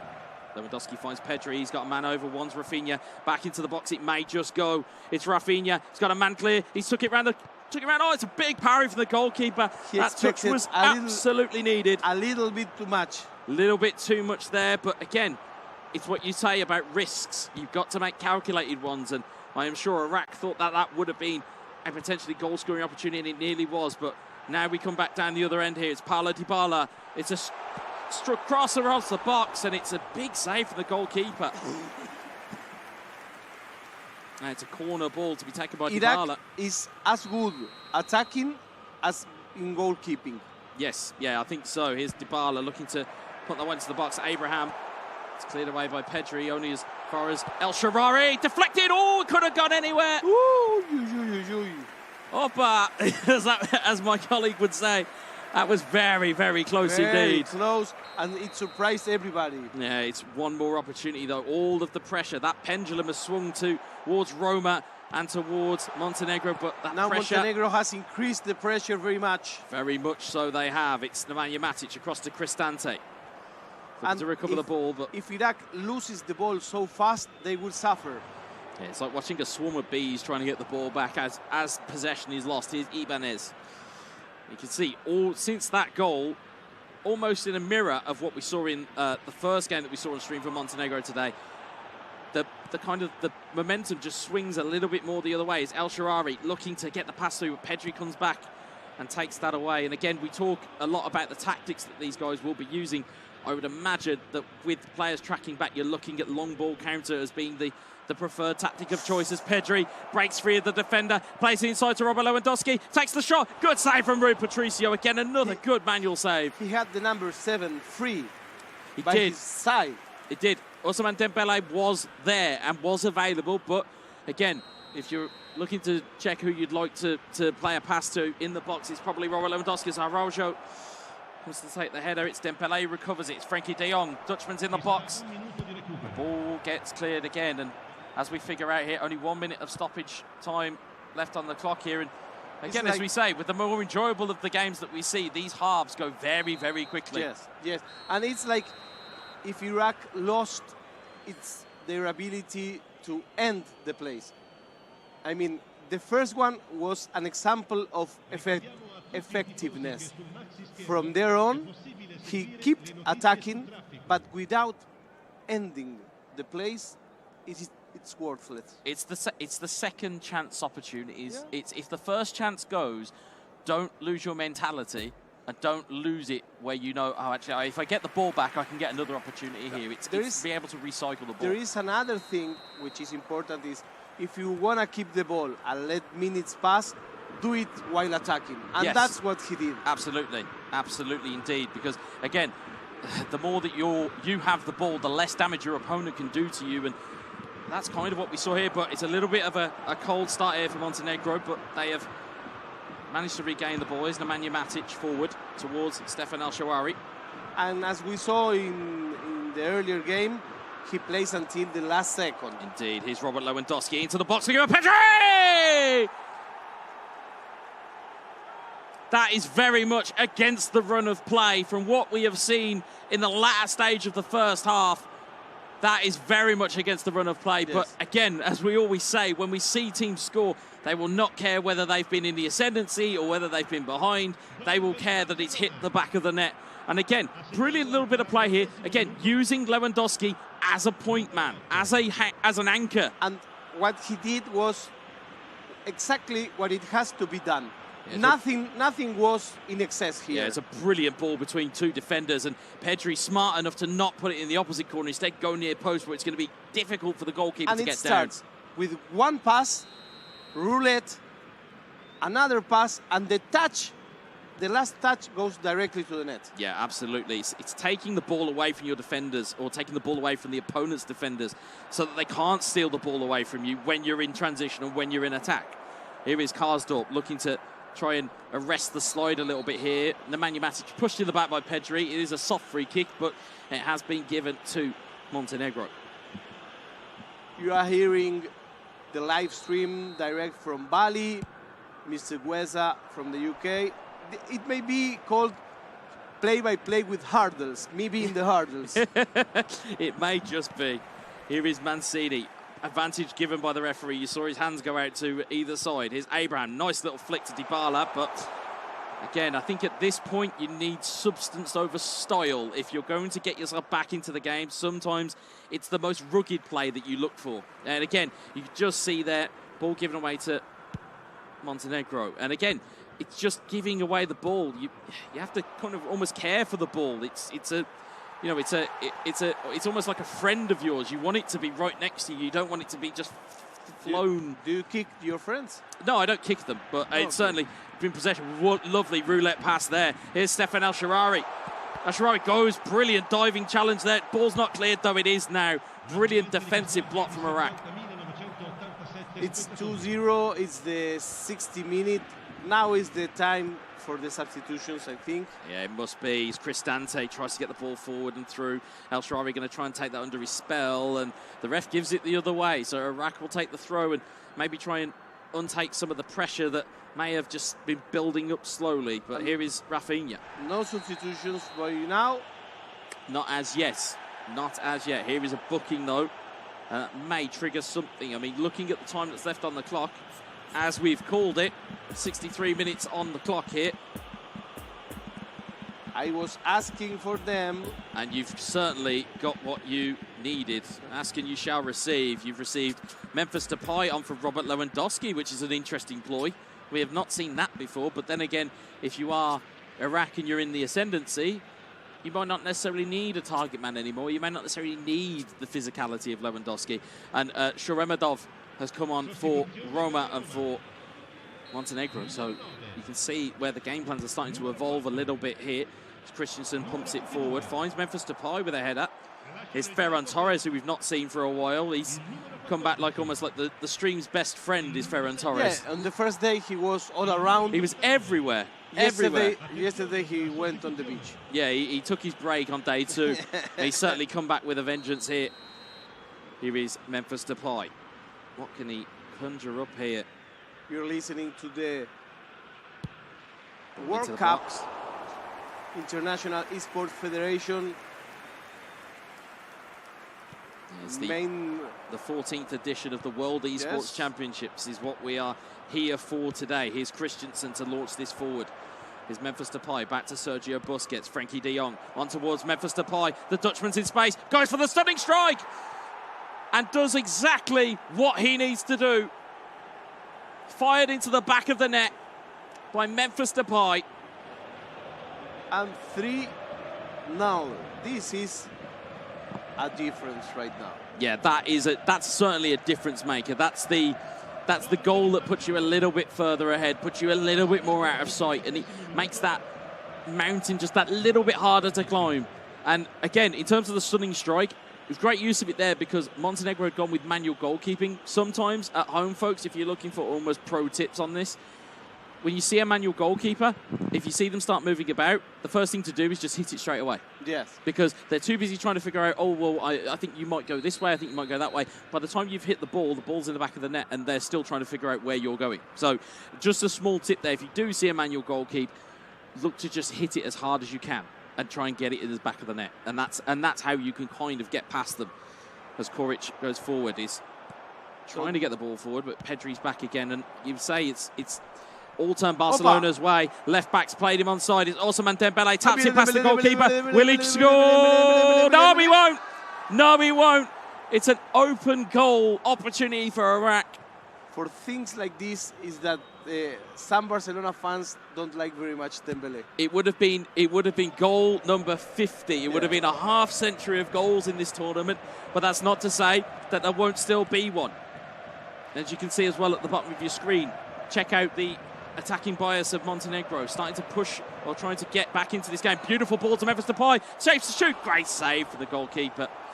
Ball goes back to Rui Patricio, and the ball goes out wide to Karsdorp. So we'll take a little bit of a breath here, but again, I know how you normally ask me these types of questions, but if you're Montenegro going into game 2, what do you do, Farita? What do you do?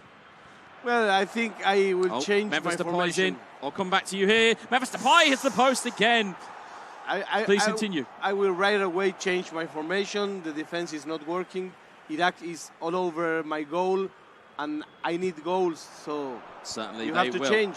Certainly they will. And of course, just a reminder, this is best of 3 as Ferran Torres takes a touch past the defender. Keeper's on the floor, and it's an easy tap-in truth. Keeper did not recover quick enough from the first shot, and because of the deflection, he was still on the floor, and Memphis Depay was there to tap home a very easy goal. Very big difference. Now it's 4-0, and I think that this starts to look as even when we are one match away. Things may be getting more difficult for Montenegro. Well, again, what we talk about in terms of regions and in terms of players playing one another, you wouldn't necessarily see Montenegro playing Iraq. These are the types of tournaments and the types of games that you will see. But these are the types of play styles you wouldn't necessarily be engaging if you're from Montenegro. So, again, as much as it is a 4-0, potentially 4-0 loss here, as a great ball goes to the box, El Sharari to Shomedov, and it's cleared away. But as much as you say that, as much as we say that in terms of the result so far, it's going to be 90 minutes, or it's going to be one game of data. So again, you're going to have to use that data to the best of your advantage. If you were if you were trying to analyse what Iraq were good at, it's ball movement, it's being clinical. You don't really afford them too many opportunities. That's a wonderful ball through to Ferran Torres. He's got Memphis Depay in support. Can he get the ball across? He can. It's Memphis Depay. Karsdorp, his compatriot, comes and takes the ball away. But there's enough data there for you to figure out, okay, I don't need to give him that many opportunities because he'll score. Meanwhile, I need to work on my chance creation because at the moment, it's all Iraq. And at this point in time, it's going to be game number 1 going to Iraq. And I'm sure there are plenty of fans in the chat that will be delighted with this result. Time is ticking and first match is almost over. It is almost we are in the books. Starting the round of 16 with this amazing win by Iraq 4-0. Fantastic victory. And again, we're going to talk at length. We're going to talk at length as to how they've come to pass with that. It's been a fantastic performance from them. But now, if you're Montenegro, you've got, again, we talk about this all the time, you've got to respond. You've got to do something different. You know what? The thing is that what we saw best from the Montenegro side was defense, not offense. I mean, of course, the games he won because he scored more goals than his opponent. But I mean, having an excellent defense right now on game 2 is worthless. So I think that perhaps he will have to rebuild his team to be more focused on the attack part. In fact, I don't know if I was him, if I won't change the team. And you know that perhaps Man U or perhaps Barcelona may be best for a second match in where you have to win or win. Well, we spoke about that before in terms of the ability for these players to be able to change the teams that they select.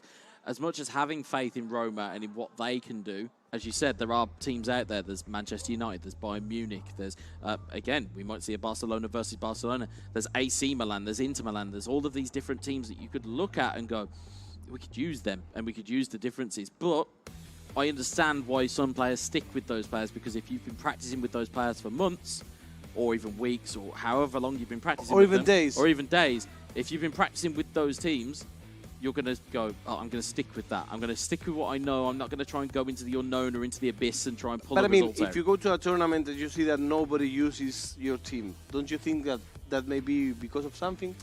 Potentially, but also on the flip side, if you're the only one that notices the almost the treasure, as it were, as the saying goes, one man's trash is another man's treasure. Yeah.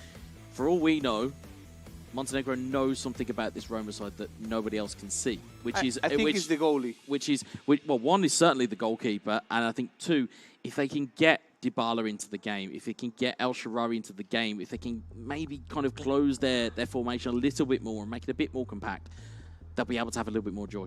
So we are here in the analysis of my friend Gueza.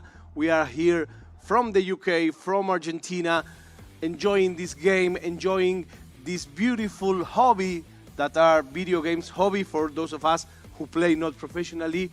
Profession for those of them, they are like top-notch digital athletes. And basically what brings and bonds all together is the love for this game. So, game 2, Montenegro against Iraq. Iraq against Montenegro coming up next.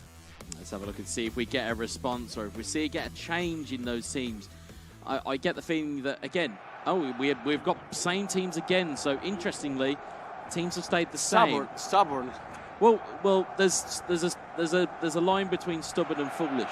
There is a line where it's almost that way. But again, if you have belief in your game plan, if you have belief that you have a better game plan than your opponent, then why wouldn't you stick with your team? If that makes sense, you know, we always talk about we need to make changes. They need to do this. You asked a question. Can I have an answer? Yeah, of course you can. Because you lost 4 now. Yeah, the first one. That's why. Yeah, exactly. That's what you would look to. But of is course, that enough? Well, in Montenegro's mind, clearly not. And that. I respect it. I respect the hustle. I respect the vibe with what they're going with. No, and I respect to believe in your strategy. You have to believe in your strategy. If not, you're lost. That's all. Another thing. If he comes here and okay, now I will play Inter Milan. Yeah. I don't know. In this case, you may think It didn't work on the first match, but it will on the second one, and I will stick to the plan. Well, that's the beauty of this now, because it's a best of three. And again, for those at home who are wondering why we're saying, oh, it's the best of three. Well, what does that mean?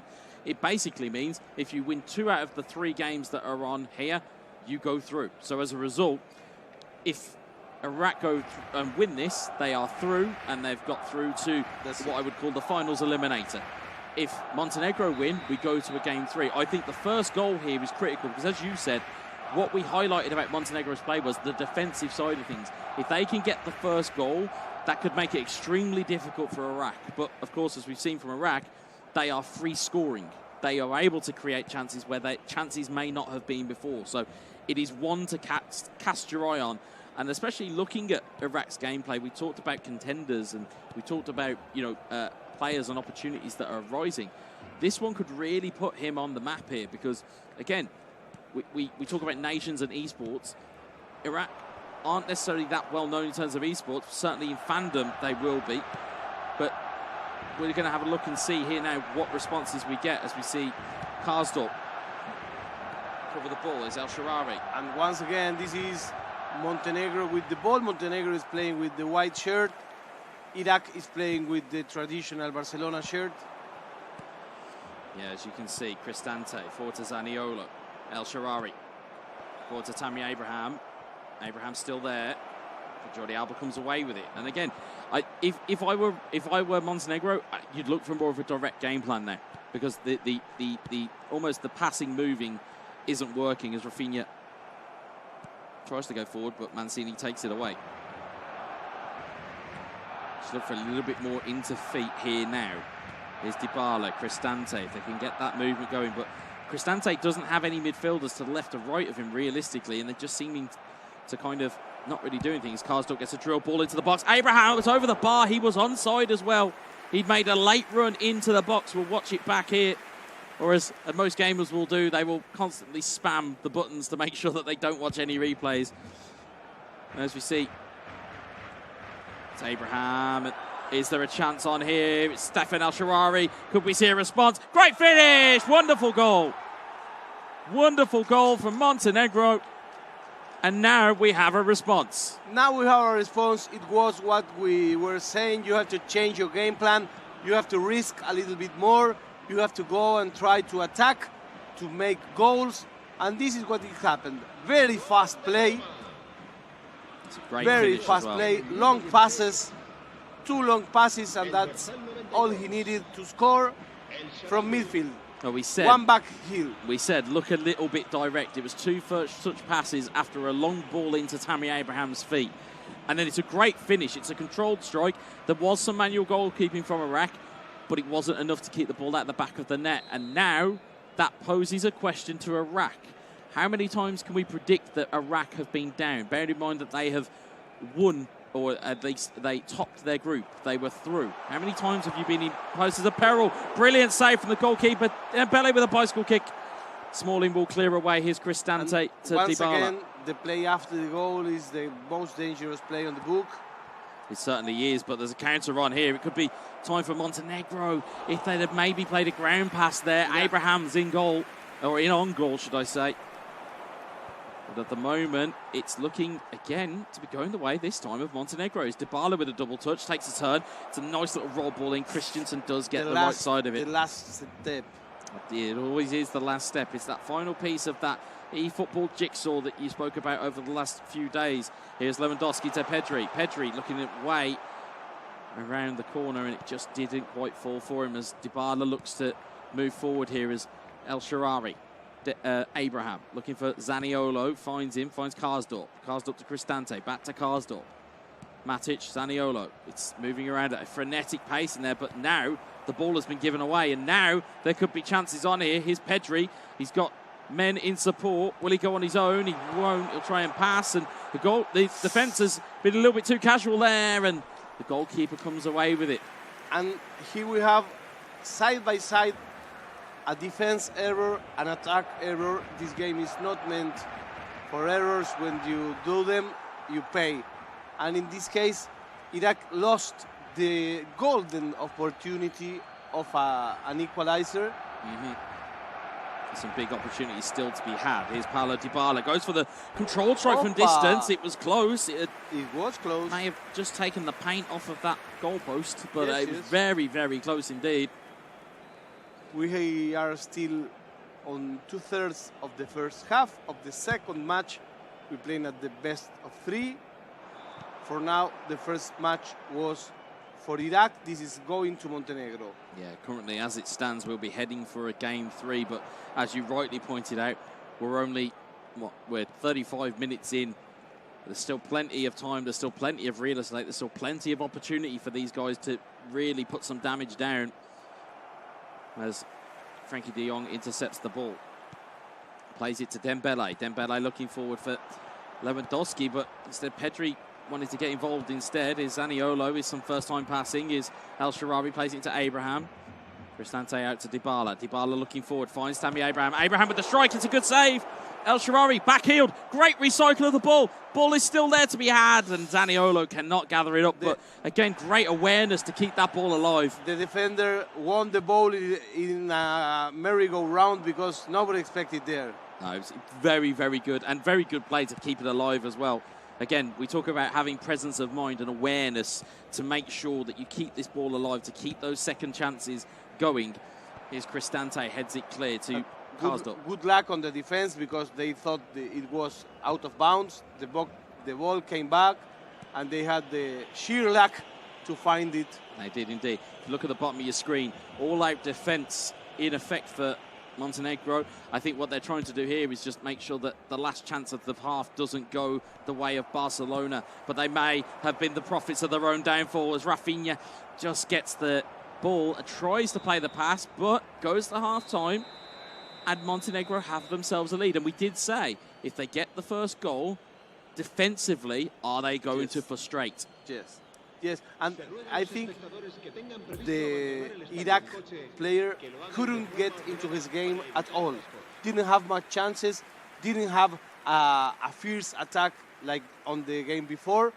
It seems disconcert around starting a game on behind. Yeah, they've managed to nullify that Iraq kind of fire that they brought. We talked about fire and ice just before the game started here, but they seem to have nullified it, have Montenegro. And again, the more that time ticks on, the less these opportunities are going to become. But again, we talk about risk, we talk about gamble. What gambles will Iraq take here? Is Rafinha takes a nice little step inside, but Karsdorp will intercept the ball. Here's Zaniolo. Goes all the way out wide to Paulo Dybala. Double touch, takes it back inside. Jordi Alba, a little bit of an ankle breaker for him now. I don't think he ensured what way he was going. Here's Pedri, though. Nemanja Matic once more. Pedri intercepts it. Lewandowski to Rafinha. Onto Dembele. Takes a hard strike there. And too far. Too far out. Too far out. You've got to work a little bit more in there. But again, signs of life for Iraq. Sometimes, you know, you get tired. You say, okay, I will shoot. Let's see if it enters. As you see, Lewandowski prowling that penalty area, looking for opportunities. He will look and look and look again, because at the moment it's the rear guard of Montenegro and defensively stifling Iraq's attack phase. That is what's happening. As you can hear around us as well, you may be able to pick up over our microphones. Of course, other games still going on. Of course, we've got audiences to our left constantly looking and assessing all of these games going. Abraham, though, oh, what a strike that was. Whoa, whoa, whoa, whoa, whoa. That was close. That was very, very close indeed from Tammy Abraham. And again, if you are Montenegro, I don't know whether you look to park that bus. Yeah, it's not easy because you know that on the other hand, your opponent is a very good scorer, a very good attacker. But for now, the plan is working. Montenegro is just one goal ahead. Is not too much. It isn't. It isn't too much to overcome. I think interestingly though, with this, it's so delicately balanced because if you're Montenegro, how comfortable are you with the press? How comfortable are you with Iraq coming onto you and attacking you? How comfortable are you within the defensive phase of this game? We've seen it be defensive, but again, as the adage goes, defense wins championships, and if that proves to be the case, Montenegro might just find themselves a bit more involved here as Tammy Abraham gets forward and just had men in support to play the extra pass, instead tried to go for the shot, and instead Ferran Torres is coming the other way here. Is Memphis Depay, who's got a bit of a run and a bit of air between him and Mancini, but Mancini will soon close the gap. Why did he try to bypass the defender? It was obvious that the defender will win if you would try to go inside. You have to go outside. Yeah, the keys to victory for when you're up against players is to sharp turns, as we see Dybala in towards Pellegrini. Abraham recovers it. Pellegrini's back there, and again a big challenge in there from Araujo. Good defending. Is Karsdorp. De Jong battling for him. Eventually gets the ball to Dembele. Dembele spots a runner in the middle. That's great eyes from Iraq to see that. It's Memphis Depay. Oh, it's a brilliant finish. Wonderful goal. And as we hear from the cheers of the audience, they are very happy with that one. We see some flags here. We see some people celebrating. It's 1-1. It gets to a tie. We will have 30 virtual minutes of fire, my friend. Well, we may just, or, well, it depends actually. We're not too sure. If it was anything like the first game, we're going straight to penalties, which is even more tension. Rather than extra time, if it goes to penalties, I think we might need to just have a minute, just have a minute of silence maybe, because it's a wonderful ball. And again, I highlighted that awareness. You've got to spot that run. I was explaining to some players yesterday in relation to the animations that you look for. If you see a player with his hand out, it means he's just about to go past the defender, which means that you know where the ball's going to go. And it's a great driven pass as it was. It's 1-1. It's Iraq against Montenegro. Match 2 of best of 3. The first match went to Iraq. And the ball's through again. Here's Cristante. Big save. As I was about to say, Montenegro have been in this type of scenario before. We've seen game 2, and we've seen tight games, and we've seen them pull moments of brilliance out of nothing. And now they will need one more here. Can you smell what they're cooking? Yeah, I'll tell you what they're cooking up here is Shomadov's come on, Zalewski has come on, and they've got fresh legs on, but as have Barcelona. As we'll see here, ball going to go into the box, looking for Chris Smalling to head it on. It's deflected. It's another corner. Another corner. That's one of my old set pieces, that is, flicking it on at the near post and hoping somebody at the back post will just tunnel in and score. Here's Paulo Dybala. Goes over the top, though, this time. Sergio Busquets heads it clear. The ball is ricocheting about, and it will fall to Memphis Depay. Memphis Depay, Gavi. Oh, brilliant footwork from the Spaniard. Footwork again, brilliant footwork. Just can't find that extra pass as Mancini looks to win the foot race. Although, it was a defensive. It was dangerous. It was nasty, is what that looked like. Whoa! And there's kicks and there's challenges flying in left, right, and centre as Roma and Montenegro recover the ball as Ibanez looks to super cancel and give a bit of opportunity, a bit of options here. It's Pellegrini. Will someone break this tie? Who knows? We're about to find out. But as you can see, that defensive play style seems to have kind of seeped into the Iraqi mindset here as Dembele, it's a brilliant ball to Ferran Torres. It's Depay, he's got 2 over if he can find him. It's a lob-through ball, he's offside. Ball's in the back of the net, but he is offside. And it's only just as well. It's half a foot in it. Big opportunity there. It's just half a foot in Iraq taking the lead here, but the ball and the game is not over. Wonderful pieces of skill there. That was nice. It's Ferran Torres. Ball is deflected into open play, and Nemanja Matic will look to clear his lines there. But it looks like now Montenegro is trying to hug the penalties. Iraq wants to end this thing, wants to make one more goal and go ahead. This is what's setting up for such tension, as we can feel it. It is almost something you can palpably feel in the room. You know, we're hearing the shouts of other games and other teams going on, but again, there's so many vested eyes and vested interest in this game as 88 minutes on the clock here. Can Iraq steal one here? It's Memphis Depay to Gavi. Gavi to Ousmane Dembele. Dembele looking to try and create some space, but there's 2 minutes on here, and that could be the last chance to Roma, if possible. He had one more player on the left. He did indeed, but again, Montenegro have been here before. Shomadov, that's a brilliant challenge from Kounde. And that is going to be full time, and we'll find out exactly what we're going to here. Let's see what happens, my friends. First match was for Iraq. Second match was a tie, and now that tie will be broken. Look at these faces. Well, we'll Look at these guys' concentration. We're going to the penalty kicks. Well, we hope so. Yeah. But that type of mindset may just be. It's Dembele to open it up, and there's Iraq to open up the penalty.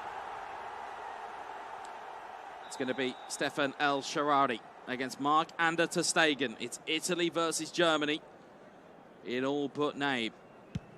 Brilliant finish. And great penalty there. 1-1. If Iraq wins this penalty shootout, they go to the next round. It's Ferran Torres against Rui Patricio. Big save! Big save from Montenegro.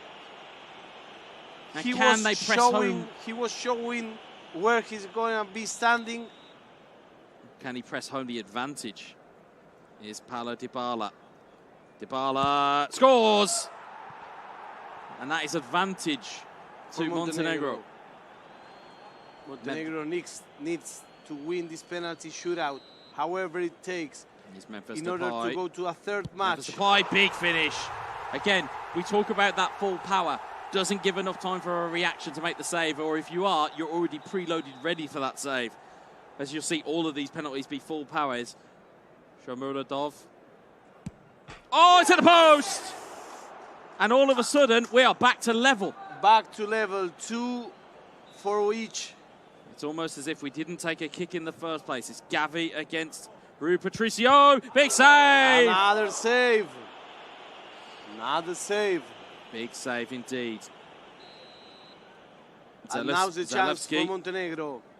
Poland versus Germany. Oh, it's a lovely little dink. Coolness personified. Almost Panenka. And now, Frenkie de Jong must score to keep them in it. Frenkie de Jong steps up. Brilliant finish. And it's a goal. This is a pressure kick. A pressure kick. And it is from Players Nemanja Matic. Stretch their arms. If Montenegro makes this goal, it pushes everything to the next match. Here we go. It's a slow run up. Save! We are now in sudden death penalties. Sudden death. If Iraq wins this penalty shoot, he will come over to the next round. If Montenegro wins, he goes to the third match. Here we go. It's Sergio Busquets. Busquets, down the middle. Brilliant pen. Again, you talk about that goalkeeper movement. It's just after the power bar goes, it's just to unseat a player. Because once you've selected which way you're going, as we'll see here, Pellegrini. Save! And Iraq is on the next round. Iraq advances in the tournament. Claps and hugs from his friends. Iraq. Whistles, as claps, as applause. And absolutely deserved. Yeah, and he wipes it in 2 matches. Boom, boom. First match, it was a clear win. It was 4-0. Second match, it was a tie. Penalty shoot. Montenegro had the chance in 1 penalty to get away of this match and force match 3. Iraq was hard on the pressure. Yep. He recovered, and in the last penalty, he wiped out. It's a really good match. We saw a really good match. Well, I asked during commentary, what metal, what can we see from Iraq? Have they ever been down before? And if he wasn't down, he's certainly been now. But again, you talk about things that mentally will help you going forward in the competition. That there is a brilliant performance. And as we'll see from the highlights here, it was that metal. It was that little bit of something else. As we'll see, brilliant finish there to open the scoring for Iraq in, I believe this is game 1. As we saw the deflection that went just wide, and there were chances that were there. And there were chances to, my favourite one is chances to have chances. You have that kind of almost pre-assist that you need. And there were those opportunities there for Montenegro, but it was Iraq that won the day. And again, it was first game, it was all Iraq. Yeah, it was a monologue. It was a monologue. But on the second game, things got a little bit more balanced.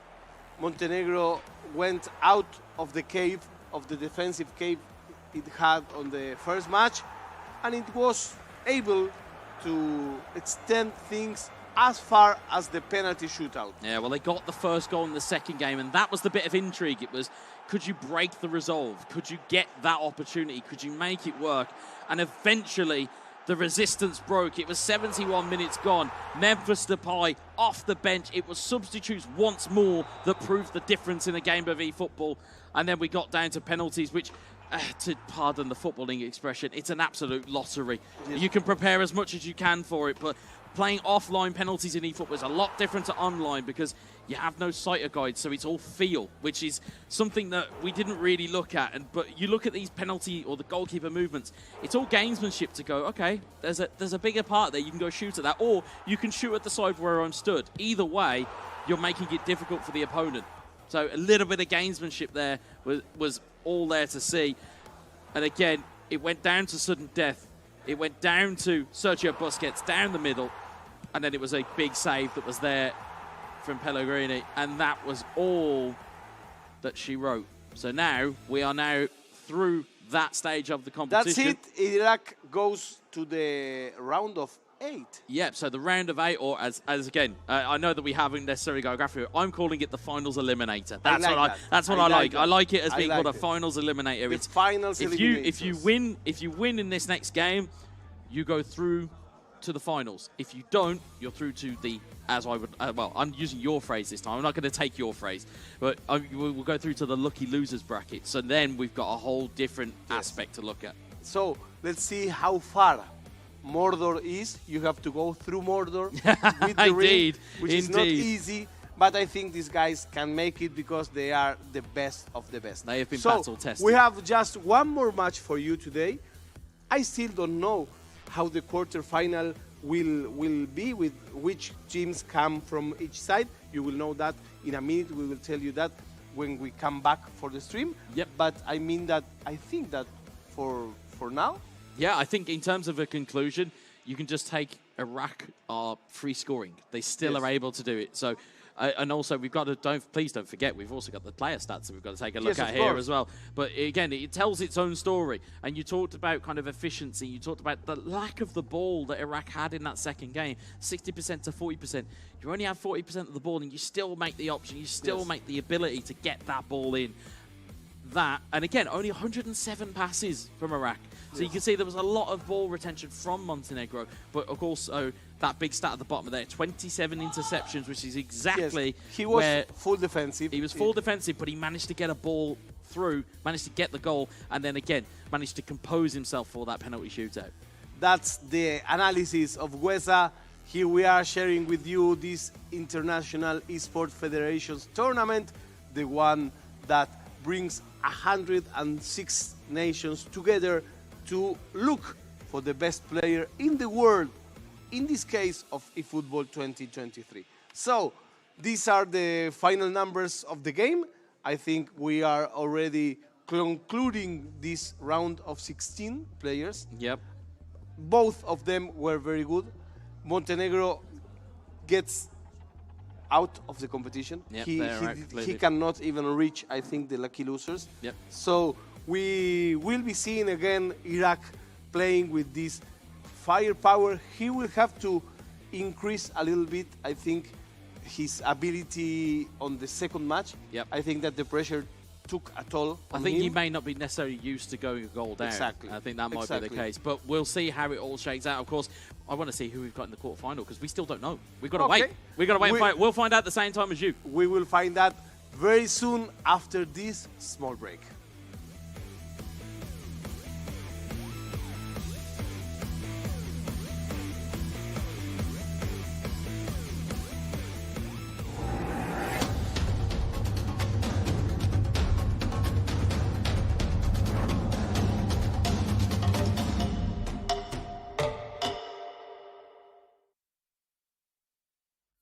datang di sebuah pengalaman perjalanan baru Indonesia bersama InJourney.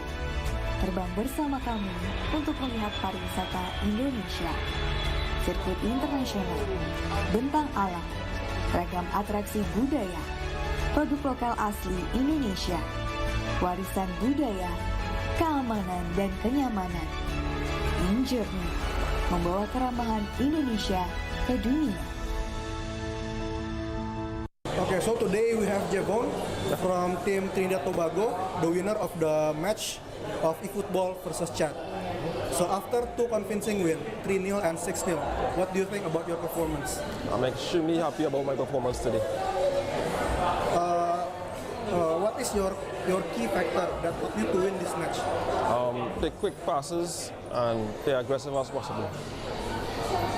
Even though you already won the match with two convincing scores, do you think there are things that you can improve to perform better in the next game? Yes, I need to work on my passing and maybe sharpen up on my defense a little bit. So you will face another country at the next matches. Will you use the same strategy that you're currently using, or do you have any new strategy? I think I'll have to change it because this guy I'm going to play is at the top of the group, which is Iraq, so I need to be a little more conservative. So if we see the game, it looks like it's one-sided. What do you think make it difficult for your opponent, Team Chad, to develop their game? For me personally, I was able to stamp my authority in the game pretty early, and it was hard for him to come out his half because I was so high up the field. So what do you think about their performance? I think they could do better going into the next round. Okay. So that's all the questions that I want to ask you. Congratulations for the win. Thank you. And I hope you do best in the next game. Thank you. So today we have the team of eFootball from Bahrain, the winner of the match against Tajikistan. So 3-1 for the first leg and 3-0 for the second leg. It was a very, very convincing win. What do you think about your performance?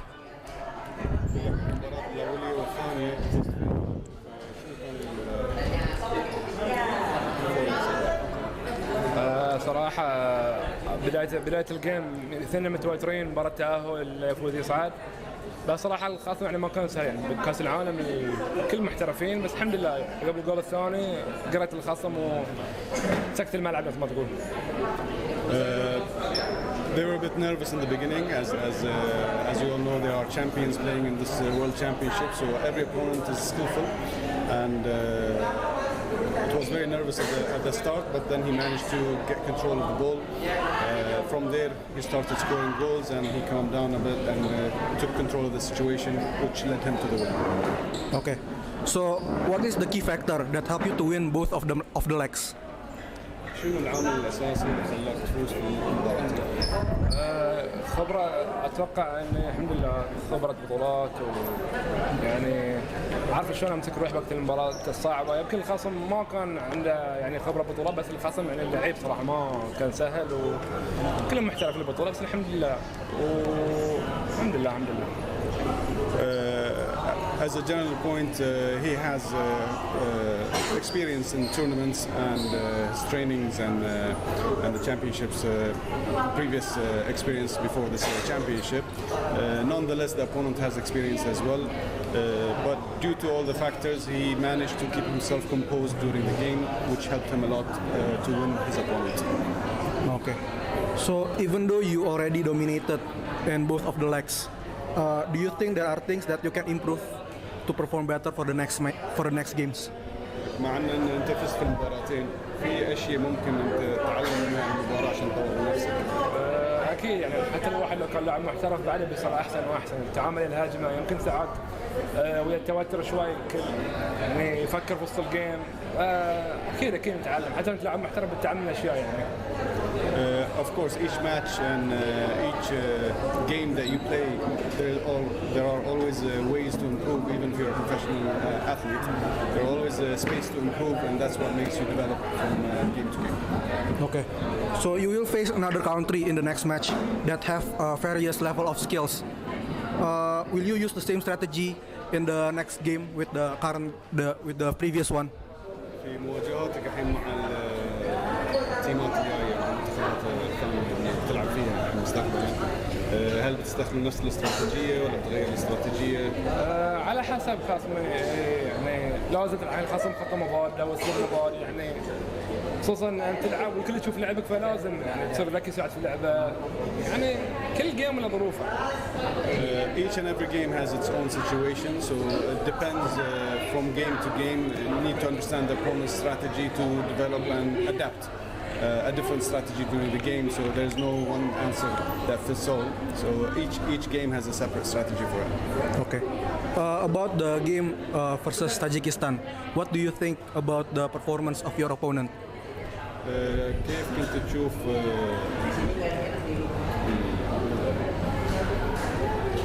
اللاعب اللي عطتنا شنو امكانياته؟ لاعب ممتاز يعني بس يمكن من امس يمكن يفكر او قبل جيم التاهل يمكن يتسابع في هجمات بس بشكل عام ما يعني لاعب طاجكستان يعني ما كان سهل ولا واحد البطوله سهل بس ساعات يمكن حتى لو انقلب نتيجه يمكن توتر او في بث وهالاشياء بالعكس يعني اذا تلعب في بطوله غير انك في البيت تفوز بنتيجه عوله بس هني يعني الجول يفرق.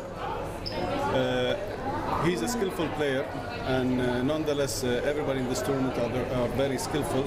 So the chances were maybe when you go on stage, especially for the first time in this big event, it creates some sort of nervousness, and that might affect your gameplay. So he thinks that part of the nervousness of the opponent made him do mistakes, which he capitalized on to get the win. Okay. Next, I want to ask about your celebration. The commentators for several times commenting on the celebration that you made while you're playing. How did your celebrations help you to win this match? السؤال يقول ان كل جول كنت تجيبه انك كنت تحتفل في هالجول احتفالك لهذه الاجزاء خلينا نقول في المباراه نفسها كيف تساعدك في تفكيرك وفي لعبك؟ ساعات يعني اذا الواحد يسجل جول تكون ردة فعله قويه ويصرخ او شيء خلاص الجيم يعني الخصم يمكن يتوتر اكثر او انت بنفسك تشجع الجيم وتدافع احسن في المباراه. Saying celebrating gets the emotion out and it helps me to live the moment and keep my energy high. Plus it affects the opponent by making him even more nervous. So that's it is more of keeping the momentum of the energy, which works in his favor. Okay, understood. So that's all the questions that I want to ask to you. Thank you for your time, and I hope you the best for the next games. بس حاب من المنظر حاب اشكر سمو الشيخ بن حمد والشيخ ناصر على دعمهم حق الرياضه والمنتخبات بشكل عام. حاب اشكرهم على هالشيء لو ما وصلت لها المكان وتاهلت بالعكس الفوز يحدي حق البحرين وسمو الشيخ خالد وسمو الشيخ ناصر البحرين تستاهل ان شاء الله القادم افضل. He said a final word and he wants to thank His Highness Sheikh Nasser and His Highness Sheikh Khalid for their support and for the Olympic Committee in Bahrain and the Federation to the support that they're giving the esports player for him to reach at this stage and represent the country. Okay. Thank you very much, guys. Thank you very much.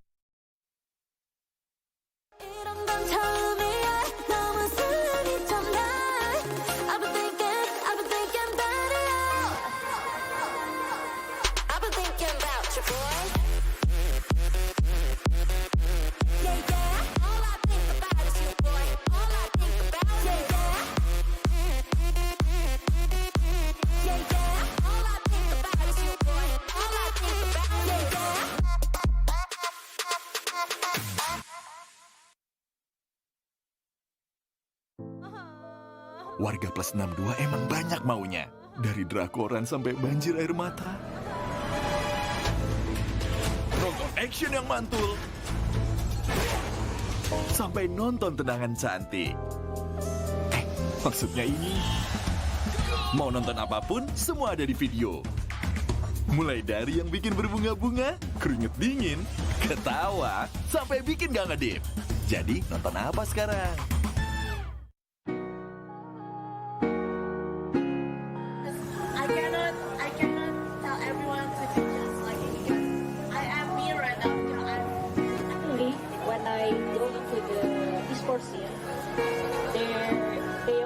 There's a guy who always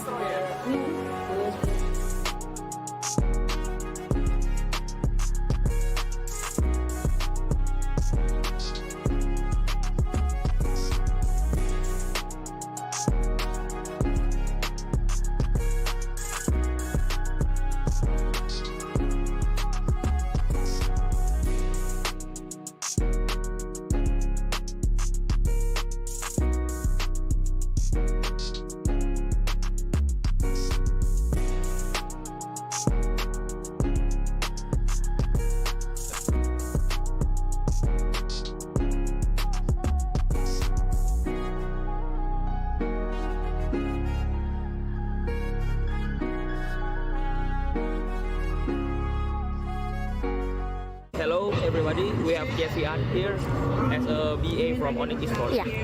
So I wanna ask you. So the first question is, what do you think about this match Indonesia versus Philippines? Match yang tadi menurut aku seru banget sih. Terus udah gitu kayak menegangkan juga. So the next question is, who is the top opponent for Indonesia in IESF? Menurut aku Filipina sih. Cuma tadi Indonesia berhasil menang lawan Filipina kan. Cuma menurutku yang paling susah Filipina sih. So how much confident are you that Indonesia will be the winner for this competition? 100% dong. Kita harus percaya diri. So for the last question, any future hope for esports Indonesia, especially Mobile Legends? Semoga makin berkembang. Terus udah gitu, semoga bisa berjangka panjang. Thank you. Thank you. Thank you for your time. Esports Indonesia. Jaya. Thank you Kak Kezia.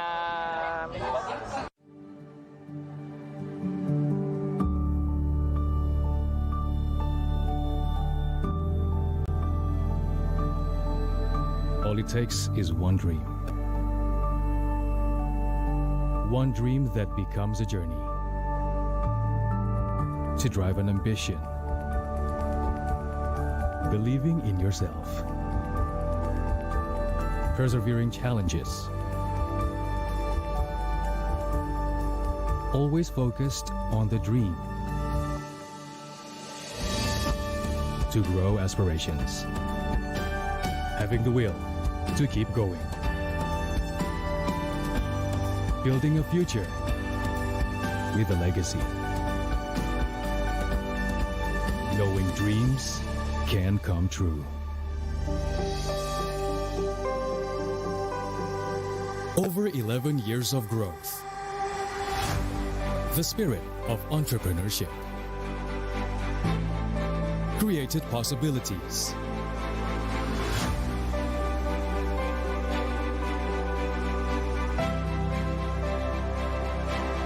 Realized new potentials.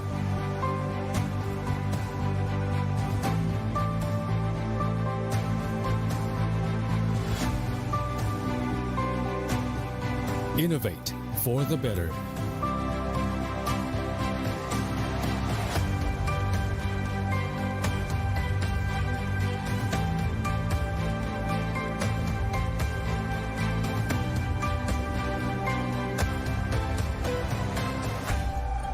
Expand horizons.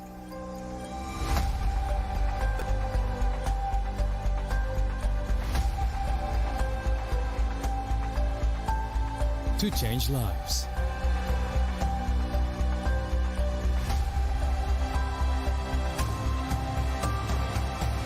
To connect new ideas. To explore new grounds.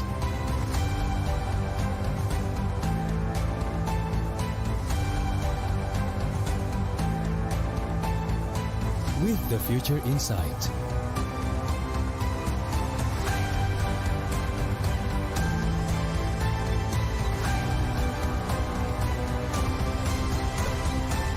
Together.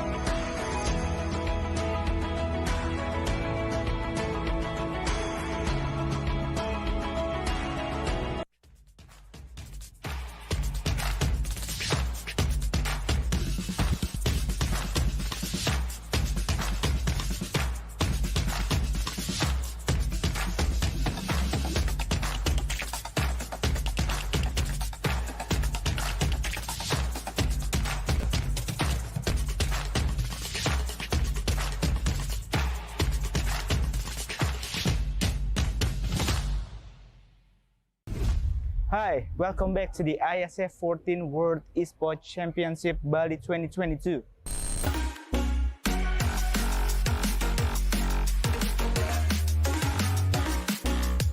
So, entering day 4 of the biggest esports championship, what did you feel? Did you have some fun? Anyway, entering the next round of this tournament, the competition is getting tougher, more intense, and more entertaining. Today, there is 4 games that will be played in this tournament. CSGO on the ice stage, Dota on the earth stage, Mobile Legends on the water stage, and PUBG in fire stage. So, are you ready to watch more matches on this day? But before that, here's the joy of the day 3 of the IESF 14 World Esports Championship Bali 2022. Enjoy!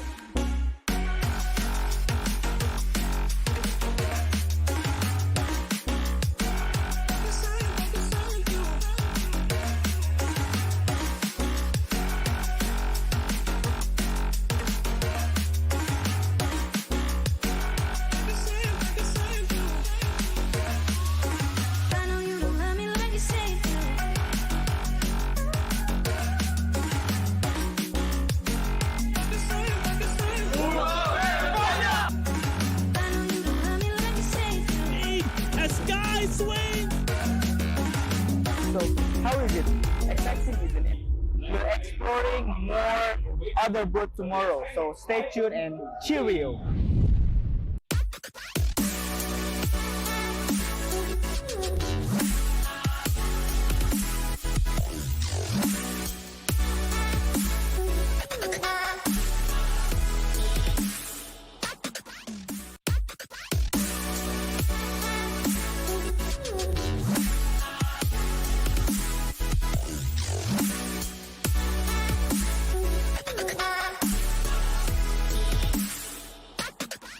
Get Galaxy A33 5G. Why? Because it's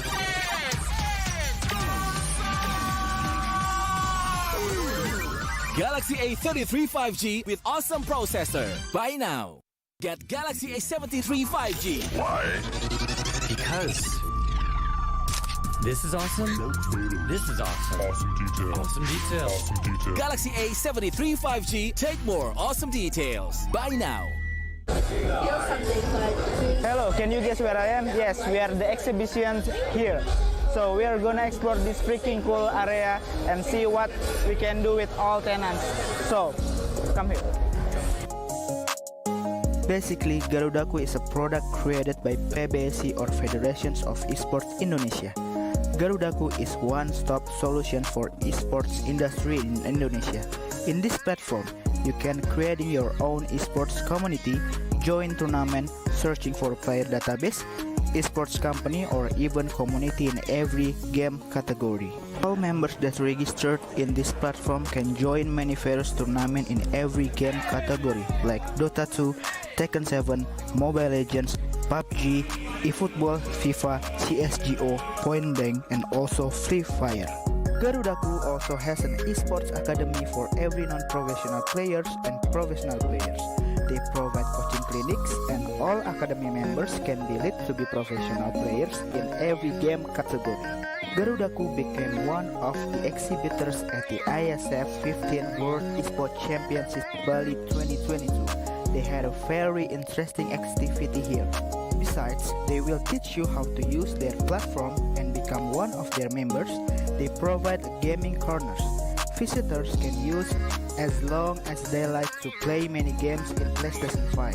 You can play Tekken 7, eFootball 2023, and FIFA 2023. On the other side, they collaborated with Racing Lab to provide a racing simulator that you can try at their booth. The attendee is very helpful to give guidelines on how to use racing simulator machine. This one is very interesting because they give me an experience using a racing simulator and make me feel like I'm the real racer. So, that's what I got from the Garudaku zone, and I really want to explore more at these exhibitor areas. So keep following me and stay tuned.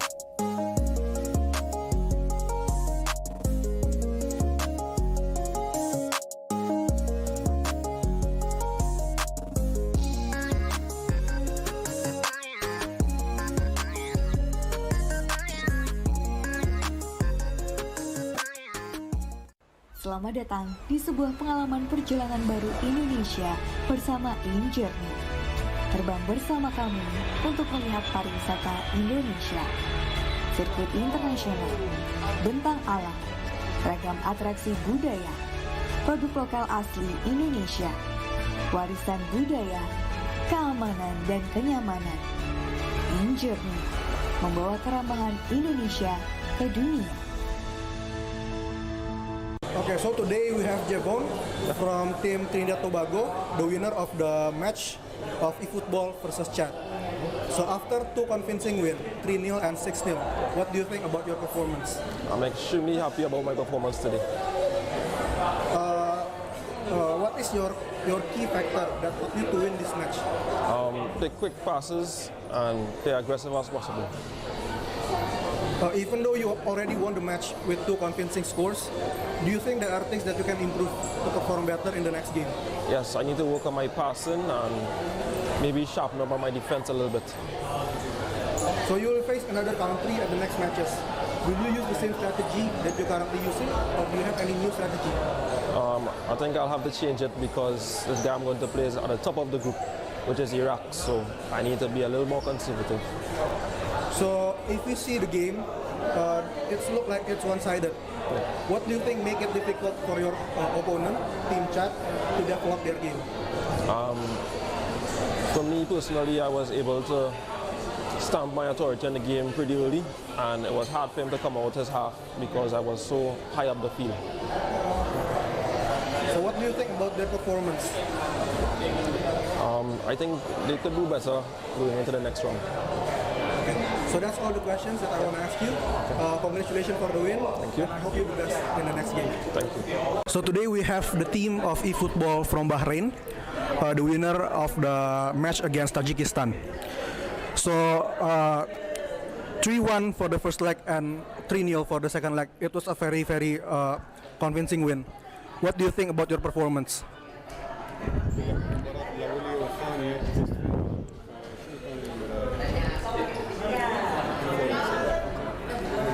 صراحة بداية الجيم اثنين متوترين، مباراة تأهل يفوز يصعد. بس صراحة الخصم يعني ما كان سهل، يعني بكأس العالم الكل محترفين، بس الحمد لله قبل الجول الثاني قرأت الخصم وسكت الملعب مثل ما تقول. They were a bit nervous in the beginning, as you all know, they are champions playing in this World Championship, so every opponent is skillful, and it was very nervous at the start, but then he managed to get control of the ball. From there, he started scoring goals, and he calmed down a bit and took control of the situation, which led him to the win. Okay, so what is the key factor that helped you to win both of the legs? شنو العامل الاساسي اللي خلاك تفوز في المباراة؟ خبرة، اتوقع اني الحمد لله خبرة بطولات، ويعني عارف شلون امسك روحي وقت المباراة الصعبة. يمكن الخصم ما كان عنده يعني خبرة بطولات، بس الخصم يعني اللعيب صراحة ما كان سهل وكلهم محترف البطولة، بس الحمد لله والحمد لله الحمد لله. As a general point, he has experience in tournaments and his trainings and the championships, previous experience before this championship. Nonetheless, the opponent has experience as well, but due to all the factors, he managed to keep himself composed during the game, which helped him a lot to win his opponent. Okay, so even though you already dominated in both of the legs, do you think there are things that you can improve to perform better for the next games? مع ان انت فزت في المباراتين، في اشياء ممكن انت تتعلم منها المباراه عشان تطور نفسك. اكيد يعني حتى الواحد لو كان لاعب محترف بعده بيصير احسن واحسن، التعامل الهجمه يمكن ساعات ويا التوتر شوي يعني يفكر في وسط الجيم. اكيد نتعلم، حتى انت لاعب محترف بتتعلم اشياء يعني. Of course, each match and each game that you play, there are always ways to improve. Even if you're a professional athlete, there are always space to improve, and that's what makes you develop from game to game. Okay, so you will face another country in the next match that have various level of skills. Will you use the same strategy in the next game with the previous one?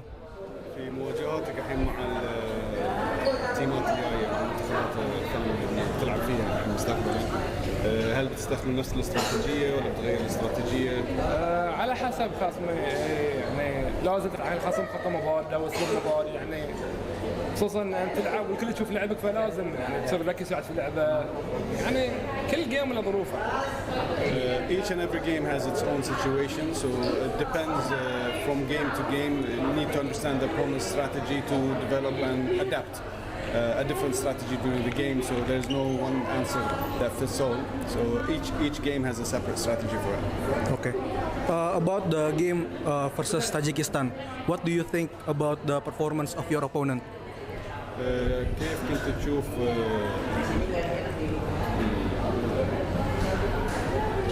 اللاعب اللي يلعب ضدنا شنو امكانياته؟ صراحه لاعب ممتاز يعني بس يمكن من امس يمكن يفكر او قبل جيم التاهل يمكن يتسابع في هجمات بس بشكل عام يعني لاعب طاجكستان يعني ما كان سهل ولا واحد البطوله سهل بس ساعات يمكن حتى لو انقلب نتيجه يمكن توتر او في بث وهالاشياء بالعكس يعني اذا تلعب في بطوله غير عنك في البيت تفوز بنتيجه عوده بس هني يعني جول يفرق. He's a skillful player, and nonetheless, everybody in this tournament are very skillful. So the chances were maybe when you go on stage, especially for the first time in this big event, creates some sort of nervousness, and that might affect your gameplay. So he thinks that part of the nervousness of the opponent made him do mistakes, which he capitalized on to get the win. Okay. Next, I want to ask about your celebration. The commentators for several times commenting on the celebration that you made while you're playing. How did your celebrations help you to win this match? السؤال يقول ان كل جول كنت تجيبه انك كنت تحتفل بهالجول احتفالك لهذا الاجزاء خلينا نقول في المباراه نفسها كيف تساعدك في تفكيرك وفي لعبك؟ ساعات يعني اذا الواحد يسجل جول تكون ردة فعله قويه ويصرخ او شيء خلاص الجيم يعني الخصم يمكن يتوتر اكثر او انت بنفسك تشجع الجيم وتدافع احسن من المباراه. Saying celebrating gets the emotion out and it helps me to live the moment and keep my energy high. Plus it affects the opponent by making him even more nervous. So that's it is more of keeping the momentum of the energy, which works in his favor. Okay, understood. So that's all the questions that I want to ask to you. Thank you for your time, and I hope you the best for the next games. بس حاب من المنظر حاب اشكر سمو الشيخ خالد بن حمد والشيخ ناصر على دعمهم حق الرياضه والمنتخبات بشكل عام. حاب اشكرهم على هالشيء لو ما سمح ما وصلت لها المكان وتاهلت بالعكس هالفوز حدي حق البحرين وسمو الشيخ خالد وسمو الشيخ ناصر البحرين تستاهل ان شاء الله القدم افضل. He said a final word and he wants to thank His Highness Sheikh Nasser and His Highness Sheikh Khalid for their support and for the Olympic Committee in Bahrain and the Federation to the support that they're giving the esports player for him to reach at this stage and represent the country. Okay. Thank you very much, guys. Thank you very much.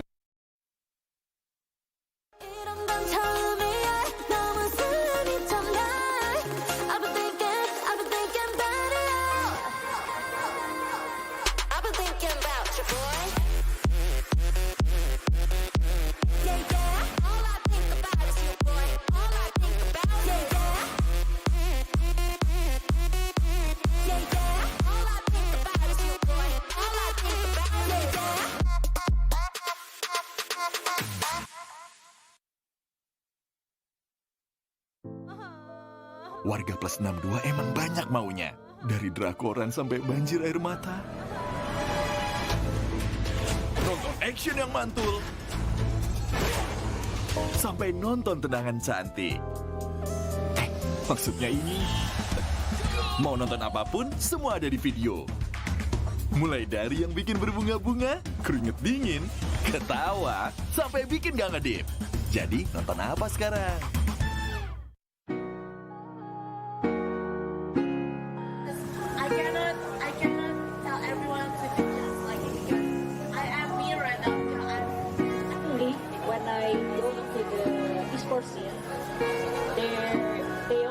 There's a guy who always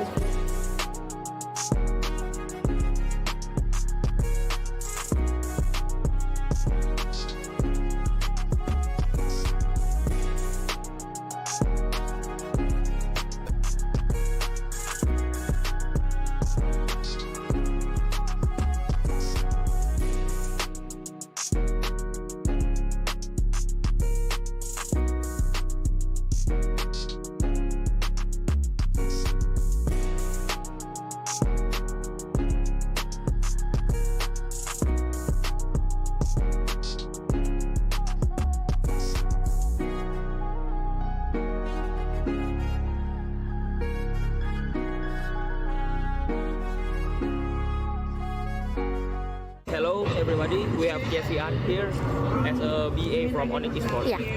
So I wanna ask you.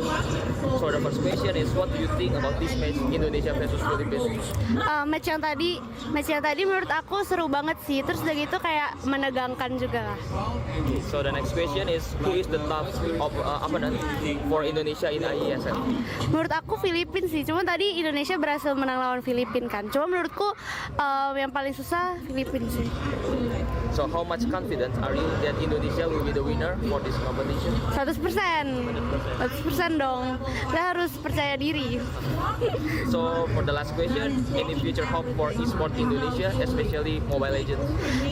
Semoga makin berkembang. Terus udah gitu, semoga bisa berjangka panjang. Thank you. Thank you. Thank you for your time. Esports Indonesia. Jaya. Thank you Kak Kesian.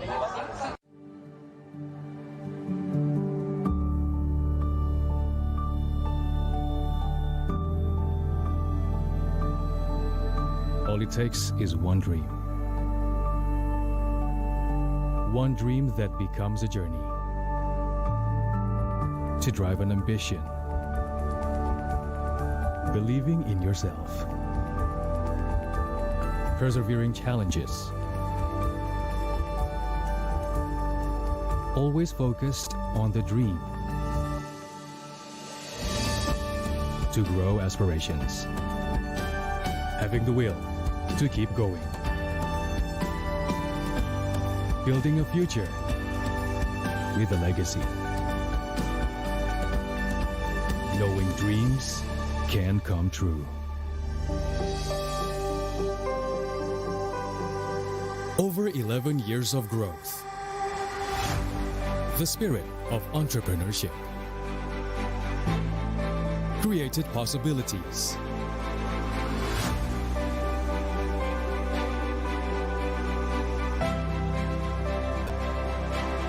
Realized new potentials.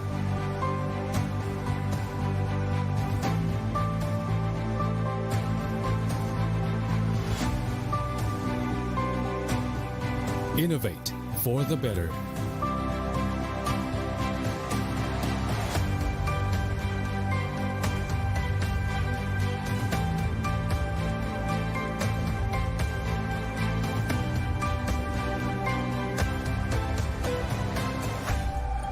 Expand horizons.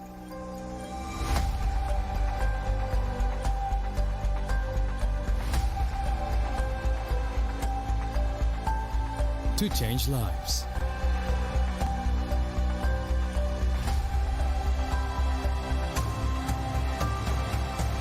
To connect new ideas. To explore new grounds.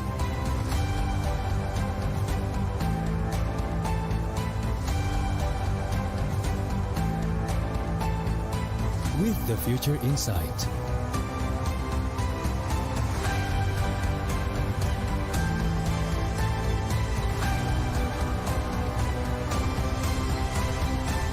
Together.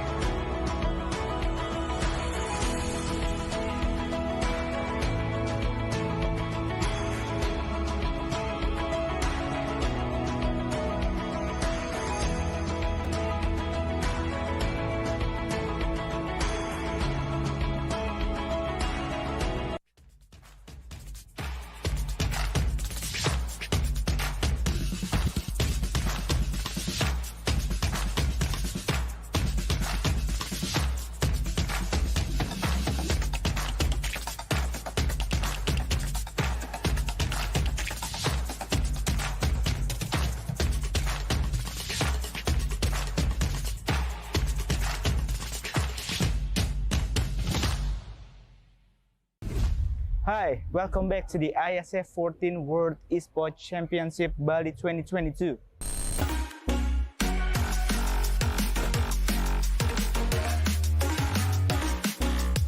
So, entering day 4 of the biggest esports championship, what did you feel? Did you have some fun? Anyway, entering the next round of this tournament, the competition is getting louder, more intense, and more entertaining. Today, there is 4 games that will be played in this tournament.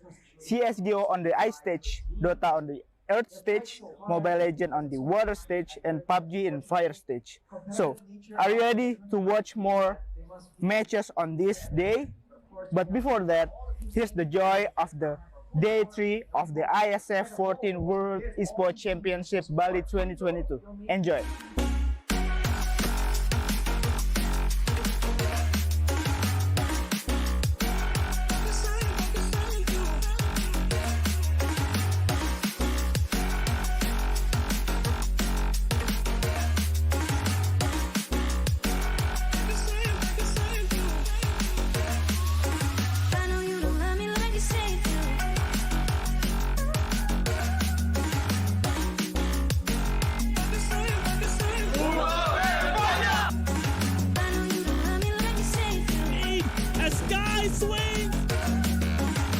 So, how is it?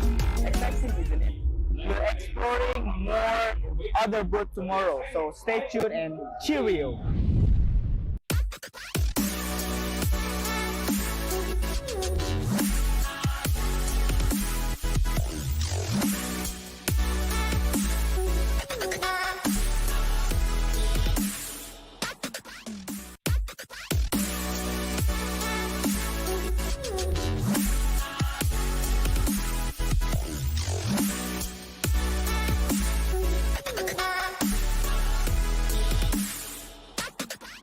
Get Galaxy A33 5G. Why? Because it's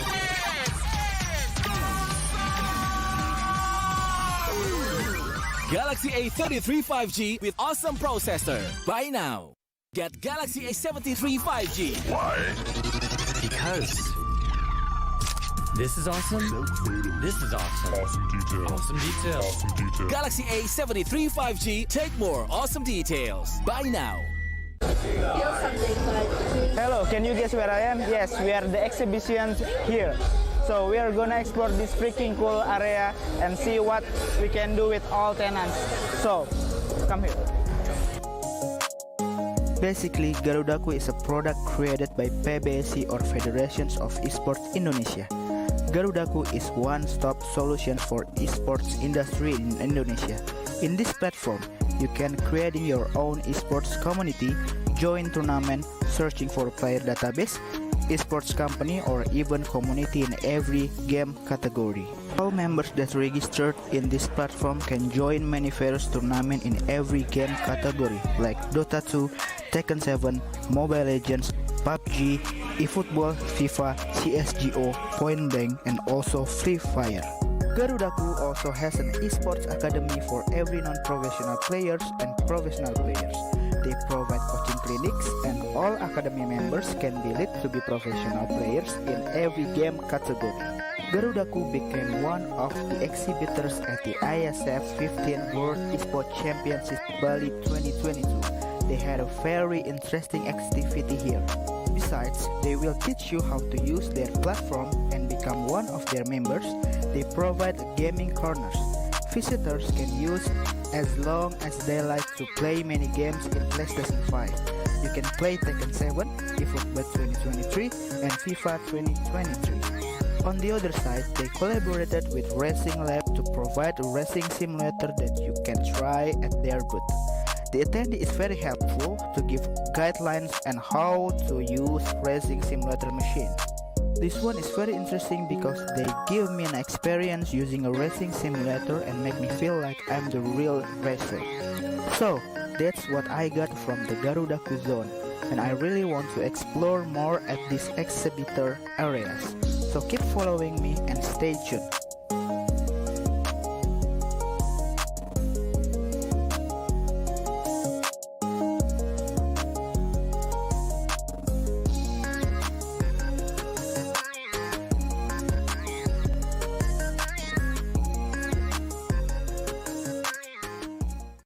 Selamat datang di sebuah pengalaman perjalanan baru Indonesia bersama InJourney. Terbang bersama kami untuk melihat pariwisata Indonesia. Sirkuit internasional, bentang alam, ragam atraksi budaya, produk lokal asli Indonesia, warisan budaya, keamanan dan kenyamanan. InJourney membawa keramahan Indonesia ke dunia. Okay, so today we have Jevon from Team Trinidad Tobago, the winner of the match of eFootball versus Chad.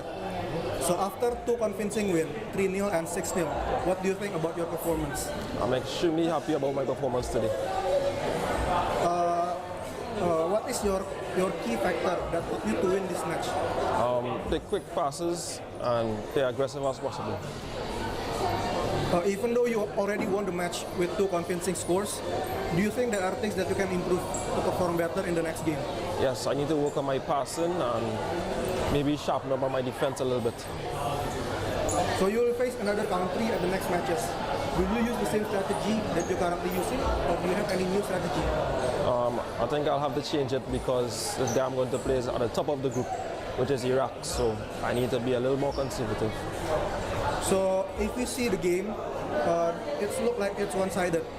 What do you think make it difficult for your opponent, Team Chad, to develop their game? For me personally, I was able to stamp my authority in the game pretty early, and it was hard for him to come out his half because I was so high up the field. So what do you think about their performance? I think they could do better going into the next round. So that's all the questions that I want to ask you. Congratulations for the win. Thank you. And I hope you do best in the next game. Thank you. So today we have the team of eFootball from Bahrain, the winner of the match against Tajikistan. So 3-1 for the first leg and 3-0 for the second leg. It was a very, very convincing win. What do you think about your performance?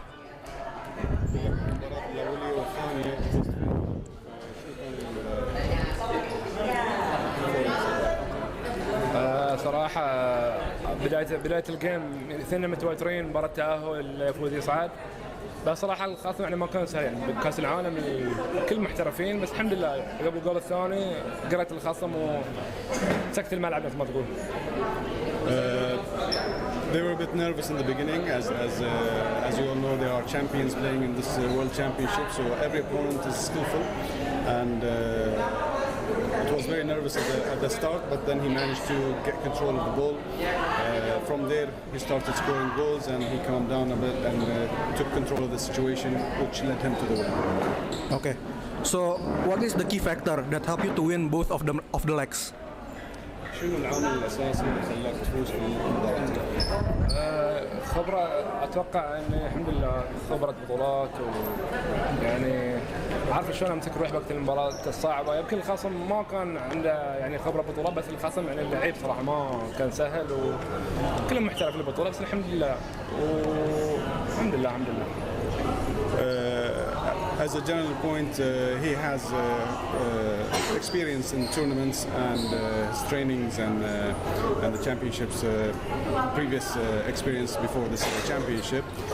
Nonetheless, the opponent has experience as well, but due to all the factors, he managed to keep himself composed during the game, which helped him a lot to win his opponent. Okay, so even though you already dominated in both of the legs, do you think there are things that you can improve to perform better for the next games? مع ان انت فزت في المباراتين، في اشياء ممكن انت تتعلم منها المباراه عشان تطور نفسك؟ اكيد يعني حتى الواحد لو كان لاعب محترف بعده بيصير احسن واحسن، تعامل الهجمه يمكن ساعات ويا التوتر شوي يعني يفكر في وسط الجيم. اكيد نتعلم، حتى انت لاعب محترف بتتعلم الاشياء يعني. Of course, each match and each game that you play, there are always ways to improve. Even if you're a professional athlete, there are always space to improve, and that's what makes you develop from game to game. Okay, so you will face another country in the next match that have various level of skills. Will you use the same strategy in the next game with the previous one? في مواجهاتك الحين مع التيمات الجايه والمنتخبات الثانيه اللي تلعب فيها في المستقبل. تستخدم نفس الاستراتيجية ولا بتغير الاستراتيجية؟ على حسب خصمي يعني لازم تلعب الخصم خطة مضادة واسلوب مضاد يعني خصوصا انت تلعب والكل تشوف لعبك فلازم يعني تصير ذكي ساعات في اللعبة يعني كل جيم له ظروفه. Each and every game has its own situation, so it depends from game to game. You need to understand the opponent's strategy to develop and adapt a different strategy during the game. So there's no one answer that fits all. So each game has a separate strategy for it. Okay. About the game versus Tajikistan, what do you think about the performance of your opponent? كيف كنت تشوف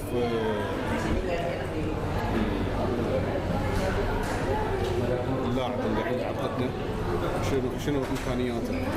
صراحة لاعب ممتاز يعني بس يمكن من امس يمكن يفكر او قبل جيم التأهل يمكن يتسابع في هجمات بس بشكل عام ما يعني لاعب طاجكستان يعني ما كان سهل ولا واحد البطولة سهل بس ساعات يمكن حتى لو واحد انقلب نتيجة يمكن توتر او في بث وهالاشياء بالعكس يعني اذا تلعب في بطولة غير عنك في البيت تفوز بنتيجة عولة بس هني يعني جول يفرق. He's a skillful player, and nonetheless, everybody in this tournament are very skillful. So the chances were maybe when you go on stage, especially for the first time in this big event, creates some sort of nervousness, and that might affect your gameplay.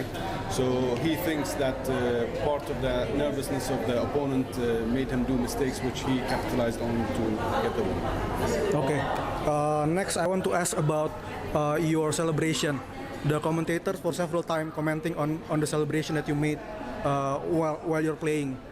How did your celebrations help you to win this match?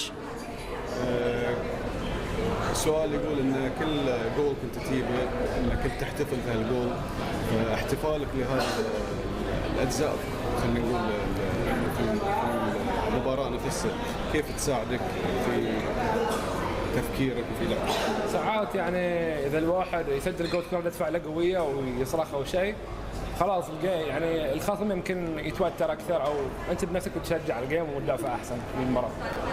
Saying celebrating gets the emotion out and it helps me to live the moment and keep my energy high. Plus it affects the opponent by making him even more nervous. So that's it is more of keeping the momentum of the energy, which works in his favor. Okay, understood. So that's all the questions that I want to ask to you. Thank you for your time, and I hope you the best for the next games. بس حاب من المنظر حاب اشكر سمو الشيخ بن حمد والشيخ ناصر على دعمهم حق الرياضه والمنتخبات بشكل عام. حاب اشكرهم على هالشيء لو ما وصلت لها المكان وتاهلت بالعكس هالفوز يحدي حق البحرين وسمو الشيخ خالد وسمو الشيخ ناصر البحرين تستاهل ان شاء الله القادم افضل. He said a final word and he wants to thank His Highness Sheikh Nasser and His Highness Sheikh Khalid for their support and for the Olympic Committee in Bahrain and the Federation to the support that they're giving the esports player for him to reach at this stage and represent the country. Okay. Thank you very much, guys. Thank you very much.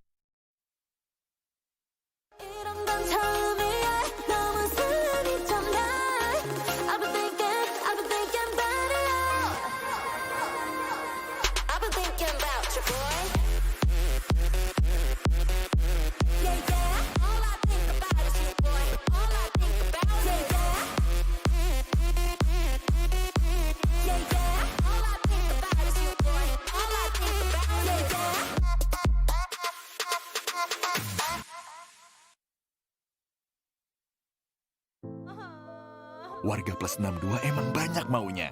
Dari drakoran sampai banjir air mata. Nonton action yang mantul. Sampai nonton tendangan cantik. Maksudnya ini. Mau nonton apapun, semua ada di video. Mulai dari yang bikin berbunga-bunga, keringet dingin, ketawa, sampai bikin gak ngedip. Jadi nonton apa sekarang?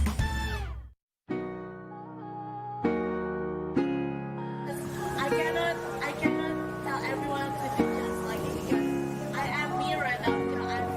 Actually, when I go to the esports scene, there There's a guy who always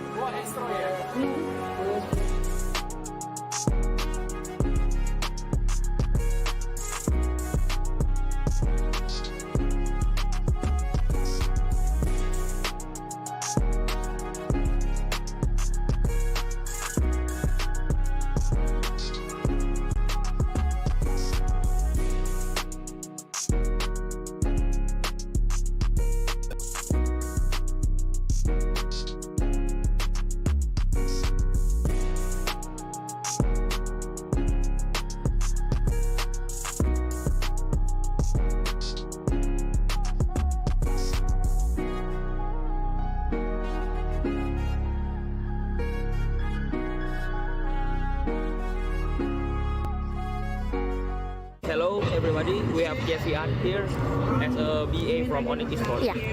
So I wanna ask you, so the first question is what do you think about this match Indonesia versus Philippines? Match yang tadi menurut aku seru banget sih. Terus udah gitu kayak menegangkan juga lah. Okay, so the next question is who is the top of opponent for Indonesia in IESF? Menurut aku Filipina sih. Cuma tadi Indonesia berhasil menang lawan Filipina kan. Cuma menurutku yang paling susah Filipina sih. So how much confident are you that Indonesia will be the winner for this competition? 100% dong. Kita harus percaya diri. So for the last question, any future hope for esports Indonesia, especially Mobile Legends? Semoga makin berkembang. Terus udah gitu, semoga bisa berjangka panjang. Thank you. Thank you. Thank you for your time. Esports Indonesia. Jaya, jaya, jaya. Thank you Kak Kezia.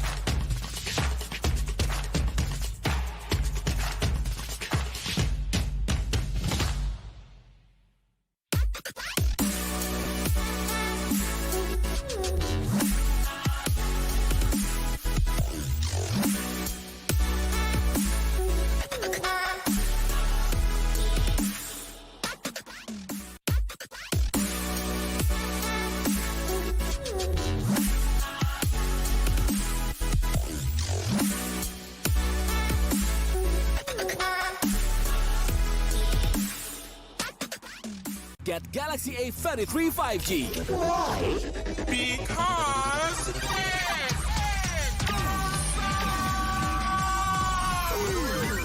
Galaxy A33 5G with awesome processor. Buy now. Get Galaxy A73 5G. Why? Because this is awesome. So creative. This is awesome. Awesome detail. Awesome detail. Awesome detail. Galaxy A73 5G. Take more awesome details. Buy now. Selamat datang di sebuah pengalaman perjalanan baru Indonesia bersama InJourney. Terbang bersama kami untuk melihat pariwisata Indonesia. Sirkuit internasional, bentang alam, ragam atraksi budaya, produk lokal asli Indonesia, warisan budaya, keamanan dan kenyamanan. InJourney membawa keramahan Indonesia ke dunia.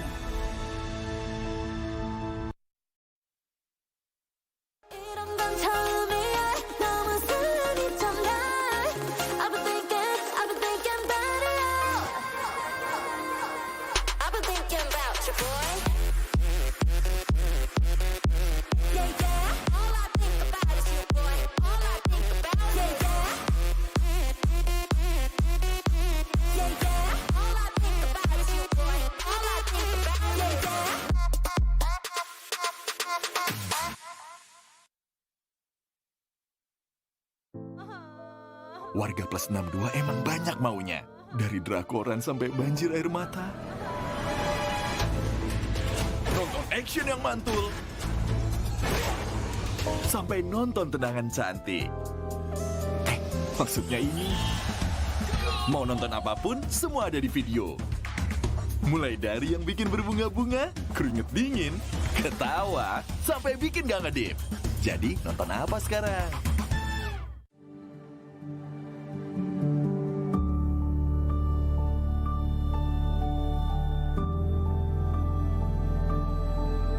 All it takes is one dream. One dream that becomes a journey. To drive an ambition. Believing in yourself. Persevering challenges. Always focused on the dream. To grow aspirations. Having the will to keep going. Building a future with a legacy. Knowing dreams can come true. Over 11 years of growth. The spirit of entrepreneurship. Created possibilities.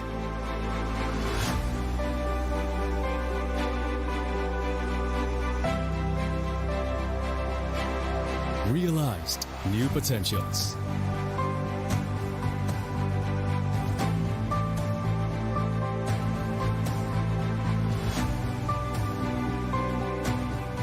Innovate for the better.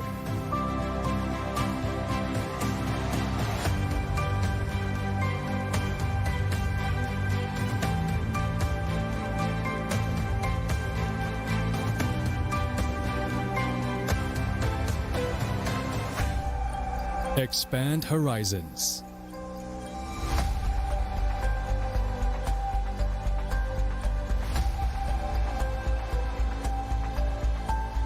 To change lives.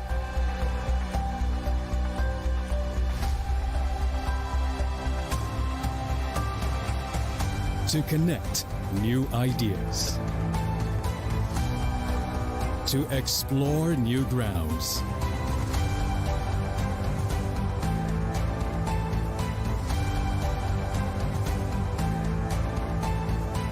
With the future in sight.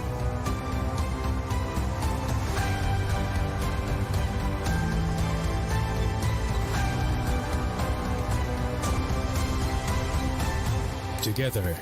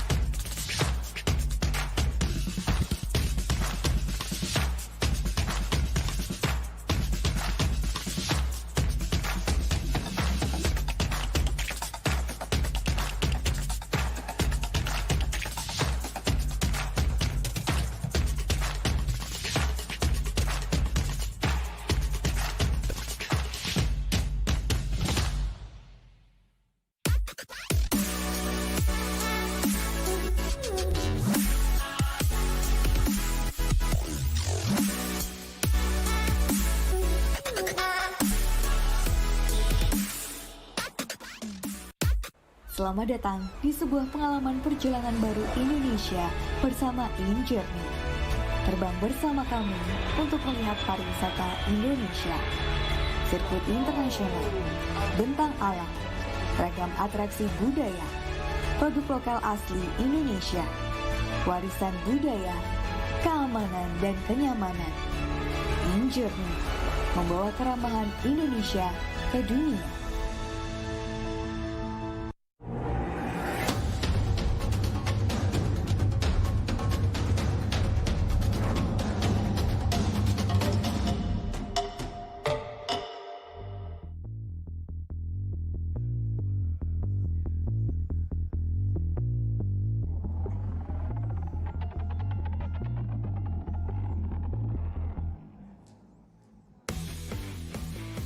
And welcome once again for this marvelous tournament. We're here in WorldEsports Indonesia. We're here in Bali. I'm with Weza. Weza, we're going into the quarterfinals. Yeah, this is where all the marbles are on the line. We have the last 8 that are present here today. Of course, a little bit of fortune for them. If they lose at this stage, they go into the lucky losers bracket, as we've called it. If they do win, though, they go through to the finals. So and it's not so lethal, but you know you don't want to have an extra. Well, do you want a day off? It's No, essentially the of course question here. not. Is the day? Do you want a day off? Do you not No. want to go into the losers No. bracket? In which case, you've got to win 2 out of 3 here. Now, looking at the last 8 teams, or looking at the last 8 matchups, we could have picked any for our broadcast, quite literally. But we do have a mouth-watering tie in Brazil versus Turkey coming up for you.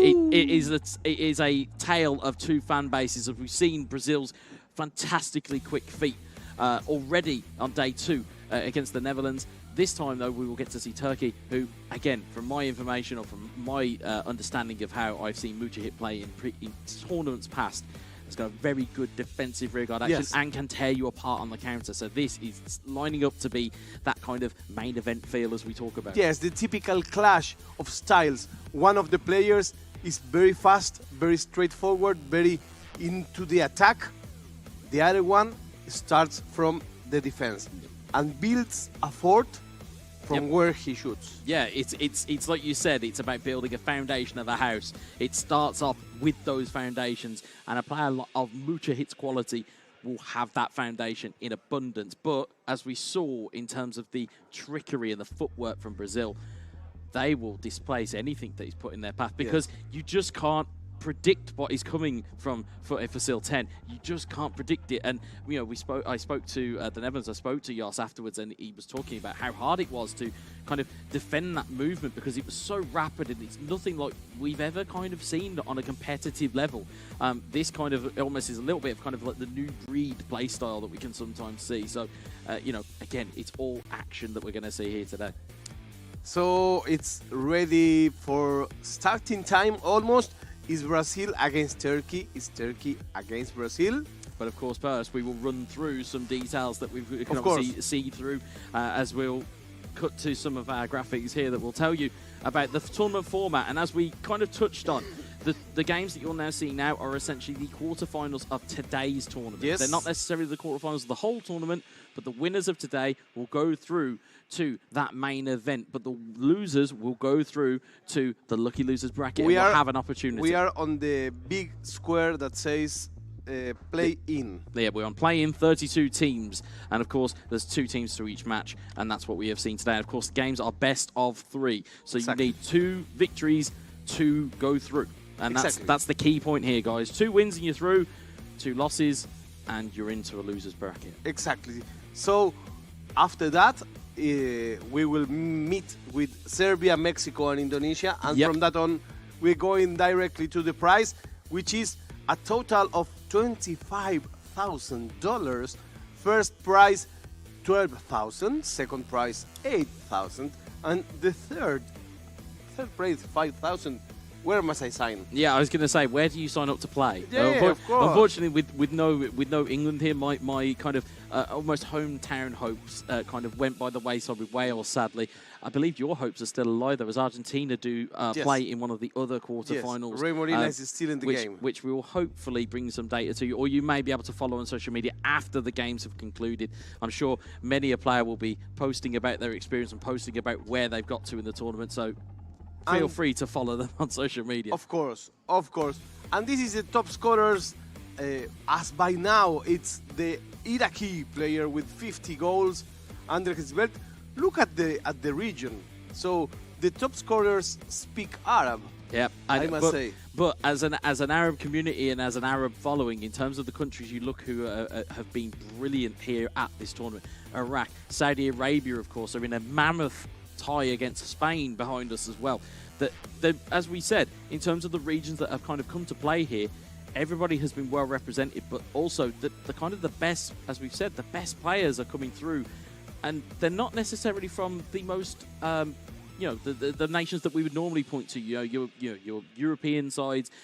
There's some shocks coming through. And as we said at the start of day one, this is a tournament that will provide an opportunity and a platform for players to come through and go, hey, this is my level of play. Exactly. You may not know me, but you'll know me after this. And I feel like we've got that with Iraq, with Saudi Arabia, and as we can see, Tunisia, the United Arab Emirates, they've been very good. Turkey is still here as well. Turkey that it's playing right now. Which of course, Mujahid is a great player, has represented clubs at club level, but of course he's met with the mammoth task of Footy Fasil 10 and Brazil v Turkey. Again, in terms of fandoms, you see all the time about Turkey and everybody just getting behind them as a country. And the same could be said for Brazil. Of course, if you are tuning in from those countries, good morning to you, because of course the time difference here in Bali, we're ahead 8 hours. As you rightly told me, Turkey are probably just getting up and Brazil may be half asleep. We may be having someone from Turkey with a coffee. We may be having someone to Brazil with some caipirinha, dancing a little bit. It may just thinking if they go to sleep or not. Yeah, but in terms of the tie itself, it couldn't be tighter between these two players. And again, we talk about intrigue, we talk about interest, we talk about, for example, the chat, and we keep everybody informed. This is why this match has been chosen here. For Fasil, as you can see on your left-hand side, 75 shots, 54 on target, 31 goals, averaging 3.8 goals a game with 55% possession. On your right, Mujahid, 83 shots, 60 on target, 41 goals, averaging 4.1 goals a game. I think it's the most balanced head-to-head that we had until now. And that is why it's so important to see these types of games, because you don't know what's going to happen. As much as we love to sit here, and we will talk about our predictions shortly, as much as we love to sit here and talk about our predictions, you won't know until the game boots up as to how it's going to go. And that, for me, is the level that we're looking at here now. You talk about the very best, and you talk about the best of the best. We've got two of them right here. Exactly. These are two of the best players in the world, and you will have the pleasure to see them play to the best of three. One will go through in the tournament, the other one will have to put just one more effort in his bag, because from now on we have a lucky loser round. Yep. But you want to go bow. You want to win this game, because it also makes the other players to be more aware of how they will play you. It's not the same if you come winning. Yeah. That is, okay, this guy, he comes, by chance. Yeah. So here we are almost ready. This is the Brazilian player. Yeah, Brazil, they're looking relatively relaxed. Mujahid, again, headphones in. Again, for some people at home, they may be going, oh, well, why would you put music in? Some players play better with music. Some players play better without hearing the game noise, because, you can kind of develop that coldness, you can develop that ability. And I think, looking at both of these players, it is so tight to call. But interestingly, if I'm thinking about the losers bracket, I wouldn't want to play either one of these guys in there either. So it's now almost become a little bit of an eFootball Shark Tank within Bali. So, as much as we have the local wildlife, sharks might just be on the menu just now. Well, I mean, these are the 8 best players, so all of them are really possible champions. Yeah, absolutely. And don't forget, of course, you mentioned we've got Indonesia, Serbia, and Mexico still to come. And, of course, Indonesia being the home nation, they've got the Indonesian Football E-League. They've got, in terms of Serbia, you've got a regional champion who, as we mentioned earlier on in the broadcasting, Roxa. And Mexico have got, again, we talk about fandoms in South America. Mexico, passionate as anything about their country, and we'll be very happy to see a Mexican representative in the final 8. So, I think we're all about ready to go. I think we're under starters' orders. I think we're just waiting to see what we've predicted, I think, realistically. Yes, I think so. And in fact, in the prediction standings, it's 2-1 for you. right? It's almost right like now. I know what I'm talking about. Okay, I will, oh no, I will that's give you just that a joke. That's a one. joke. That's a I joke. will give you that one. That's no problem at all. So I think in this case, not because of the South American derby, by no means. Yeah, no, we don't carry bias here. I here. didn't realize about that. Yeah. I think I will go with Turkey. Well, as I mentioned, because we had a look at the ability of Brazil already, we saw the footwork, we saw the feints, we saw the little moments of hesitation. It makes it so hard to defend against that because, again, you go one step too close, you're too close, he'll take it round you. You go one step back, he's got an opportunity to shoot. And it puts such a doubt in the defender and in the defending player's mind that actually you don't know what to do. And again, as you've glanced over to our left, there again is no seat left in the house. It's standing room only. If you get in here after this, it's just people standing. Nobody wants to miss this. And we have a lot of the players here because, of course, they want to keep an eye on how the tournament develops. Yeah, absolutely. Who they will encounter in the next round, who is going home. So this is a very important match. Two of the best players in this round are going to go head-to-head. Yep. Brazil and Turkey. As Wetza said before, one of them specializes in the forward part, in the attacking part. The other one specializes in the defense part. And it'll be interesting to see whether, again, from that offense versus defense mentality, it'll be interesting to see whether Mujahid can frustrate Football. It'll be interesting to see if that can be done, because at the moment, and as we've seen only from the footage that we have on game film and from the results that we've seen, nobody's been able to really frustrate him just yet. So exactly. Now will be the time to decide whether you can or whether you can't. And again, it's dangerous if you can't disrupt him. But as somebody used to say about their teams, to stop us, you have to kick us. And maybe that is a mentality you've got to go with. Exactly. I don't know. But And of course, as well, don't forget, we're only talking about the nations and the players here. We've still got to figure out who they're playing with. Exactly. And are they changing the teams that brought them here? Well, that's it. That's the $1 million question, or as I coined it earlier, the $25,000 question. Okay. So I think we will see this in just some seconds. I think we're all about ready to go here. I think we're just waiting. To hit. It's the starter's orders. It's like waiting to start the race. So you're waiting for the starting pistol, and I think we've just about had it hit. And instead, it is going to be FC Bayern Munich versus Manchester United. So interestingly, a change in sides here. We've got Brazil going from left to right. We have got Turkey going from right to left. And it's Ryan Gravenberch to start us off here. Joshua Kimmich. Again, we talk about these feints. We talk about these super cancels. We'll talk about all these skill moves that you're going to see. Here's Marcel Sabitzer. It's given away to Rafael Varane. As you can hear, other games going on and other goals being celebrated. Unfortunately, we won't have that information directly for you. Turkey but I am with sure the white shirt, Brazil with the red shirt. They indeed with the white shirt, and indeed with Manchester United, it's Bruno Fernandes, it's Anthony. Strangely, Anthony starting. So, again, for Mujahid, the stamina issue with Anthony may not necessarily be something he's looking at. He might not believe in it. As we see the corner, it's going to come floating in here. Ronaldo at the back post, very close indeed. Very close angles also, as we were talking before.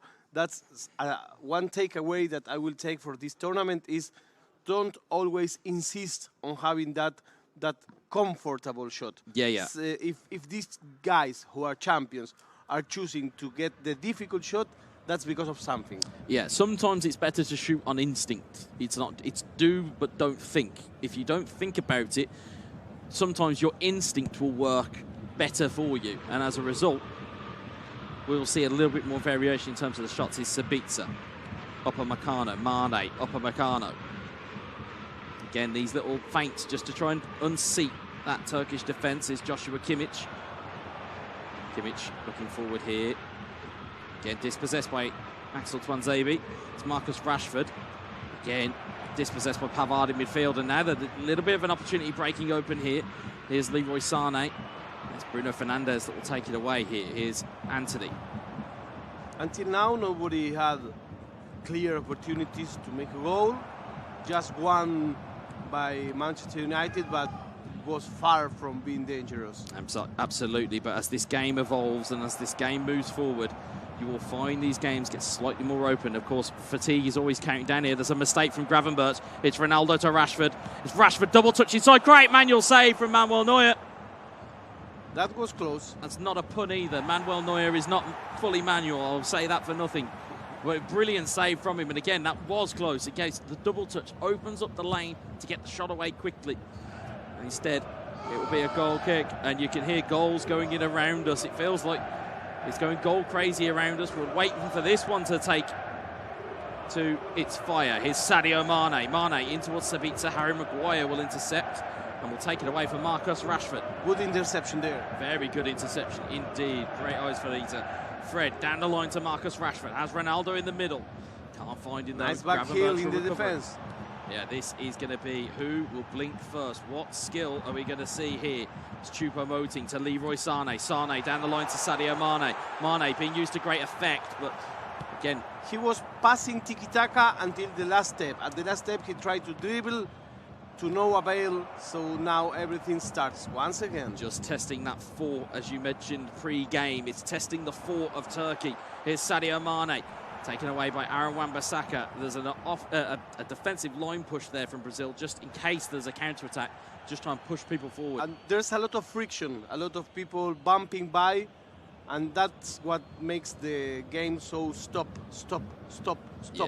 Absolutely. There's a lot on the line for both of these nations, and both of these nations will want to put their best foot forward in game one of this series. It's not fluid at all. The match is not fluid. It's cagey. It's gritty. It's nasty. We're waiting for something to just spark into life, and I'm sure one of these players will provide that. As we see, all Joshua of that can be Kimmich. said about my sister. Hi. Indeed. Maybe. No, come indeed. You said it, not me. Yeah. Here's Leroy Sané. Sané looking down the line here. We're looking for Leroy Sané in towards Ryan Gravenberch.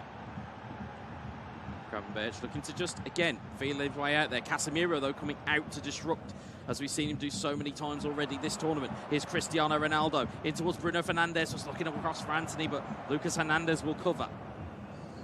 Here's Leroy Sané, heads it down to Sadio Mane. Mane looking on to Sané. Here's Sabitzer, back to Sané. Sabitzer getting near enough, getting away there. Harry Maguire just backing into his goalkeeper, a little bit casual for him, but ball is cleared away by De Gea, but it's come straight back in the way of Brazil. Here is Leroy Sané, Gravenberch, Sabitzer. Here's Joshua Kimmich. Kimmich looking potentially inbound there. Here's Sabitzer, here's Mane. Mane back to Kimmich, testing that line of defence, but Casemiro comes out and deals with the problem. Here's Marcus Rashford.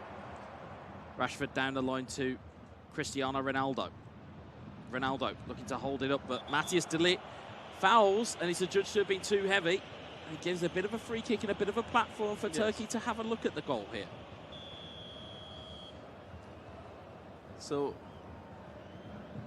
for now, it's 0-0. Turkey with the Manchester United with the white shirts, Brazil with the Bayern Munich with the red shirts. It's so delicately poised here. It's Leroy Sané. Sané, double touch. Dummy. Just it's so many things to call out here that Brazil are doing here that it's very hard, even as a caster, to keep up.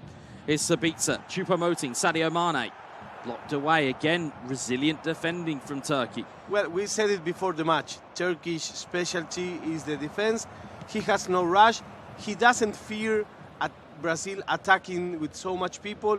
He expects the ball there to defend and to see if he can have at least one or two clear opportunities to strike. Yeah, absolutely. I think there's a very much a mutual respect between these two players, because neither one of them has really broke ranks here to try and do something completely outlandish. You can see both are trying to execute their own game plans, and nobody's really taking it on here. Here's Choupo-Moting with potentially the last opportunity of the half. It's Sabitzer, takes a dummy. Foul given on the edge of the box. It's not a penalty, thankfully for Turkey, but this is going to be, potentially could be a problem here. If Leroy Sané can find the right move here. Sané into the box, looking for Sadio Mane, head clear by Harry Maguire, and it's eventually cleared. And that's as entertaining as a stalemate as you're going to see. You know, we talk about games having loads of goals. Sometimes it's the games that have no goals that provide the most. How quick this went. Yeah, it's how quick. It's always this high level of gameplay because neither one of these players will want to let the ball go out of play. They'll always want the ball. You know, on the partial stats, Bayern Munich had 62% possession. Yeah, that's quite a difference. Dominated possession, but again, it's all been in front of the box. It's all been. It's not been positive possession, as I would call it. It's in and around the opponent's box, but they've not found that last link to get it into the box.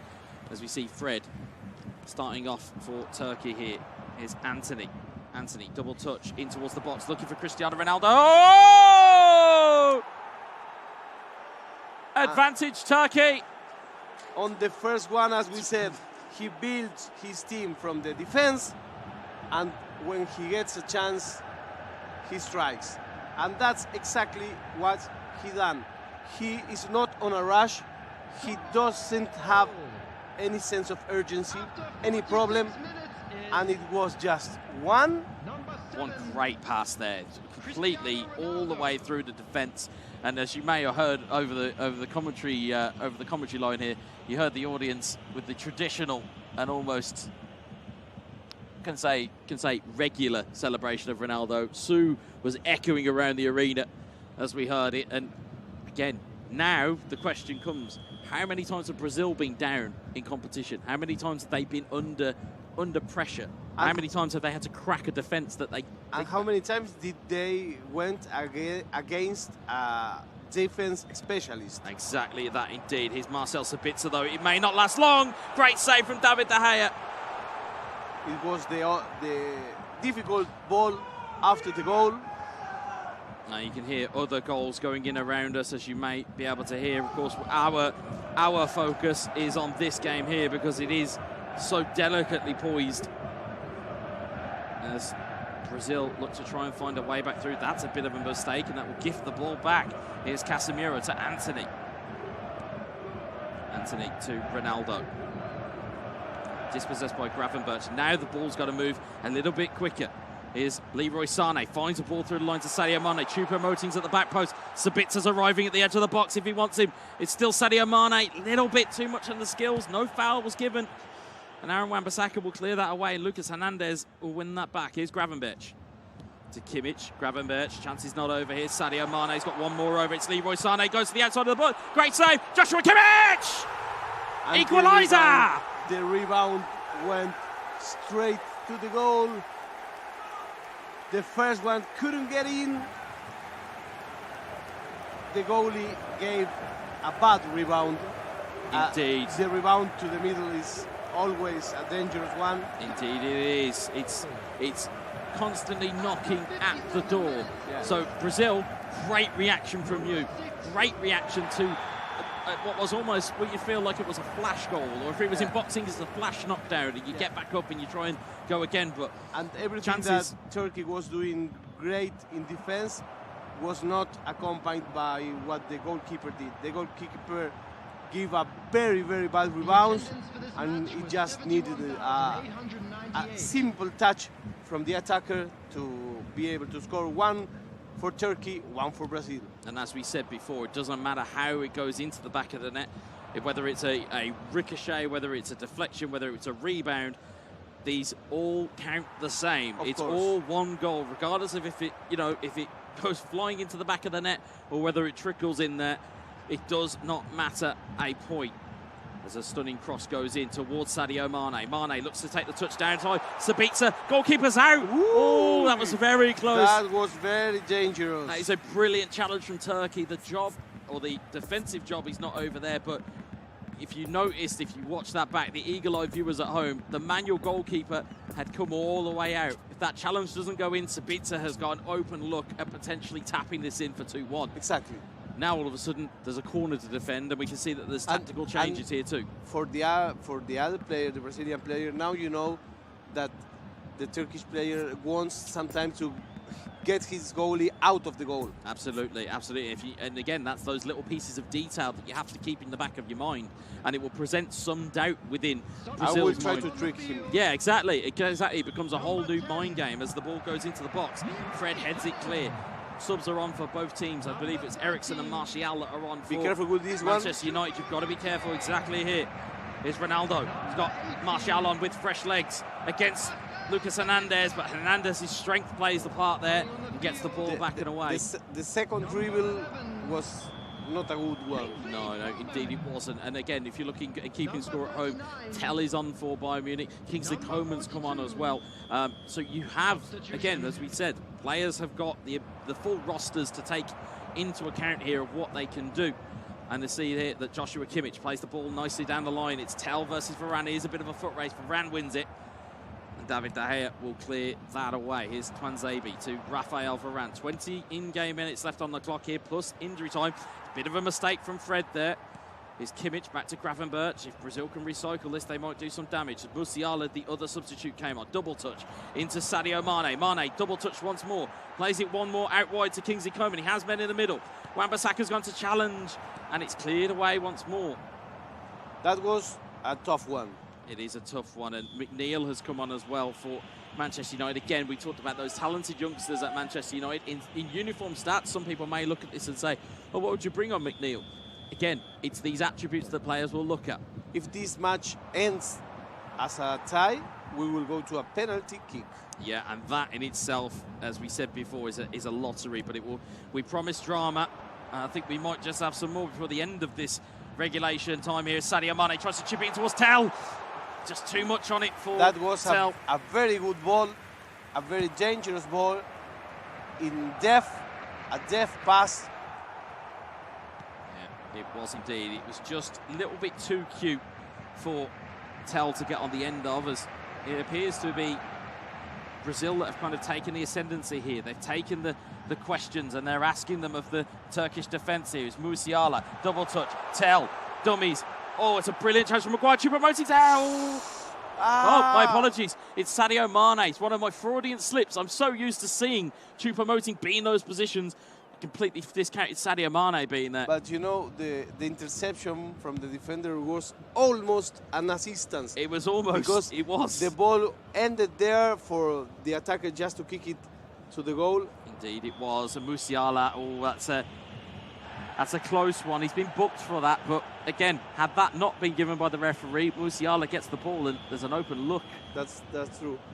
So this was one of those times where you don't know if it's better McNeil. to clear it or not. Exactly, indeed. And again, we're seeing chances come and go here. 7 minutes plus a little bit of stoppage time, depending on what the referee decides to give, as Sadio Mane looks to maraud down that left-hand side. So towards Gravenberch, in towards Mane. Mane, quick feet from the Senegalese. It's Tell trying to recover the ball off Tuanzebe. He gets the ball back. It's Musiala. It's broke clear, and it is launched away. But there's still time on the clock here for another opportunity. It's Gravenberch to Kimmich. Kimmich looking to just try and find that route in. He does. Nice little give and go, Musiala. Casemiro will run it all the way back, and Tuanzebe will look to clear it. And this looks like it potentially could be staring penalty kicks right in the face. 3 minutes, a little bit generous from the referee. Yeah, and none of the players are very desperate in order to avoid the penalty kicks. No, and it looks like it's been a very, very level game here as Fred takes a touch. Ronaldo, it's Martial looking for Ronaldo, onside. Could it be the final touch? It is! Just as we say, penalties are staring us in the face. You can hear the soos in the audience, and my word, what a time to score. In the last minute, in the last ball, everybody was sitting for the penalties, but no, sir, the Turkish players say, here I am, I have Cristiano Ronaldo, don't forget that, and this is my goal to say that for now, this match is 2 for Turkey, with no 1 for time Brazil. to spare. Nothing. They find the absolute moment of execution, as we said, rearguard, frustrate, find a chance, take it. Fantastic play. And the game plan was as we just imagined, with the Brazilian player trying to attack, proposing the most of the match, most important parts. The Turkish player was expecting. Yep. And he expected, and he expected, and he expected, and he tried. And he expected, and he tried. Yep. And on one of those, boom, inside, and that's it. It's that From defensive now on, fort you talked about. It's that fort. He was able to just protect everything, and then right at the vital moments was able to just penetrate and score. And I mean, if you looked at the reaction afterwards as well, Mucha hit hands on head. Oh, like tired. That took a lot out of him. But then we talk about these intangible things. Has that taken too much out of him? Have Brazil got something to rebound and connect with? Yes, but I mean, it was very important because on the cards, he was the one having the tougher time. Because Absolutely. Brazil had the ball. We will see the stats right away. Yep. But Brazil had the ball much time. I think in the possession, we may see Brazil winning. And he had to endure a very hard attack. Oh, because absolutely. it's a good attack. Absolutely. And if you want a blueprint at home, folks, if you're looking to try and frustrate opponents and play a counter-attacking style, there's no better player on the planet in that type of style than Mucha. Because, again, the ability to frustrate, the ability to then go, okay, we've got the ball. I'll go and find these players and I'll go and find these right opportunities. It's those moments in games. It's what you say, what's the difference maker between regular players and pro players and where the levels are. That type of clinical nature is exactly what the difference maker is. Okay, so here we are with Wetsa. We are in wonderful Indonesia. We are in Bali in the International Esports Federation competition. 106 countries from around the world are competing here in a very sporty attitude. I really enjoy that very much. The camaraderie. Yeah, absolutely. People enjoying each other. So it's time to go to the second game. Yeah, we're going straight to the second game. I think our production guys were about as excited to see the second game as we were, to be honest. And looking at it here, it's back to much of the same again. It's Manchester United versus Bayern Munich. That's easier to follow. It's much easier to follow, much easier to figure out. Clarita doesn't have to realise what kit colour is being used. Instead, he can just look at the team. But looking at it here, I mean, again, such a high level of eFootball on show here. Yes. And that's what that's what the fans at home would like to see. I'm sure it's what the spectators here would love to see. And as the casters, I think we'd love to see it as do well. you know why do I have the obsession with the colors and the shirts? Because I feel for our viewers watching at their phone. Yeah, absolutely, where players are tiny, yeah, you know? Yeah, if they're very tiny, you're trying to follow along at home. The good news is, audibly, you can follow along with us. And speaking of audibly following along with us, you can hear the noise that is being generated around the building due to other goals going in and other streams going in. And I'm being shown here little bits of goals, and I'm trying to decipher what the rules or what we are, but I'm trying to keep my eyes on this too. There's eFootball going on absolutely everywhere for Everywhere. Everywhere. There's goals going in left, right and centre. That's where you can hear the excitement. That's where you can hear the passion. That's where you can hear the emotion. And here we are live from Bali with you, watching this match, this beautiful match. You don't want to know. Yeah, you don't want to know, my friend. Well, in terms of what we've got here, it's Bruno Fernandes, it's Anthony, and it's Turkey from left to right as Ronaldo looks to set the pace early. Bruno Fernandes looks to roll one into Anthony. Ball goes back to the goalkeeper, and Brazil will be going from right to left in terms of what you can see on your screens. Here's Joshua Kimmich back to Manuel Neuer. Manuel Neuer will clear it away. Here's Sane. Sane to Mane, back to Sane. Sane to Sabitzer. Sabitzer potentially has players in support, goes for a double touch, finds Choupo-Moting, and Rafael Varane will clear it away. It's Bruno Fernandes with the stunning pass, finds Anthony. Anthony trying to feint and cajole a chance out of thin air here, and Matthias de Ligt had to be on his best there. There's Ryan Gravenberch, Marcel Sabitzer towards Joshua Kimmich. Looks long down the line for Choupo-Moting. Choupo-Moting again feinting and just trying to harry defenders. Here's Leroy Sane. Sane looking for inroads. Tries to find one. Wan-Bissaka with a brilliant block, and out it comes once more. Here's Anthony. It's Turkey with the red shirts, with the Manchester United. This is like the home kit, and Brazil with the Bayern Munich in the white shirts. Indeed they are, and it's Choupo-Moting again. Just makes the pass on to Sabitzer, makes the pass on to Mane. Here's Mane. In towards Sane. Look at the defense. There is a massive difference here in terms of quality and in terms of what you can see on your screens. It's something you may not have seen all too many times whilst on the live stream with us, but I'm glad you are here with us to witness this as Bruno Fernandes tries to play the ball through, and Lucas Hernandez will claim this forward. So, again, pressure, who is it more on? Is it more on Turkey or is it more on Brazil? I think at the moment, if you're Brazil, you're the player that's coming with the expectation. Yes. And now the pressure is a little bit on you. I think that the effectiveness has changed. Brazil is losing the ball more than before. Turkey has not any kind of rush. It seems like every type of avenue of attack is blocked off by a Turkish defence. Yeah, and they block and they throw the ball again. They do indeed. It's a very quick counter. It's Sabitzer. Cleared away by Varane. Once again. It's what I used to call as an aerial football, just to get it away from the ball. But here's Bruno Fernandes onto Anthony. What can Anthony do here? Dummies. Takes the ball back down the other way. Plays the ball across, and Benjamin Pavard, the Frenchman, takes it away. Here's Sabitzer looking forward. Meanwhile, the clock keeps running. Exactly, indeed it does. It's Marcus Rashford, double touch, takes the strike. What a goal!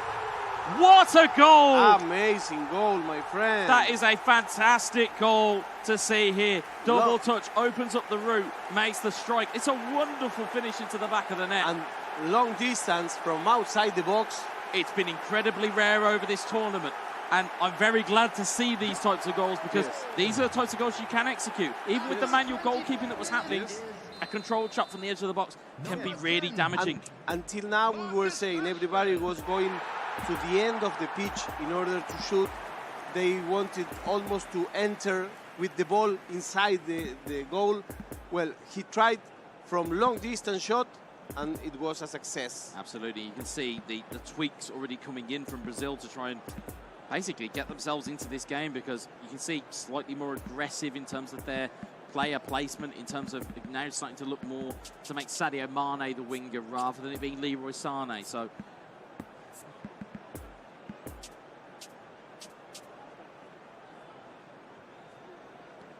So here we come again. It's 1-0 for Turkey, and this is the second game. As you can hear shouts around us from other games.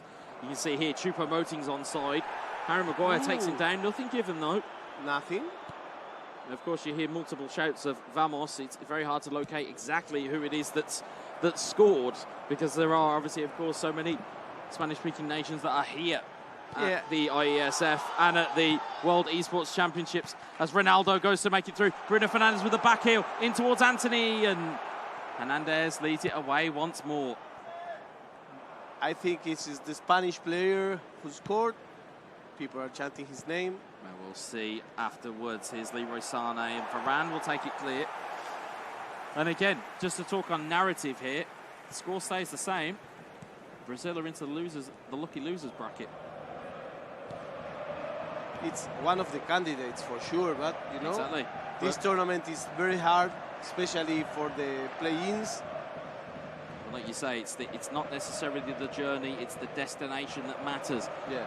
And it'll be an extra games play though, which is the part for me that would probably pay a little bit of drain. Great nice little pirouette. roulette. Great pirouette there from Bruno Fernandes. Meanwhile, the table has turned, because it's now Turkey the one that has the ball, that proposes the plays. Is Brazil the one waiting for what is the question? Well, that's it. That's the $25,000 question is, if you are Brazil, you've got to kind of at some point go a bit more direct, which we're now starting to see. But again, it's got to be in control. It hasn't got to be. It's not just throwing a ball forward and hoping that it's going to happen. You've got to do it with a bit of control. As Marcus Rashford was offside, as it proved. Had he been onside, Manuel Neuer was in absolute no man's land. Yes, exactly. I don't know what he was doing at the middle field. Well, with that, again, we've talked about a little bit about player traits and talk about player cards and player skills. He's an offensive goalkeeper, which means that he'll more than happily come out of his box to try and claim balls, which is probably where we found him. Is Rafael Varane to Fred. Casemiro. Risky defense. There's half time. Risky defense, but it worked. We now have just one more half. Brazil needs desperately to at least equalize this match and pray for the penalties. So it's at least one goal away of having any chance. If not, he's going directly to the lucky losers round. Exactly, and if you're Brazil, you have to score. You have to. There's no way that you can go out without this game. You have to go and score, and you can see here the changes in aggression here now. Look at that. Now that is a very interesting ploy, in the sense of we've seen 3 at the back, so we've seen them be so effective. But now you can see how much space there is going to be from a Manchester United standpoint and from a Turkey standpoint that you're going to have to play in. And as we've said before, it's risk v reward. If this works out, nobody will talk about the Brazilian changes in tactics. They'll go, oh, how good that was. If they go on and lose, it'll be, wow, they shouldn't have gone that early, especially when it's 1-0. But again, we talk about this butterfly effect. If he doesn't go for the changes and it doesn't work, and it's more than 1-0 because it's 1-0 plus the game well, before. yeah, a very well made point there from you, Farito, in the sense of it's not just that mental scale of this is the game or we're 1-0 down in the game. You're also 1-0 down in the best of 3 series. So yeah, quite rightly so. You'd be looking at it and saying, it's almost that's almost a 2-0. That's almost a 2-0. Exactly. So yeah, you're quite right in saying that. And again, mentally, if you are Brazil, what would you be looking at here? Are they changing controls now? It looks so. Well, welcome to the second half. Brazil with the Bayern Munich, Turkey with Manchester United. Here is Ronaldo to Fred. Fred, double touch. Fred takes it round. Looks to put the stop, but he can't get the ball into the box, and will clear it away. We say, hizo una de más. He made just one in excess. Hizo una de más. Hizo una de más. Una de más. Una de más. One in excess of the one of how much he needed. I feel like I'm going to come away from Bali, ladies and gentlemen, with a slightly better understanding of the Spanish language, especially with how much we're seeing flown around here. As we see, Joshua Kimmich plays the ball across to Leroy Sané. Sané rolls the ball into the middle, looking for Choupo-Moting, but it just overhits. I want to have you, Wetza, in some South American championship, casting in Spanish, so you will understand me. One day. No, you have to do it. As we see, Sané gives the ball away to Ronaldo. Here's Anthony, and danger could be posed here if you're Turkey. Here's Anthony, looks forward to Ronaldo. Ronaldo into the box, looks for Marcus Rashford. Double touch, takes the shot. Manual keeper had it covered. As much as you maybe think, oh, that was relatively close, keeper had moved and the keeper had it covered. Yeah. So it looks as though Brazil have done a little bit of scouting of their own. And certainly from that first goal, they've learnt a little bit of those lessons. Yes, but, as we said earlier, the table is turned. Indeed. Turkey is not more a defensive squad. He's attacking because he wants to have the ball. Oh, you can hear the chants for Turkey. They understand what importance this is in terms of if they can push this over the line with 30 in-game minutes on the clock roughly, plus a little bit of stoppage time. If they can push this over the line, this would be a fantastic victory for Turkey. And again, as we said, it would put one of the, we would say, contenders that we have seen. It would put them at peril and put them into the lucky losers bracket, as we see. Anthony. And now we were expecting to see Brazil coming out, Brazil having the ball. Anthony in towards Rashford. Rashford the other way around. Tries to drag it back, looks for Fred. Fred slips at the vital moment. Sabitzer will take it clear. It's Joshua Kimmich. Kimmich forward to Kingsley Coman. It's amazing how much Brazil has disappeared from the pitch. Feels as though they have been taken completely out of their comfort zone. Here's Sadio Mane, Choupo-Moting, Sadio Mane. Brilliant block from Harry Maguire once more. There's blocks after blocks after blocks. There's been more blocks here than in a game of Tetris, I'll tell you that. Here's Cristiano Ronaldo. Ronaldo looks to break through the line. Marcus Rashford just offside. But anyway, forget about the offside. The ball is all the time in Manchester United possession. Yeah, and as we said before, possession is king in one sense. Possession is king. If you have possession, it's great, but it's what you do with it that counts. Wake up, my friends. We are here with the last match of the day. It's 2-1, the first match. It was for Turkey. it's 1-0. In this case, for Turkey, it's You can hear the volume in the room getting Yes, louder of and course. louder as time Of goes course. on. Of course, you have to have some pity, you know, for people with low volume at home.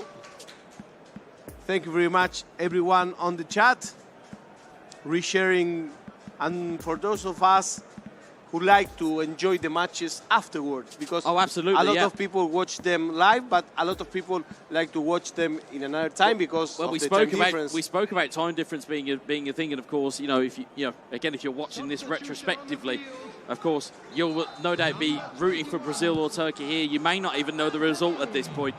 And certainly we don't, because we're still waiting for this to kind of pan out as we see 20 in-game minutes left. Musiala to Sabitzer. Sabitzer looking to shape and try and make a pass here is Joshua Kimmich. He almost feels as though Brazil are waiting for the perfect moment. It's Gravenberch to tell. Gravenberch! And they've made that moment count! The perfect moment. Patience at its best. We were saying Brazil has to attack. What happened to Brazil? Brazil has vanished. Well, here it is. Here it comes. Brazil says, I'm alive. And at least he's pushing it to the penalty kicks. He still has some time to make one more goal and advance to the third match. By now, we will have penalty kicks. Brazil 1, Turkey 1 in game 2 of best of 3, last game of the day. Yeah, fantastic goal in terms of build-up. Again, we literally said 2 seconds before it, they're looking for the perfect moment, and boy, did they find one, especially with not long left on the clock. But again, if you're Turkey, if you're Mujahid, you know you've already got a game in the bag. So for him, does he trust his penalties? Do you trust your penalty takers to go and do what you require them to do? Sometimes you do what you can, not what you want. Exactly. And I mean, 2 minutes ago, he was out of the tournament. Right now, well, he's going for the penalties. Exactly, and that's the swing of the pendulum as we've seen. But we may have seen this story before, as Turkey may be looking to get a late winner here, potentially, as Fred comes and clotheslines Martial. He clashed with his own teammate. He did indeed, and that has left the door open for Brazil. Here's Sabitzer to Tell, to Mane. Mane down the line to Kingsley Coman. He has Tell back in the centre. Sabitzer is in the box too. Again, let's see what they're going to do here. Double touch. It's bouncing always a ricochet. It's Joshua Kimmich, and Rafael Varane will clear that one away. Here's Christian Eriksen. Eriksen to Sancho. Sancho to Eriksen. Eriksen has a man in the middle, but he finds Anthony Martial. Can't quite get the ball away. Corner given. These, as we've seen before, are incredibly dangerous. Greased boots for some of the players. You know, they seem to have water with soap. Ball comes and goes. Ball into the box, still lit with the header clear. To Sadio Mane, and again, bodies are back already for Turkey. As you can see at the bottom of your screen, the radar. Here's Jadon Sancho, though, to try and get something back. He's not on a rush to attack, by no means. No, I don't think so. Also, bottom of your screen as well. One down on defensive. So, again, slightly more defensive, slightly happier to be more concerned with defensive play is Turkey at the moment. Here's Jadon Sancho. Sancho's dancing feet, finds Ronaldo. It's been so vital already today. Here's Christian Eriksen, finds Ronaldo once more. The ball is cleared. Matthijs de Ligt will launch that forward. Varane comes away with it again. Not long left on the clock here. Will he make a last-minute goal last time? He may just do. Here is Fred. Ronaldo. Ronaldo! Save from the keeper. 2 minutes at a time. Now plays are getting dirtier. It's not so much the space, you know, the big spaces. Exactly. Everything is tight. Comes with fatigue. Ronaldo, both player and controller fatigue. But now we are entering potentially the realm of penalties, if not for this last attack here. Is Kingsley Coman. Coman's broke the defensive line here. Sadio Mane. Mane trying to roll it through to Tel Maguire, getting in the way, and there is full time. Penalties it is. And now we go to penalty kicks. So what will happen here? If Brazil wins the penalty shootout, we have a third match. Yes, yeah, that's exactly what happens. If Brazil win the shootout, we're back to a third game. If Turkey win the shootout, they're in the losers bracket, and Turkey go through to the finals, as we see. Anthony Martial to step up first. Manuel Neuer pointing. You can see the little gestures of the marker as well, trying to chance where people are going to go. First penalty steps up. Anthony Martial. Good penalty. Very good penalty. The gamesmanship. He pointed and he shoot. Okay. Here we go. Do you want it Sadio here? Mane. I will send it here. Is David De Gea. Save! Brilliant save from David De Gea. And that is advantage Turkey in the shootout. Here is Jadon Sancho against Manuel Neuer. England v Germany. Oh, it's a little chip down the middle. He's still pointing. He's still pointing, but it's brinksmanship. It's who blinks first here as Kingsley Coman up against David De Gea. You can hear the chants in the background. Coman scores. And it's a goal. I don't want to predict the bias that's in the crowd, but I'm fairly sure they want a Turkey victory here. I think and so. Here is Ronaldo against Neuer. Ronaldo saved! Oh, it's saved! And now everything is tied once again. If they get Or this it might in, be. it might be tied. It It might be might tied. be. It might be tell. But it's against David De Gea. You can hear almost the boos in the crowd, which is fantastic to hear. Tell smashes it home. And Brazil now are not phased. Everything starts all over again. And we are back to level pegging. As we see, Eriksen against Neuer. What can he do here? Eriksen, great penalty again. It's goal. Keep them low, keep them hard. As you said before, you hit it as hard as you can in these situations. Is Musiala against David De Gea. David De Gea, save! One more save for Turkey. He's just one goal. It's one away. goal away. He's on the hill. It's if Fred. he makes this penalty, Turkey advances to the next round. It's Fred against Neuer. Who blinks first? Brazil versus Germany. Fred steps up and chips it down the middle. It's what I would have done in my house to basically embarrass your opponent. And instead, now it comes a case, if Turkey save this, they're through. If Brazil scores, Sabitzer, we're down to sudden death. Sudden death. Oh! This is incredible, my friends. It's Casemiro. 1-for-1. Brazil are looking to try and make this save. Casemiro, chip down the middle nicely. He continues chipping the ball. Yeah, well, sometimes it's the coolest penalty you can do. Ryan Gravenberch, again, to stay in the game, to stay in this tournament, and to not go to the losers bracket. It's Brazil. It's Gravenberch. You can hear the boos and the put-offs. You can hear all of it. Gravenberch. Save! And Turkey goes by. Turkey advances in the round. Brazil will go to the lucky losers. You can see there an acknowledgement from Turkey in terms of the crowd being on their side. Yes, of course. You can see the acknowledgement. Fantastic for Turkey. He claps at his fans. It's great to see that. Yeah, an acknowledgement of the support you've had. That's I always like good. it very much.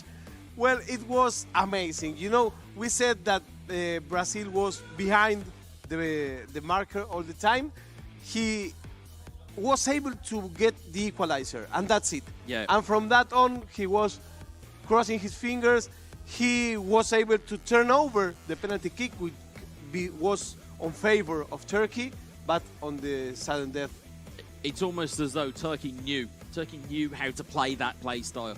You know, in terms of, there wasn't the same type of skill moves. There wasn't the same types of, there was some super cancels, there was some dummies, but it wasn't the same as it was on day two, as we'll look to the highlights in just a second. But it wasn't the same type of Brazil performance. There was almost a bit of nervous energy that was there. And as you can see from the highlights, Rashford, that was the first attempt at that opportunity, and it just falls to Ronaldo, and that set the touch paper and set the tone. It was like Turkey was never in doubt of what was going to happen. It's almost as though they knew what the game plan was. They knew what they had to do to stifle Brazil. And what to expect. Brilliant response and reaction from Brazil. But again, just a chance that goes wide there, but it was this one that was the killer here. And Lucas Hernandez playing everybody on side, and it's Ronaldo who swept home the goal. And again, here, you look at that.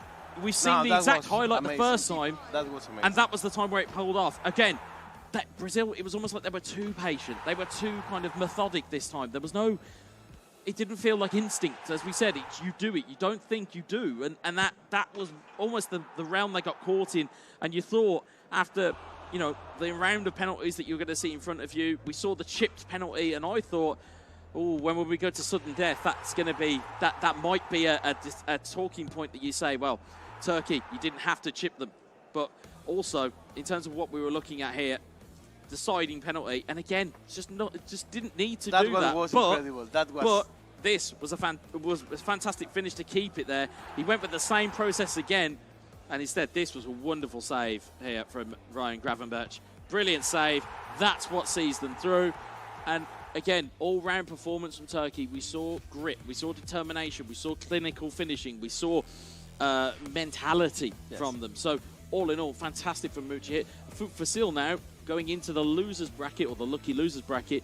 But again, that's kind of a shark pen that I wouldn't want to be in. If you were another nation, Brazil is not a nation you want to come up against. No, of course, nobody wants to cross this kind of player because he's an excellent player. Absolutely. So we think that by now we've seen some wonderful matches. The quality of the matches keeps getting better and better and better. Absolutely. And prepare, because tomorrow, the day after tomorrow, we're having each day more dramatic stages. Yeah. Each day would be with some of the best and the best of the best and the best of the best of the best, you know? Yeah. So this is the post-match tale of the tale. I mean, if you look at that there, again, you talk about the opportunities that were taken. Brazil had one shot. And it was one goal. And it was one goal. Yeah. But if you were talking about whether it's played in each other's box here, the passes that you can see there, as you normally say in terms of people dribbling, that's normally what people are looking for. You're looking for skillful dribbles. The less passes you're seeing, the more dribbling that's occurring. And as we saw, it's almost like you just meet a brick wall when you got to the back of Turkey there. Look at the interceptions, 22 interceptions. Harry Maguire was probably the star of the show for Turkey in both those games, because, again, Mujahid was able to manually move him across and get a foot in. And we talk about physical players and we talk about reactions. That's what we could see. Well, this was an amazing match. I'm always interested in seeing tomorrow what will happen. And the nice thing is that this put Yeah, we finished on a draw. We finished on a draw, sir, so well done. We finished on a draw. Once again, our predictions are a draw. Well, this was an excellent match. The first one with the Montenegro winning Maldives. Later on, we saw the triumph of Armenia. And we saw the Iraq demonstration. Against Montenegro, It was a demonstration. And the Turkey player. This was the highlight of the day. And, of course, as you can probably still hear, there are still games going on behind us. So, of course, keep your eyes peeled to all of the social medias. Keep your eyes peeled to, again, all of these players, because they will happily tell you what's going on in their games. They will happily let you know. So, again, get onto those on social media. And, of course, we've got to mention exactly why this thing has been able to happen in terms of the World Esports Championships. Well, of course, because of the main sponsor, the JHL Group. Yeah, and of course, this was sponsored by JHL Auto, Nusa Pay, DIS, Gungdang Crypto, Taiwan Excellence, Pertamina, and Hydro Coco. The official telco partner is Telkomsel. Yeah, and we have the internet service provider partner, which is IndyHome. The travel partner is HIN. And of course, the hotel partners, as you mentioned earlier, the Episode Hotel. We've got the Merusaka Hotel, which is where this is taking place currently. Fantastic facilities here. The esports broadcaster partner, our friends at Mineski Global, the Indonesia Football E-League, and the ESID. Yeah, and of course, you've got a production partner, Lemon ID, and our media partners, we've got Trans2Ju, Deticom, Esport.id, Video.com, Dunia Games, Dens TV, Dens Play, Merah Putih, Bola Score, Kami Bayak. And then in terms of our government support, we've got Kemen Para Rekaf, you've got Kemen Pora, you've got NOC, Kony, and wonderful Indonesia. Well, Wesas, thank you very much. It's a pleasure casting with you. It's been so much fun. It's been so much fun. And we still got more to do. That's the problem. We still got more. Tomorrow we have even more matches and even better matches. So thank you very much. Thanks. Thanks once again. See you tomorrow. See you guys soon. Goodbye, my friends.